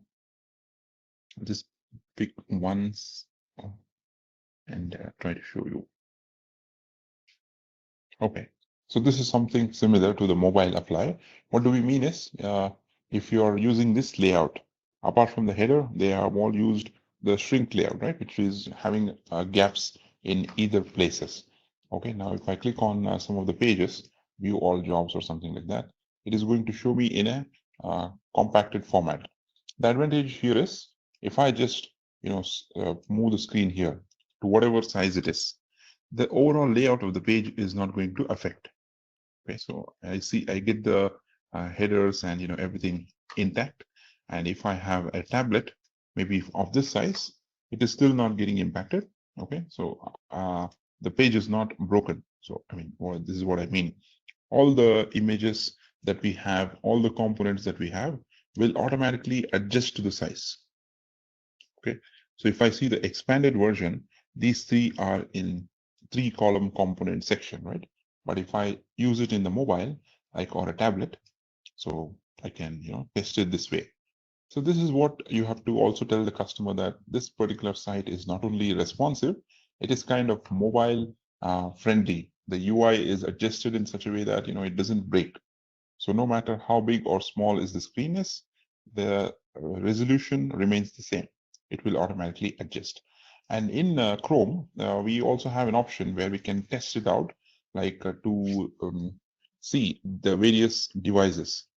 Okay, I'll figure it out and then let you know also on what is the option that we can use to test the scenario. And once we go live with the customer, once we are done with all the configurations, this is also one of the part of testing that we have to do to explain them the mobile apply scenario, and also tell them that it is mobile compatible or tablet compatible and every other device compatible. So if it's a very, very big screen, then there is a chance where the images might be expanded a little bit. But if it's a smaller screen, 14, 15, 16 inch, there is no issues at all. You can easily see it in a good way, and even in the tablets. Okay, so these are the few things that we need to know. And when it comes to the command center overview itself, so it's just as telling you that what is it all about. We already discussed it verbally. Okay, so it's a backend application which is used to manage the CSB, the career site builder. We need the S user ID to log in, and we have only two things. One is stage or production, preview and production. Okay, only consultants or SAP have access to command center, not customers. This is generic. So what is done in the command center? So we have to do the system configuration in terms of the colors, in terms of the pages, mapping, and also translations, if any, all of that. And we also have to update some of the user permissions in the system so that we get the details. Okay, this is very straightforward. It is a configuration thing, detailed process, recruiting backend system that is understood. Before using CSB, an integration must be established between recruiting, the ATS, and the recruiting command center, which manages CSB tenants. So only consultants or SAP can configure the command center. So why they're saying this is always because you need to have a S user ID and have a valid certification, and hence you will be able to request for command center access, right? So for the first time, you need to have the command center access to go into CSB. But once you give permissions and set everything up in the CSB, then it's okay to use the CSB directly. But there are only very few limited options that you need to do using the command center, like analytics and everything. Okay, so this is as well very standard. So command center URLs. So where is the site built, and how is it hosted? So like we discussed, it only has two environments. One is the preview and production, while stage preview is used for building a career site, and production is a live career site environment. There is one small thing that you need to understand, that whenever we are dealing with a test system site, the URL is given by SAP. We don't have control on it. So it's almost like this. This is the client name, okay, and this is the data center. It might be 12, it might be 22, it might be 42. Okay, it's .stage.jobs2web.com. So I was saying that the Jobs2Web company developed this recruiting marketing site initially, right? So this is how the URL is going to be. But when you move into production, you can have your own website. Okay, so something like jobs.theclientname.com or careers.clientname.com. So in this site, okay, whatever we are accessing is the test system of this particular customer. Okay, and then if I go to the jobs.teltonica.com, which is one of the customer, so they have the production site given as jobs. that customer name.com. So that is how we are going to identify whether it's a test system or a production system. All right. So it is not secure. It's saying we'll continue to see if we have got the right site. Okay, instead of this, let me access another customer site. Okay, so this is one again built on recruiting marketing. One of the customer, we can see this. It is a production site, so hence you have the URL like this. If it is a test system, you will have the URL like this. So one more thing to mention, when we are doing the configuration, right? When we also talk about the migration from the test system to production system, we are going to do some setup with the IT team of the customer to make the site live, to make it available on the internet. So there is a process in which we have to raise a request in the CSV, which we are also going to take care of. And we have to install an SSL certificate to make the site live.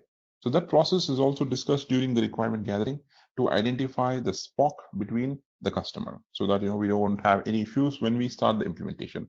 And it's also better to inform that we are going to develop this site on a platform which is maintained and developed by SAP, but it's just that you need to make it secure so that it can be linked with your corporate website. Okay, so these things are also discussed with the customer. All right, then next, moving on, we have the data center, how it is identified. We also talked about this. It is going to be like this. Data center 12 stage example, it comes like this. Data center 40, it comes like 42, 40 or whatever. And the production is like this, BizX data center, jobs to web, something like that. If you have stage, you also understand that it's a preview system. If you don't have stage, you can confirm that it's a production system. Okay, so this is one of the identifier on how to do it. So login credentials, it is not relevant. I mean, it's not really required for us to cover because it's allowing only our S user ID to log in. Okay, so this is how I was saying that after logging into the career site, you might see not only one customer, you might also see multiple customers. So for the first time when you log in, so you will have only this one, and the site says active, and the career site builder is enabled, okay, but it's not configured yet. But if you see this one, the recruiting marketing management data center, it's blank, which means the complete setup is not done yet for this particular instance.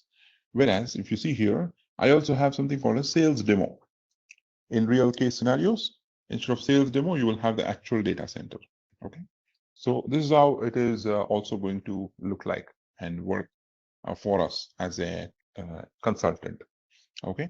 And we will be able to access the career site builder from here by clicking on one of the customer and then access the career site builder. Okay. So this is just a screenshot from the command center. So they have clicked on one of the link, one of the customer, and we get into this screen, which we are anyways going to see in the system itself. Okay, so this one is no longer supported as per the recent release. We don't have to do any feeds or something like that. It is removed now, so it is a part of documentation, so you can ignore it. If this recruitment part is not enabled, then where you have to enable that? Yeah, in the provisioning, which we are going to see. Okay. Yeah. Okay, and then how do we enable the recruiting career site builder? Okay, in provisioning, we have to go here, and it's saying that there are some options like this, which we are going to see in the provisioning system itself, and put a tick mark next to it, similar to what we do for other modules. So just to give you an overview. Sorry to interrupt. Okay, so I think it's. Do we also have a practical screens or only PPT runs in your training? How it is going to cover? Okay. Are we enabling something? We are definitely working on the system. Okay, so here I have already opened it, in which we are going to work on the command center and also the provisioning. Okay, but this access will not be given to you. You need to access maybe your request your own sales demo instance in your organization. But for now, we are going to enable everything in the live system itself, as if we are doing it for the customer. But I'm forced to use this PPT because I've been told that I need to go through the documentation first and then go to the practical stuff, so that both are aligned. Okay. Yeah, because from last 5 days we were only running through the PPTs, right? So for the next 2 weeks, it will be only system, so you don't have to worry about it. But to support this configuration, I definitely have to go through the PPT. If you don't need this one, if you think it's okay to skip it. No, that's good. No, it's good, but I'm just asking. Yeah. I think after this one, we're going to enable everything in provisioning from scratch. Going to see what are the things that are required for us as well. Okay, we enable this provisioning, and usually how it works is, especially when it comes to SuccessFactors, if you're running through the PPTs, you will not maybe make a benefit out of it. We need to just definitely jump into the system and see. Yeah, okay, that's correct. That's the reason I'm asking, because this sort of information is available on many sites too. I mean, not everything what you have put, but but with that we were not felt benefiting like Udemy and all, right? There's so many courses available. Yes. But we want something else. So I just wanted to. That's the reason. This is good. Content is good, but I'm just requesting. Okay. Yeah. Sure, no problem. And one more thing is, you might find the same content in the Learning Hub also, but this is kind of a simplified version where you are touching upon specific modules that you need, like a specific topic in a sequence. So that is the only thing. And what we'll do is maybe, going forward, we'll not stress a lot of documentation. We'll go to the system and have this as an overview. Yeah. So the way, if you do more practice, right? So yeah, I don't know how much I remember with the PPT. In SAP, I learned in that way, right? I mean, it's we used to write when we used to learn these things. A lot of notes we used to take up, and after the notes, we used to. I mean, the trainer also used to give a kind of he used to do setup and all those stuff, configuration, right? Same thing we used to practice as an examples with the different company codes and different locations, etc. So that's how we practiced in SAP. So So usually that is how it is done in SF also, for sure. But it's like first 2 days we spent time for recruiting also, right? I mean, you didn't have access to the system, but after a couple of days, we're going to do a lot of testing and some of the configuration. One of you will be creating one of the homepage. We all can create one page and see how it works. So we'll do all of that going forward. But first few days, I understand it's more of the documentation and an overview. Like I am only showing it and you're not working on anything. But once we set up this career site builder linkage between recruitment, you all can have access to CSV in the demo instance server that you're going to get, and we are good to go. Like you can access it and change everything. All right. So we are going to quickly enable this things in provisioning, which we will see it in the provisioning itself. What are the other things that we need to do is the recruiting marketing data center URLs. So there are some URLs that we need to mention in the provisioning as well, so that we pick up the right data center. Okay, and then we have these things to also see. That there are some settings in provisioning where we will, copy paste some URLs from one of the KBA article, because for each data center we have different URLs. Okay, so this is all, we will directly see it in the system. And administrative permissions, what are the permissions that are required for accessing the CSV is what it is given here. Again, we will do the same in the system itself. Updating email address. So, here it's saying that you will be logging in as a default administrator, but once you create a user, there should be one email address linked to that particular user, so that it's clear and it will get synced. Okay, and this is one of the example which they're saying. You have to create a role, which we also saw during the recruitment stuff. A role and a group. We create a role with necessary permissions in it, like the recruiting marketing stuff, the career site builder permissions and everything. Okay, and then we have to do this. So mobile apply, where to enable this? This is the transaction, manage recruiting sites. We enable the mobile apply and save it. Okay, and then account creation. This is again for the candidate. We will cover this during our testing as a candidate. Okay, for if not this particular site, we will post the jobs and create the job requisitions, apply as a candidate, and see how it works. So this is the candidate related stuff. And then apply with LinkedIn will look something like this, and we can enable that one. Okay, so I think this is the documentation that we are going to go through, but we will directly jump into the system of provisioning first, and then the command center. Okay, so just to give you an overview about how do we request this, I'm sure you already know about it by this, but just to mention it once again, we have the HCM CloudOps portal, which we also saw some screenshots yesterday, right?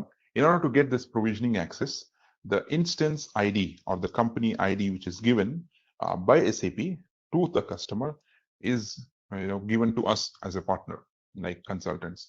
So we get that in the email format, saying that this is the instance ID, this is the data center and everything. So all you have to do is pick up that company ID and go to the system and go to the manage provisioning access, okay, in the instance in SuccessFactors. And by going there, you're going to add your own email address, the one which we talked about. Once you get that email, maybe I will try to arrange for a sample email also if you have not seen. Once you get that email, you have to upload it in the HCM CloudOps portal. And after a couple of days, you are given access to this URL. Right now, I'm working on sales demo, but I also have some other customer instances, many customer instances, which is from a European data center, which is from a American data center, and also some of the Middle East and Indian data center also. All right, because based on whatever customer that you work on, the URLs will change. The same root cause, I mean, the same thing will be applied for command center as well. Right now, it is saying 40. So because the sales demo, instance of the recruiting marketing is hosted in the 40 data center. Okay, so that's how we are going to read it. This, again, another thing to mention, this provisioning is common for all the modules. Okay, so it is not specific for recruiting and performance and employee central. It is common for all the modules. If you're a consultant, implementation consultant, primarily, you're going to have this used a lot in the initial stages to enable a lot of stuff, to also go through a lot of stuff inside the system. Okay, and similar one query, while making changes in provisioning, is there any audit report or anything that gets triggered? Yeah, unfortunately, we don't have the audit report, but if you want that really to be generated, SAP has an option where they can give you the logs of provisioning. Okay, so you can request from them. So if I'm an easy consultant and if I make change in onboarding, so then it may impact, right? Yeah, it may impact, and that's why when you request for access, also the disclaimer is given in such a way that you're responsible for any changes that you make. Okay, and then the customer also will not give access to like maybe 8 or 10 people. They will give only for 2 or 3, whoever is relevant to that particular project. So it's the complete partnership, ownership of the partner, where we have to take care of the provisioning system.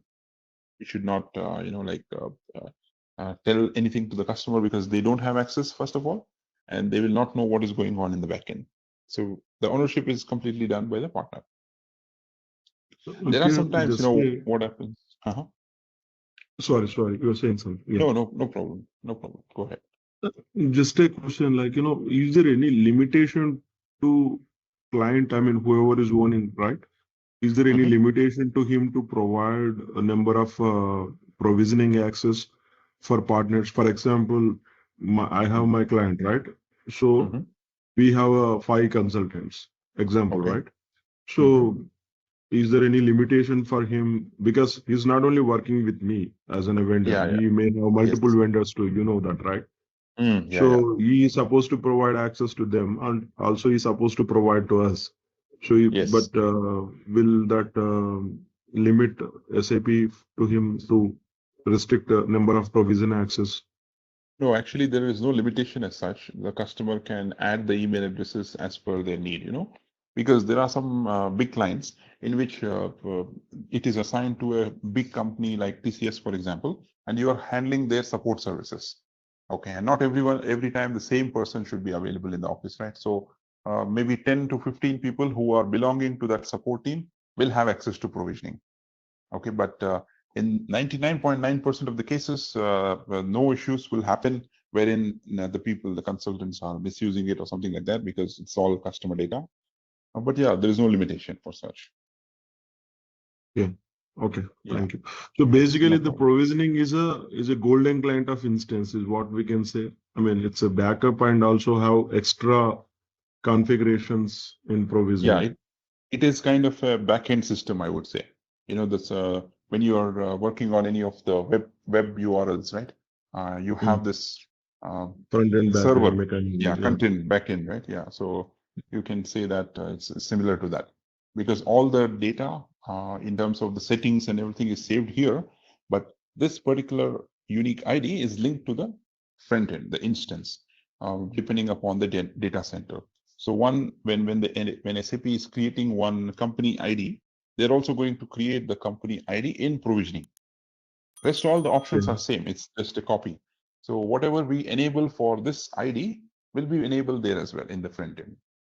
That's so the sync between instance and provisioning automatically will happen, or do we need to push them? For example, if I write any business rules in instance, right? So will that automatically copy to provisioning? I'm just asking because in SAP, right? What happens in SAP? Because my mind always goes with SAP, right? So in SAP, we have development, for example, development, testing, and production. Example, right? Production. Yes. The landscape of the system. So I do all the changes in development, and I'll move that changes through test. Test for testing system. But however, we are moving changes from development to production directly. Production. Correct. So the production is the final version. So the backend, I can't say it's a backend system, but I say it's a development system, right? Development system. But however, production will also have a copy. We say as a golden client, or everybody have their own naming conventions. But SAP standard languages, we say it's as a golden client, right? So golden client, correct. The backup and everything, even the names and everything, right, without scrambling or without manipulating, same copy will be available for us, but we don't touch that system. Touch that. If production breaks or anything happens, then that golden client comes into the picture. Till then, we don't have access for a golden client. But the sync will happen between golden client to our production client. It will happen through some RFCs, right? So automatically, dynamically, the syncs will happen between production to golden client. But this language of instance and provisioning, right? I know that little bit difference, but I had in my mind a doubt from long time. So why this was SF is put in this way, and how the syncs will happen between provisioning and instance. Okay. So I totally understand because you're from SAP background, you want to relate it to it. Okay, first of all, SuccessFactors came with only the concept of test and production. That's all. They didn't have a concept of development at all. Like I'm talking about back in 2009, 10, 2000, before SAP acquired, right? And now after SAP acquired, they always had this option of three systems: test, development, and production. Only on need basis, if some of the customer is migrating from SAP on-premise to SuccessFactors, then they went ahead and gave another system and called it as the development system. Okay, but usually all the configuration, when we do it in test system and move it into production directly. If you want the development system to be as a backup, there is no sync happens. We have to do it manually itself. Okay, so that's how the SuccessFactors is built. Second thing is, if we want to have the sync to be done directly from production to development, so you can have a request raised to SAP directly and ask them that, please clone this instance. And SAP will not accept for all the customers unless you have, a very good relationship with them and also a lot of modules enabled. Only in rare cases they will do it. Otherwise, they will say, please contact the partner. So they will help you to copy it. Okay, so this is one part Yeah, of generally in our client, it will happen. The refresh will take into the picture for every 6 months or so, periodically. Yeah. The test system will get refreshed. Synced. Synced, yeah. Yeah. Okay. But here it's not like that. It will not happen unless you touch it. Okay, because that's how the design is made. Yeah, I'm talking about SuccessFactors only. I'm talking about SuccessFactors system. In your TCS system, is it? No, my client. My client okay. have a refresh for every 6 months. Okay, but that refresh, are you talking about the upgrade or the refresh done by SAP? I think it's done by our own. Kiran, like every time what they do is the EC system, they try to replicate it. Like every 6 months before the releases, they try to copy the production instance to the lower instances. Okay, so this happens. And who will do this? Like SAP does this, or some you guys will manually do it? No, we don't do it manually. This will be scheduled, and SAP only does it. So this is how it happens. SAP does it, or the client SME does it. I really don't know. No, but it is the SAP. Client SME. SAP, like we in my previous project also, we used to schedule. They used to schedule a time. So SAP does the refresh. We don't do it manually. The consultants don't have that provisioning. Correct. Because we as consultants will not be able to do the complete sync without the manual intervention, right? So we have to click on certain stuff and do it. But if SAP is doing it, they have some specialized tools, because I worked with SuccessFactors directly, and then there's a complete team who will be responsible for cloning these instances. Okay, so based on certain customers' requests, they are going to do this. But it's not automatic like in SAP maybe. Yeah, in SAP also it's not automatic. We have to do a lot many activities for that. Yes. All right. That part I understood, but how is this differentiation and syncs will happen between provisioning and instance? So now I just want to. Yeah, now let's talk about that part. So basically, for every unique instance that is created by SAP, right? This one. So for testing, like for demo instances, this is the naming convention. But usually, if it's the client, then they will go with the client name itself. If it's TCS, they will say TCS T1, okay, TCS P, something like that. Okay, so that's how they do it. And if we need to change that, we can also change it by going into this company settings. Okay, so that's one part. So what they have done is based on the data center. Okay, so because the options in provisioning is common for everyone, like no matter which module you use, it's common for everyone. And they just enable this one. I mean, it's like adding our user in one of the portal where we need to get access. That's all. They do this, and this ID is going to decide the particular access, and it will be always in sync. I mean, whatever we are going to enable with respect to this ID here, if I put a tick mark saying that these are the languages that I want, the front end, the instance automatically understands that you have enabled it. So that's how it is. It's instant. So they have done the linkage in such a way that, you know, whatever we do it in the backend will reflect in the front end immediately.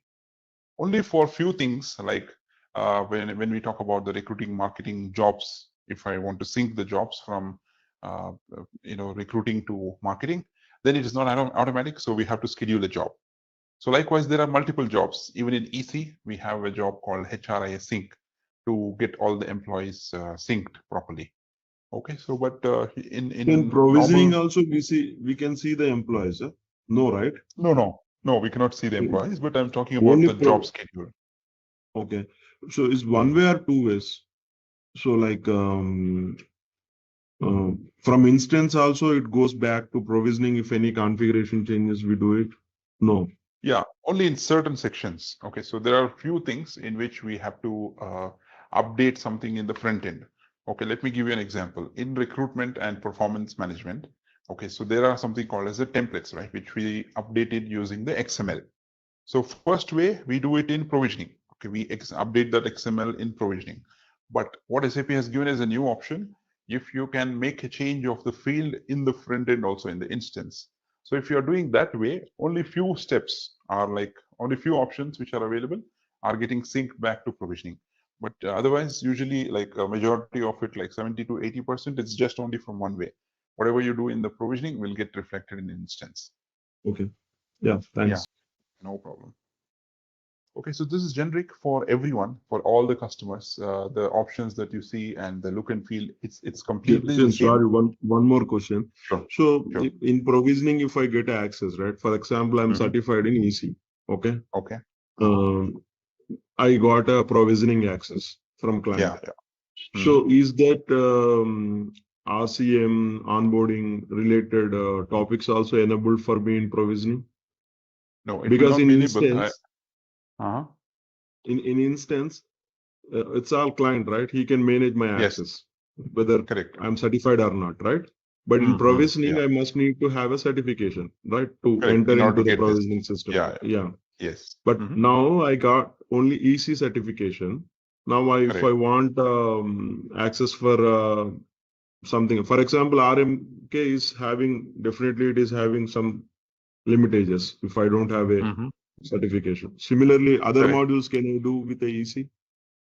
Yeah, so basically how it works is it depends on whatever licensing that the customer has bought. Okay, so rest everything will be grayed out. You will see it, but you will not be able to enable it. Okay, so it will say that you don't have the licensing for it. So for example, here, this is so the I demo do need instance. to enable them or automatically you cannot. No, you cannot enable for them example, also. Here I see the tick marks, right? I'm understanding here the tick marks means, for example, succession talents. For example, I don't know what to say, but instead of EC, right? If I see any topics related to compensation, so should I need to enable with a tick mark, or it automatically I'll get it? So you will not get anything. So for the first time, only few things will be enabled here, and rest everything will be blank. So you have to do it manually, one by one, depending upon how many modules you have. So if you're working for EC, you're going to enable all the EC related stuff. If I'm working for recruitment, I will enable all the recruitment related stuff, provided the customer has bought both the modules. If they have not bought it, right, then this will be kind of disabled. You will not be able to enable it at all because it will be kind of a grayed out. Even if I don't have a certificate, that point of a time also it will gray out. No. Only if the customer doesn't have the licensing. Okay. But if they customers have a licensing, but I don't have a certification. In that case, what happens? You can enable it. So there is still I can enable it, right? Yeah, you can enable it. Yes. Okay. So that's why that was my question. For example, I wanted to work in a compensation. For example, I have a certification of EC. I wanted to. I also have a knowledge about the compensation, but I have not certified. So, I mean, maybe it is in a different scenarios, right? For example, client have more knowledge than me in a compensation, but he do not have a provisioning access. So he wanted to take help from me since I am a partner. So he wanted to get enabled this in the provisioning, something he wanted to do. I mean, these cases I come across. That's the reason I'm asking. Yeah. It is common actually. Yeah. That is why we will not tell that, like openly to the client, but we will say that we can arrange provisioning access for you, and then we will be able to enable it for you. I mean, do the changes. The option that you asked will not restrict us. You have only EC certification, but if the client has licensing for recruitment, you can make changes in recruitment also. So the system will not understand. Okay, so I don't need a recruitment certification in provisioning, right? But for command center, maybe it is needed, right? Correct. For command center, it's needed because whenever you put the request itself, it will ask you if you're certified or not. Yeah. Prerequisite kind of a stuff. Got it. Yeah, prerequisite. Yes. This, I mean, since Kiran, you've done many modules, right? So this was a kind of a limitation only for RMK, or any other modules also we have in this kind of scenarios, like where if you have a certification, only those options will enable something like that. Yeah, so usually, when you have onboarding 2.0, especially the new version, so you have to be certified in both EC and onboarding 2.0. Otherwise, you are not even eligible to get the provisioning access. So this is where many people will face challenge. They have good knowledge in recruitment and onboarding, but they don't have knowledge in EC, and that's why they're not certified. They're not able to request for access. So they are dependent on someone else within the organization to get the access who are certified. And maybe, it's internal understanding that they're going to use it for time being. So those scenarios. Yeah, but that is also a big challenge. But for example, in TCS, I get many people who certified in onboarding 2.0. Example saying, right? Okay. Even for that matter, RMK also. Many people I get who are certified, but to get to make them enable to work in my client environment, so I need to bring him into my client, and my client has to approve that. That is all. Correct. They feel unsecured, right? I mean, insecure. The client, right? Who I don't know who is this person involved, right? Yes, exactly. So that was the challenge which I faced actually. Okay, all right. Okay, but I think whoever who is working for that particular client, you already will inform them this is the guy who's going to work for this particular task, right? Usually that's how it is assigned.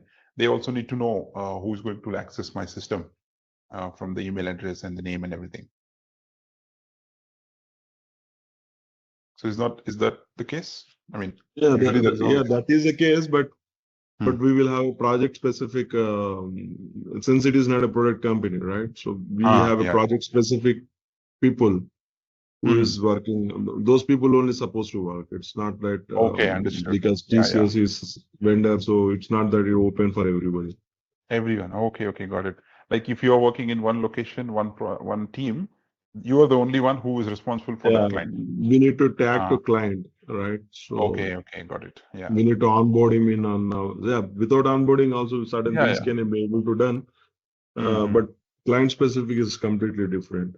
That was a kind of a different limited challenge we will have for that. Okay. But if you have some other person in another location of TCS, you can still not use him because you don't have a tag to the client. He is not onboarded to our client, right? Client, so, understood. Yes. So for example, I am working for Infosys. TCS is working for Infosys. Or TCS is working for, say, for example, a company like Pepsi, for example, right? I mean, or HLL, Hindustan Lever Limited, example, right? Yeah. So certain people will be onboarded. They'll have both mail IDs and both IDs with Hindustan Lever Limited as well as with TCS, right? TCS. So I have different people who has an enabled, capability of working, but they are not onboarded in HLL. Right. So understood. That will be a question actually. Yeah. This is usually a challenge in big companies like this. But if you're talking about mid-sized partners, we never face that challenge. Whoever has a certification can be informed to the client, saying with one email, saying that okay, this person has the certification, and we're going to use this access, and we will get them on board immediately. But yeah, in big companies, I understand the process is different, so it will take some time. Yeah, that's correct. Yeah. And this is a kind of a workaround. So now let's say you are working on EC, okay, and you have the certification, you have requested for access, and one of your team member has certification in recruitment and marketing. They have enabled, they have requested for access for the same client. You as EC consultant can also change recruitment stuff, and then the client will, not know because you're anyways authorized to do that. So that is the way it is set up. But it will not restrict with your own ID because once you log into this thing, if you have everything enabled, you will see all the options visible to you.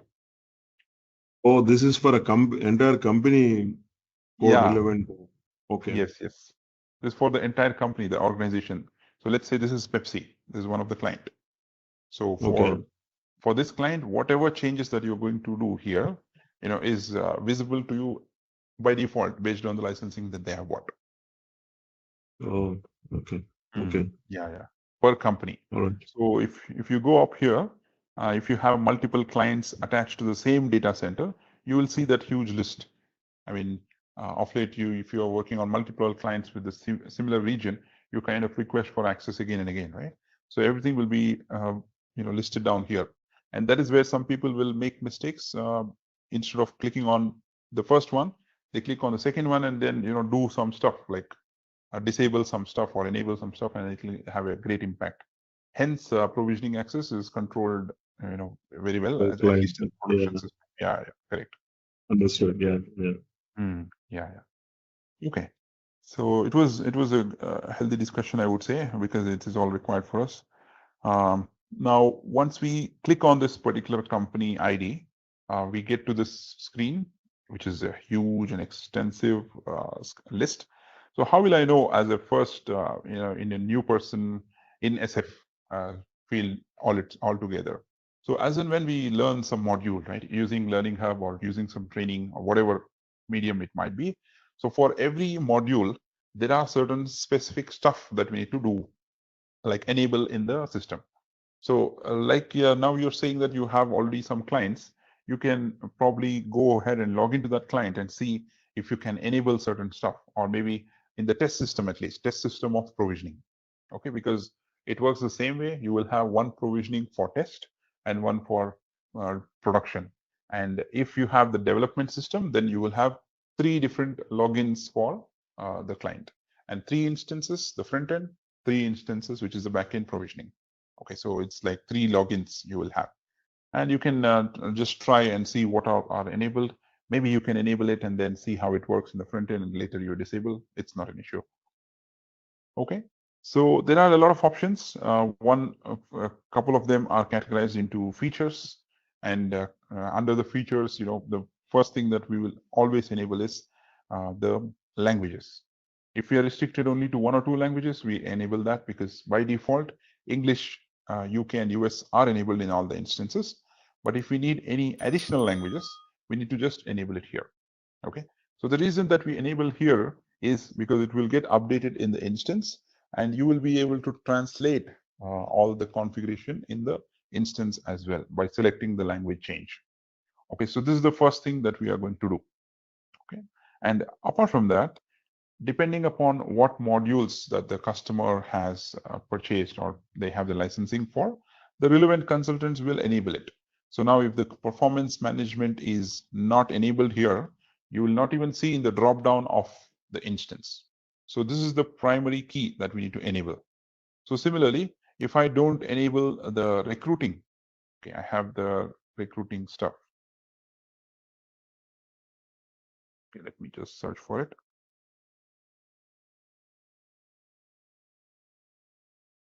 Okay, I have one option called as recruiting. All right, so if I don't enable this, I will not get the option in the front end at all, even the menu item, because it says you have not enabled it.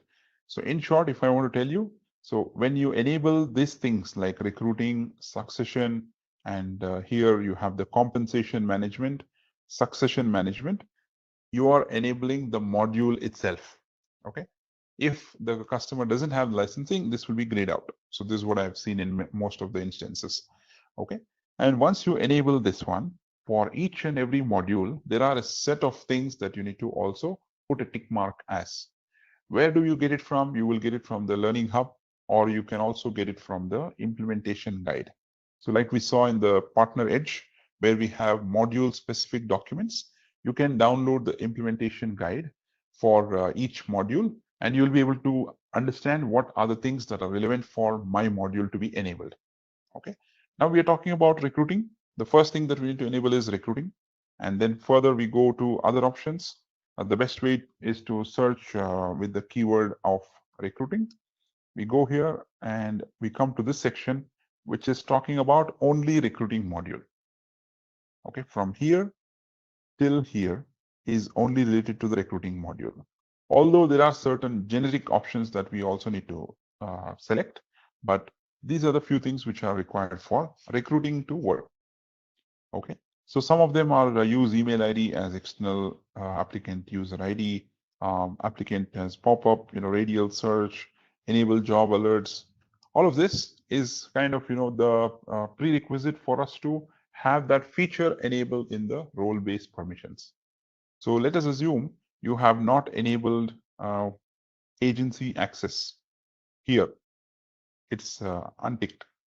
So when you search for agency access in the permissions, you will not see it at all, because this feature is not enabled for that instance. Hence, you are not able to see it in the permissions also. So you have to, Sorry to interrupt. So no this problem. One, right? I mean, do I get any F1 here? Like I don't know whether you have SAP screens seen knowledge or not. Yeah, I have seen it. Yeah. Yeah, you've seen, right? So whenever I have a doubt, right? I mean, how this will work, enable recruitment. When I place a cursor and do F1, right? So I get information. If I disable it, what will happen? If I enable it, what will happen? I mean, it's not a total information they will provide, but at least I'll get some information and idea. Something like that. For example, I'm a new to this, right? Since you know that you enable them whatever is required, but I don't know what need to be enabled, or maybe if I blindly go and enable, what would be the impact also, I don't know. Correct.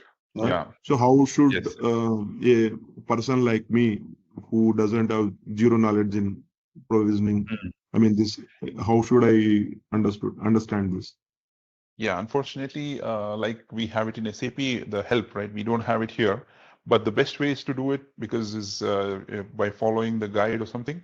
And in the test system, if we are enabling something extra also, it's fine. Okay, it doesn't impact. So as long as we get all the relevant options, we are good to enable it. But we don't have a checking mechanism where we can see whether these are relevant or not. But if we follow the guide or maybe the instructions given in the implementation guide, then that should be good. But we don't have any feature like that where we can understand. Provisioning, we will have only one, right? We also have test also provisioning. Yeah, we'll have test, development, and production. Like I said, one instance is linked to one. This one. Okay. For so test, if I need to make a changes from provisioning to production, test to production, again I need to do individual configuration over there, or will it move with some transport request kind of stuff? Yeah. So here there are few things again dependent on each module. In SAP, we generalize it, right? So for no matter which module that you're working on, even MMSD, finance, also you have transport requests, correct? But here it works individually because every module was put together and made as a big company as SuccessFactors, right? For recruitment, we download the XMLs and we upload the XMLs in production. Okay, it's kind of a manual activity. Okay, and for recruiting marketing, we have to enable this stuff in production one by one, not a lot of them. But for the configuration of the site itself, in terms of images and fonts and everything, we have a option to download it and upload it in the production system. Like it is a manual activity again, but we don't have something like a sync. But when we talk about this, you do two times, right? So one is once in test system, and once you do the same thing, everything is good. Then you don't need to reconfigure, but you can just download it. Download it, yes, correct. But in order for that to be uploaded successfully, there are like maybe 5 or 6 prerequisites that we need to do. Okay, and again, it's module specific. Now in EC, I will give you an example. So you have done everything in test system, you're good to go. But when you go to production system, these things which we are seeing is manual. There is no option. There is no transport. Okay, we have to enable all the steps that is required. We keep the test system open and production, we do all time, and then enable all of that. Okay, but when it comes to some business rules, some of the configuration of HRIS elements and some other things, we can run a sync tool. There is a sync tool available within SuccessFactors, which will kind of sync all of them. But there is again a catch. If you have used some common configuration, which is dependent on EC and onboarding, both will be synced. You cannot select, do only business rules of onboarding, do only business rules of EC. It will copy over everything. So when we use that sync tool also, it is little, tricky, but you can use it, yeah. So in that case, there is a problem of moving the unwanted changes also to production, right? Yeah. For example, we 5 are there in our project example, right? So I am working on 2 objects on the same HRIS side, and a couple of my colleagues also is working on same area of objects. I mean, HRIS under HRIS. I mean, different areas we were working, probably you can think in that way. So if I run the sync tool, I completed my changes and testing everything is positive, then I'm moving it, okay? But my couple colleagues, they are middle of the process. They have not completed it. Okay. But when I move this change from my side, if I run sync, so will their change also goes to production, or how it will happen? Yeah, it will go. Hence, what we do is in SuccessFactors, we only have one person assigned for these activities. We'll not work on multiple people. You might have 3 or 4 people working on different areas of configuration, but when the cutover is done from test system to production, usually it's only one person. No, not in that case, right? I mean, see, that's what you're saying is in implementation, it will work. In support, right? Yeah. So we get the requirements in the form of tickets, right? Okay, understood. So 2 tickets I'm working, 2 tickets my colleagues, couple of colleagues also is working. We distribute among ourselves. It's not one consultant working, right?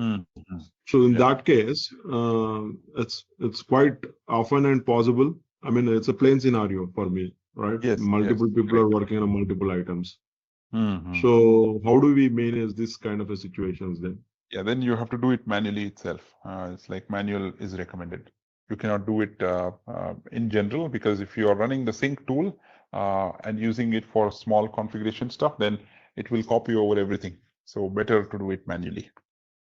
Thank you. It's mostly manually. And then sometimes, you have the scenarios also, like you are working from one of the country and one of your other colleagues, support colleague, is from a different country, and they are making changes to that specific country business rule or some concept.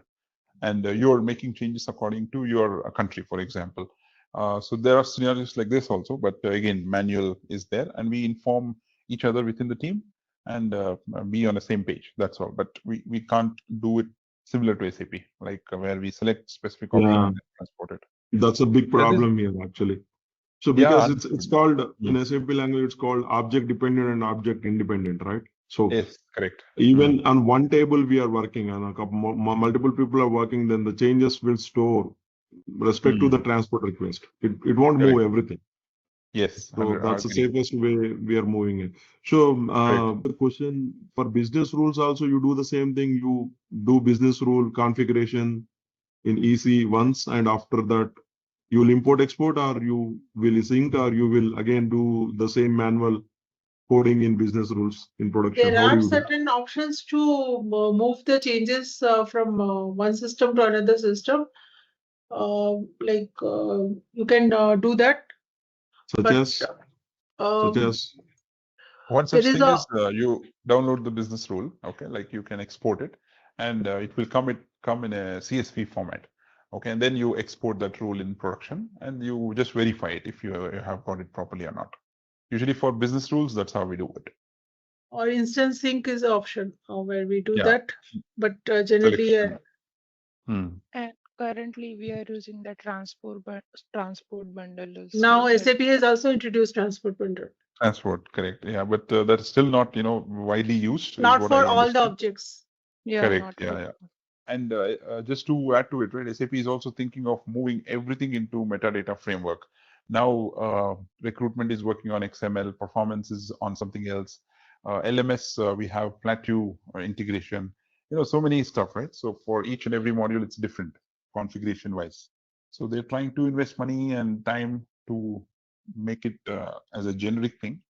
So we have to wait and see. That's why maybe the challenge for them is, like, as you said, right, as I'm learning from you, right? I don't know this. I thought, it is everything was from Everest.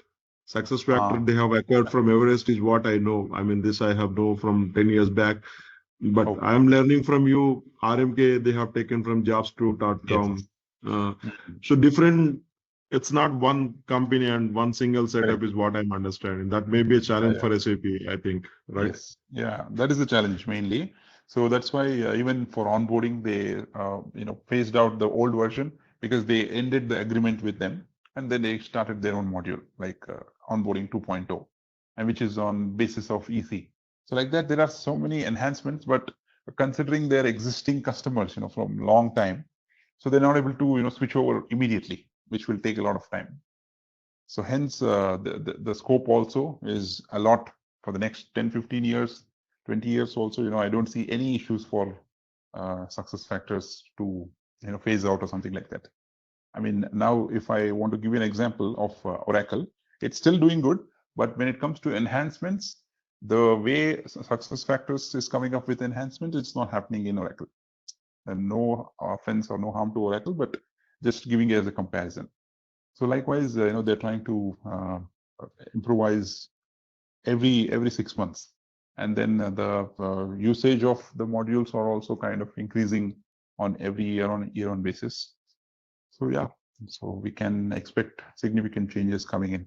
Now, if we learn this after 1 year, there might be like 10 other features which we need to again learn. So it's like for the partners, for the implementation people, and also SAP, it's continuous learning. Unlike SAP, we have knowledge and it's there forever. Yeah, that's true. But both having different ways of setup to encash money by SAP. I mean, Yes. That's a different area where even though if you have a knowledge about these things, you cannot work just like that, because every client is different. Every alteration is different. It's not like, what I see here, right? I mean, I'm sorry to say that, but we don't raise tickets to SAP left and right. It's all our headache, right? I mean, yes. You hooker cook, you need to resolve the issue. Otherwise, you don't call as a consultant. Here it is not like that. If you are finding anything beyond the way, raise a SAP ticket and tell them, hey, this is what it is happening. Right? That part I really liked it. Yeah, it's because of the timeline, it's all used as plug and play kind of thing, right? So that's why there is no other option left. So we have to go with this approach.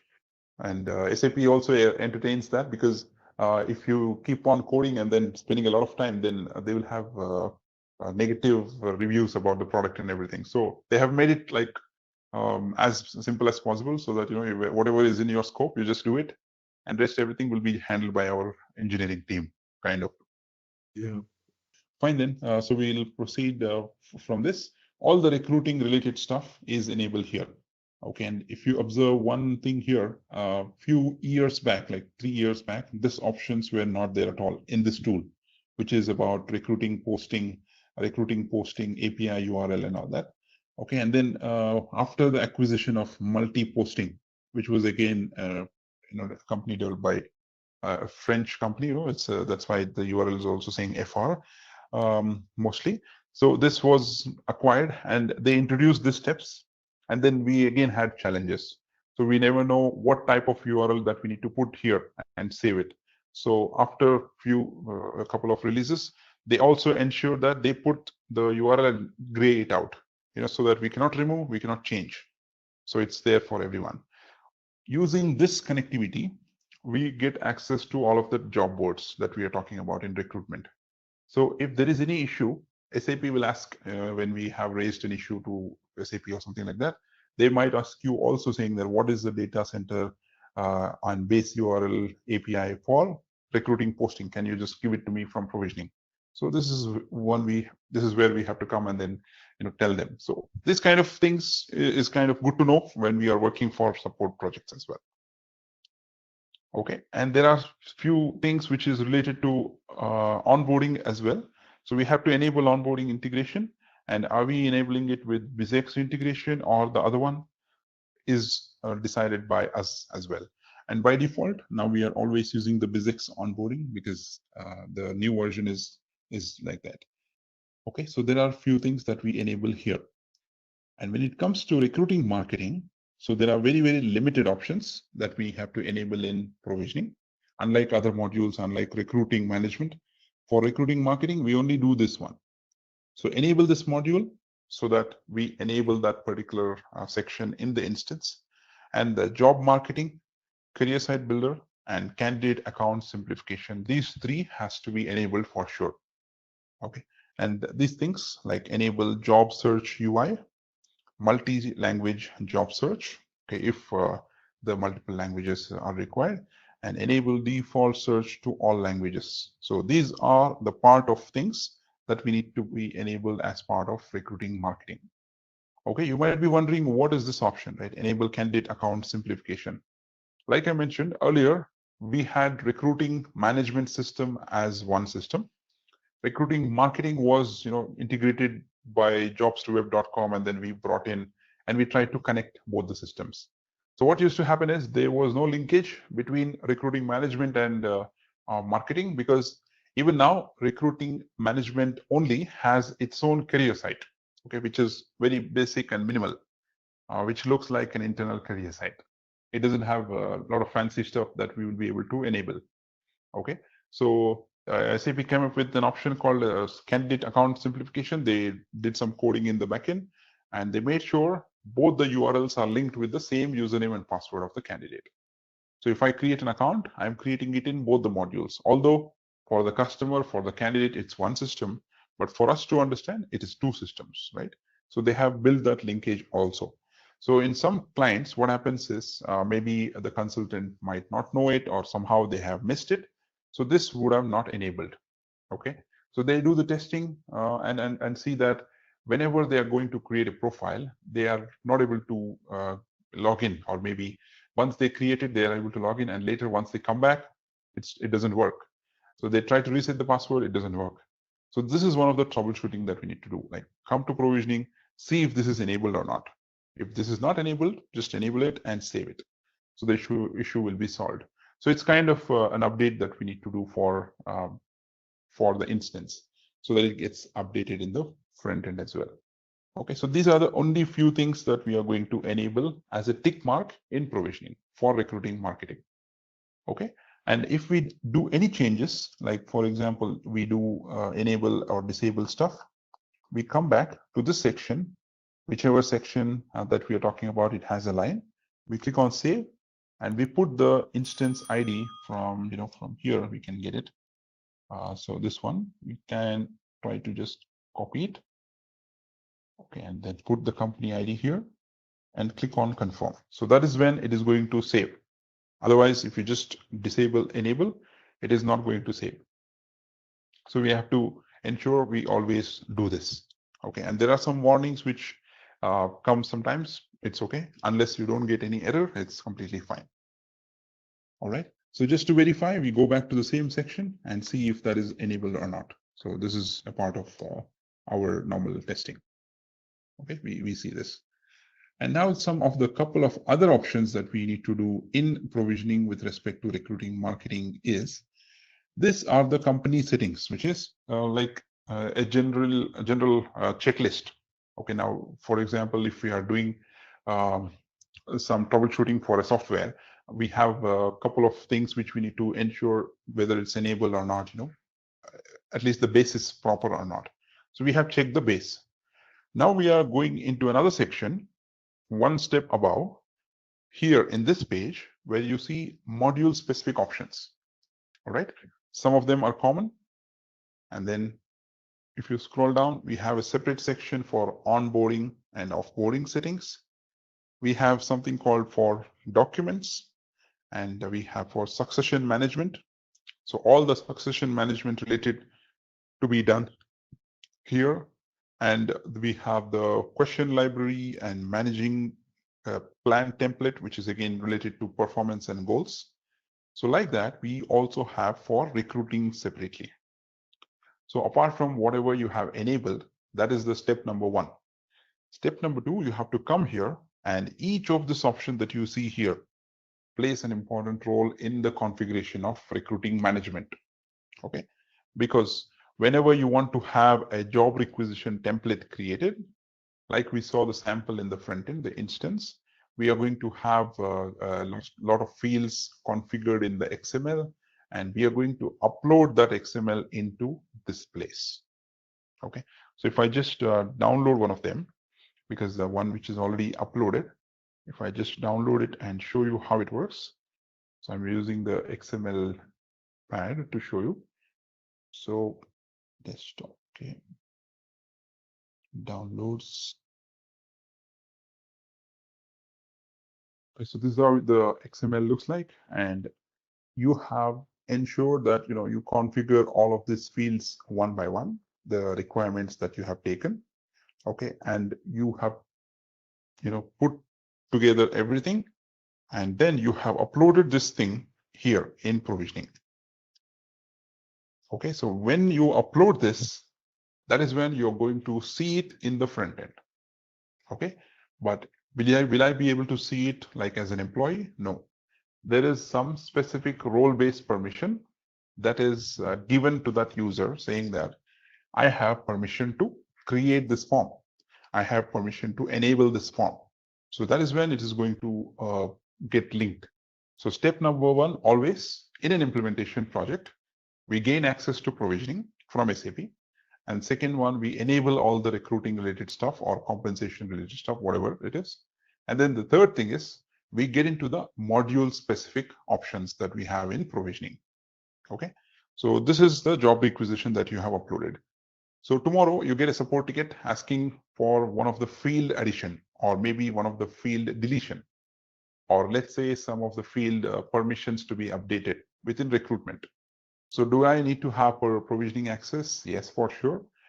If you have major changes to be done, but if you don't have major changes, or if the customer says, I just want to get this field deleted because I'm not using it anymore, then you have to tell them the impact as well. Just by deleting the field, the issue will not be solved, because whenever you have a field and some values are stored against that particular field, let's take an example of college. Okay, so you have asked for a college or university details in the application, and the customer decides that later I don't want it. Okay, so you should not delete that field. Instead, you have to disable that by removing the permissions of that field, because when you delete that field, a lot of junk values, characters that would have been already saved against that field will again get disrupted in the system. So better for the customer, we can say, yes, we have removed the field from your view, but for us as a configuration consultant, we just have to remove that from the permissions. Okay. And when it comes to a new field addition, we don't have any challenge. We can add the field and give necessary permissions. But whenever we are trying to delete or disable, we need to be a little cautious. So like that, I will not get into a lot of details with respect to recruiting configuration, because it's a lot. You upload the job requisition template here. You make changes to the application template over here. Okay, like one-to-one is linked. One job requisition is linked to one of the application template. So likewise, we have some other option as well, like wherein you design the application pipeline. So this is the place where you have to come and click on it and then create the statuses.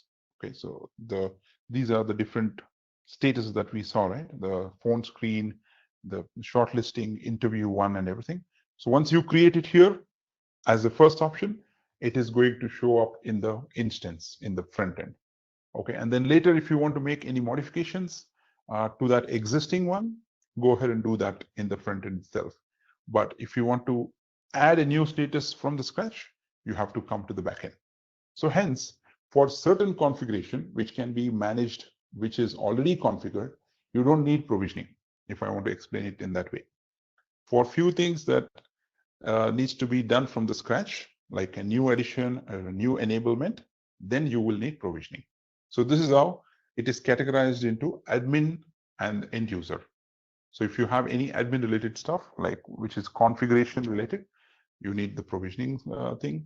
If you are just managing the front end by changing certain options, then you can do it in the front end itself, from the instance itself. Okay, so these are the few options that we have with respect to the recruiting and everything, right? So now we will talk about the recruiting marketing stuff. So there are two things within this screen of the home page from this page. Okay, so if I search for marketing, so the first thing that I have is recruiting marketing settings here. And the second thing that I have is recruiting marketing data center URL. So these are the two things that you need to do as a first step, even before you go into the command center settings. Okay, so these two things will decide the linkage between recruiting management and recruiting marketing.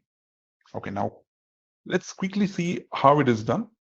Okay, so when I go to command center and click on the company ID and go to career site builder.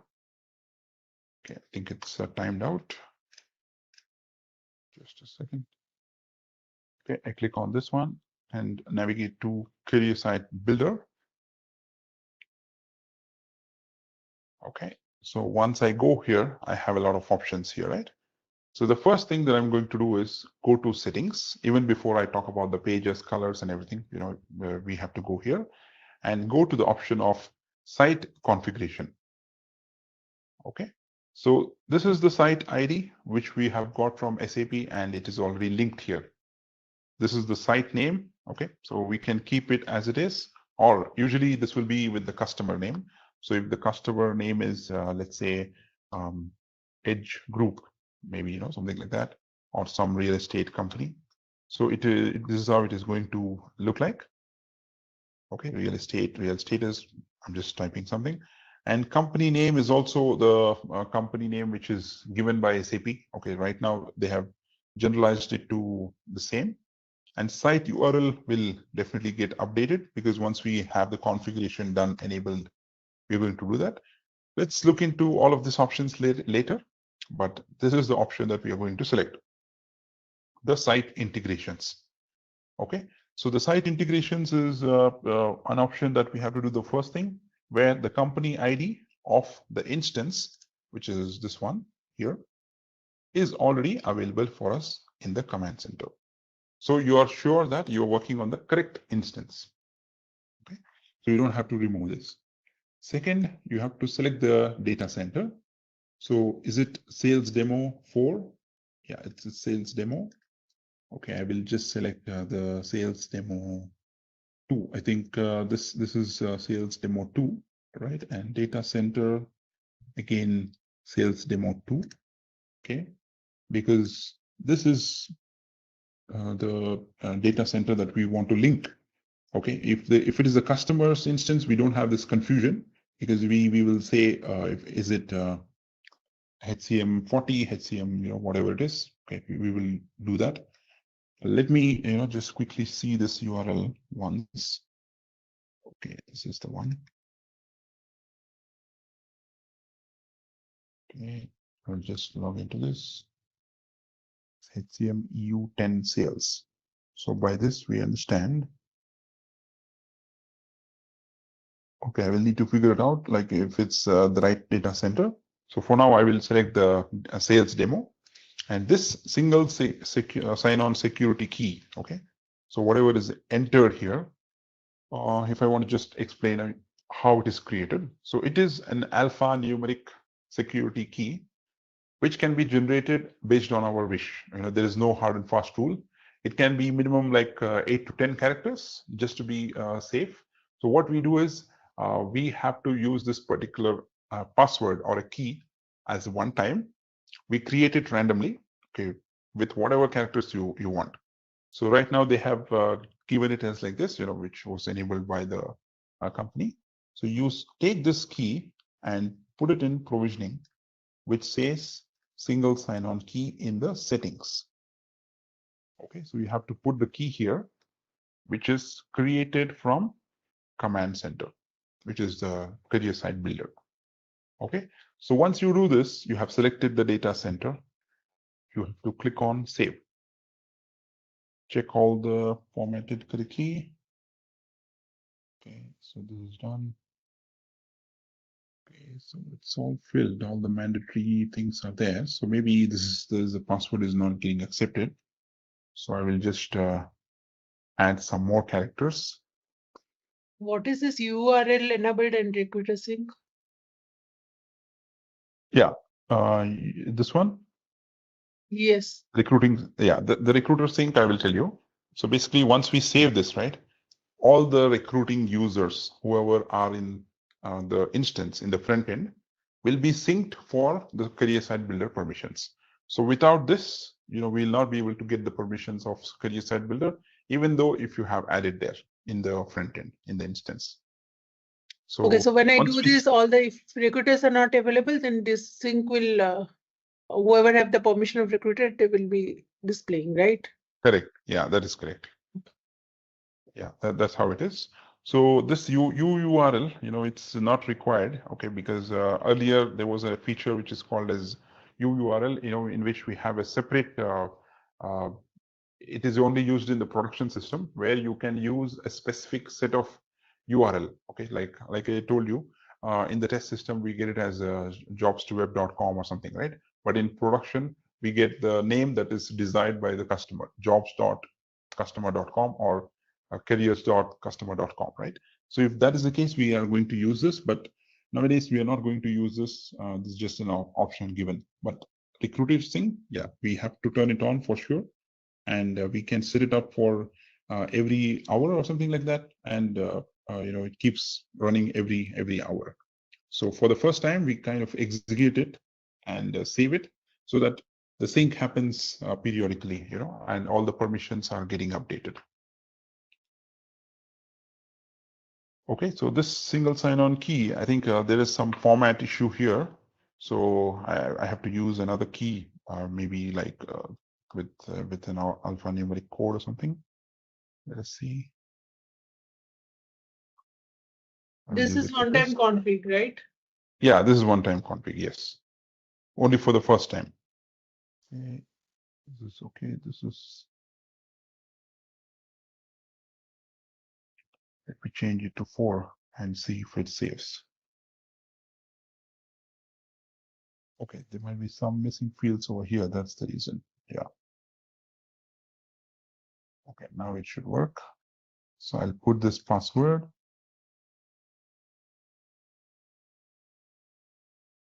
Okay. So once we save it, it's disappeared. That doesn't matter. This is the thing which is required for us.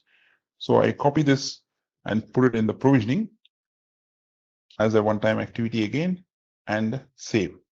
Okay. As soon as the password is saved, you go back and you come to the same option. The password is not visible. That is a known behavior. So just for the safety purposes, they have done like that, but it is saved for sure. Okay, so this is the first thing that you're going to do in Command Center. Although there are some other options, this is the first thing that you're going to do so that this instance is linked. The second thing is you go to Tools and go to the option of Manage API Credentials. So right now you see it as blank. So we have to click on Add New Provider as a first time, as a one time, and it is going to create a key which is like this. If you want to regenerate it, it's okay, but this is how it is going to create automatically. So this is the one which you have to copy it, go to provisioning, and put it in the API key like this. Okay, so you have to put the API key that you have generated from this place. So provider name, if you just click on this, it will say consider including site ID as part of the provider name. Your site ID is located in so and so information. Okay, so for now, I will put the provider name as SF test followed by the site ID. Okay, so let me just get the site ID, duplicate. Okay, I will be able to see it here also.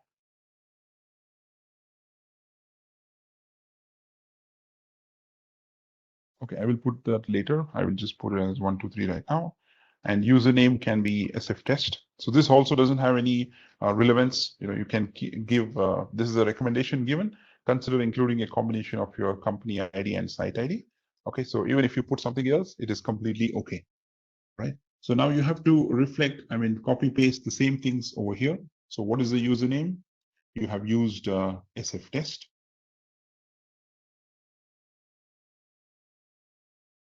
Okay, and the password will be, which is generated here. You can regenerate, you can put whatever password that you want.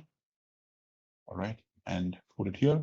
And this expires in seconds is just, for the job run that happens. So you can give 360 by default, which is like 6 seconds. 360 seconds or 60 seconds, that's completely fine. So we put all the details and we also enable this recruiting management real-time job sync. Although we have to schedule a job in provisioning, we save this as part of the configuration. And we also come here and save this. Okay. So the security key we already entered, but we have to go here again because we are making some changes. And put it here and save. Okay. Now the settings are saved. All right. So this is one step that we have done for the syncing of the system.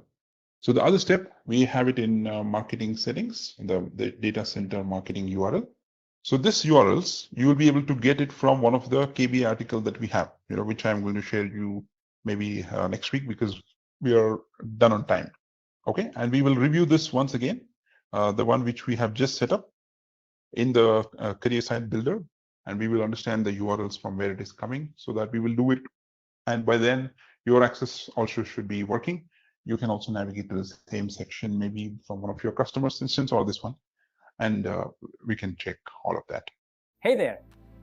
Want to excel in attracting top talent? Our SAP SuccessFactors RMK course is here to help. You can take it at your own pace on our platform. In this course, you'll learn all about SAP RMK. It's like a toolbox for creating great job campaigns and making recruitment marketing super effective.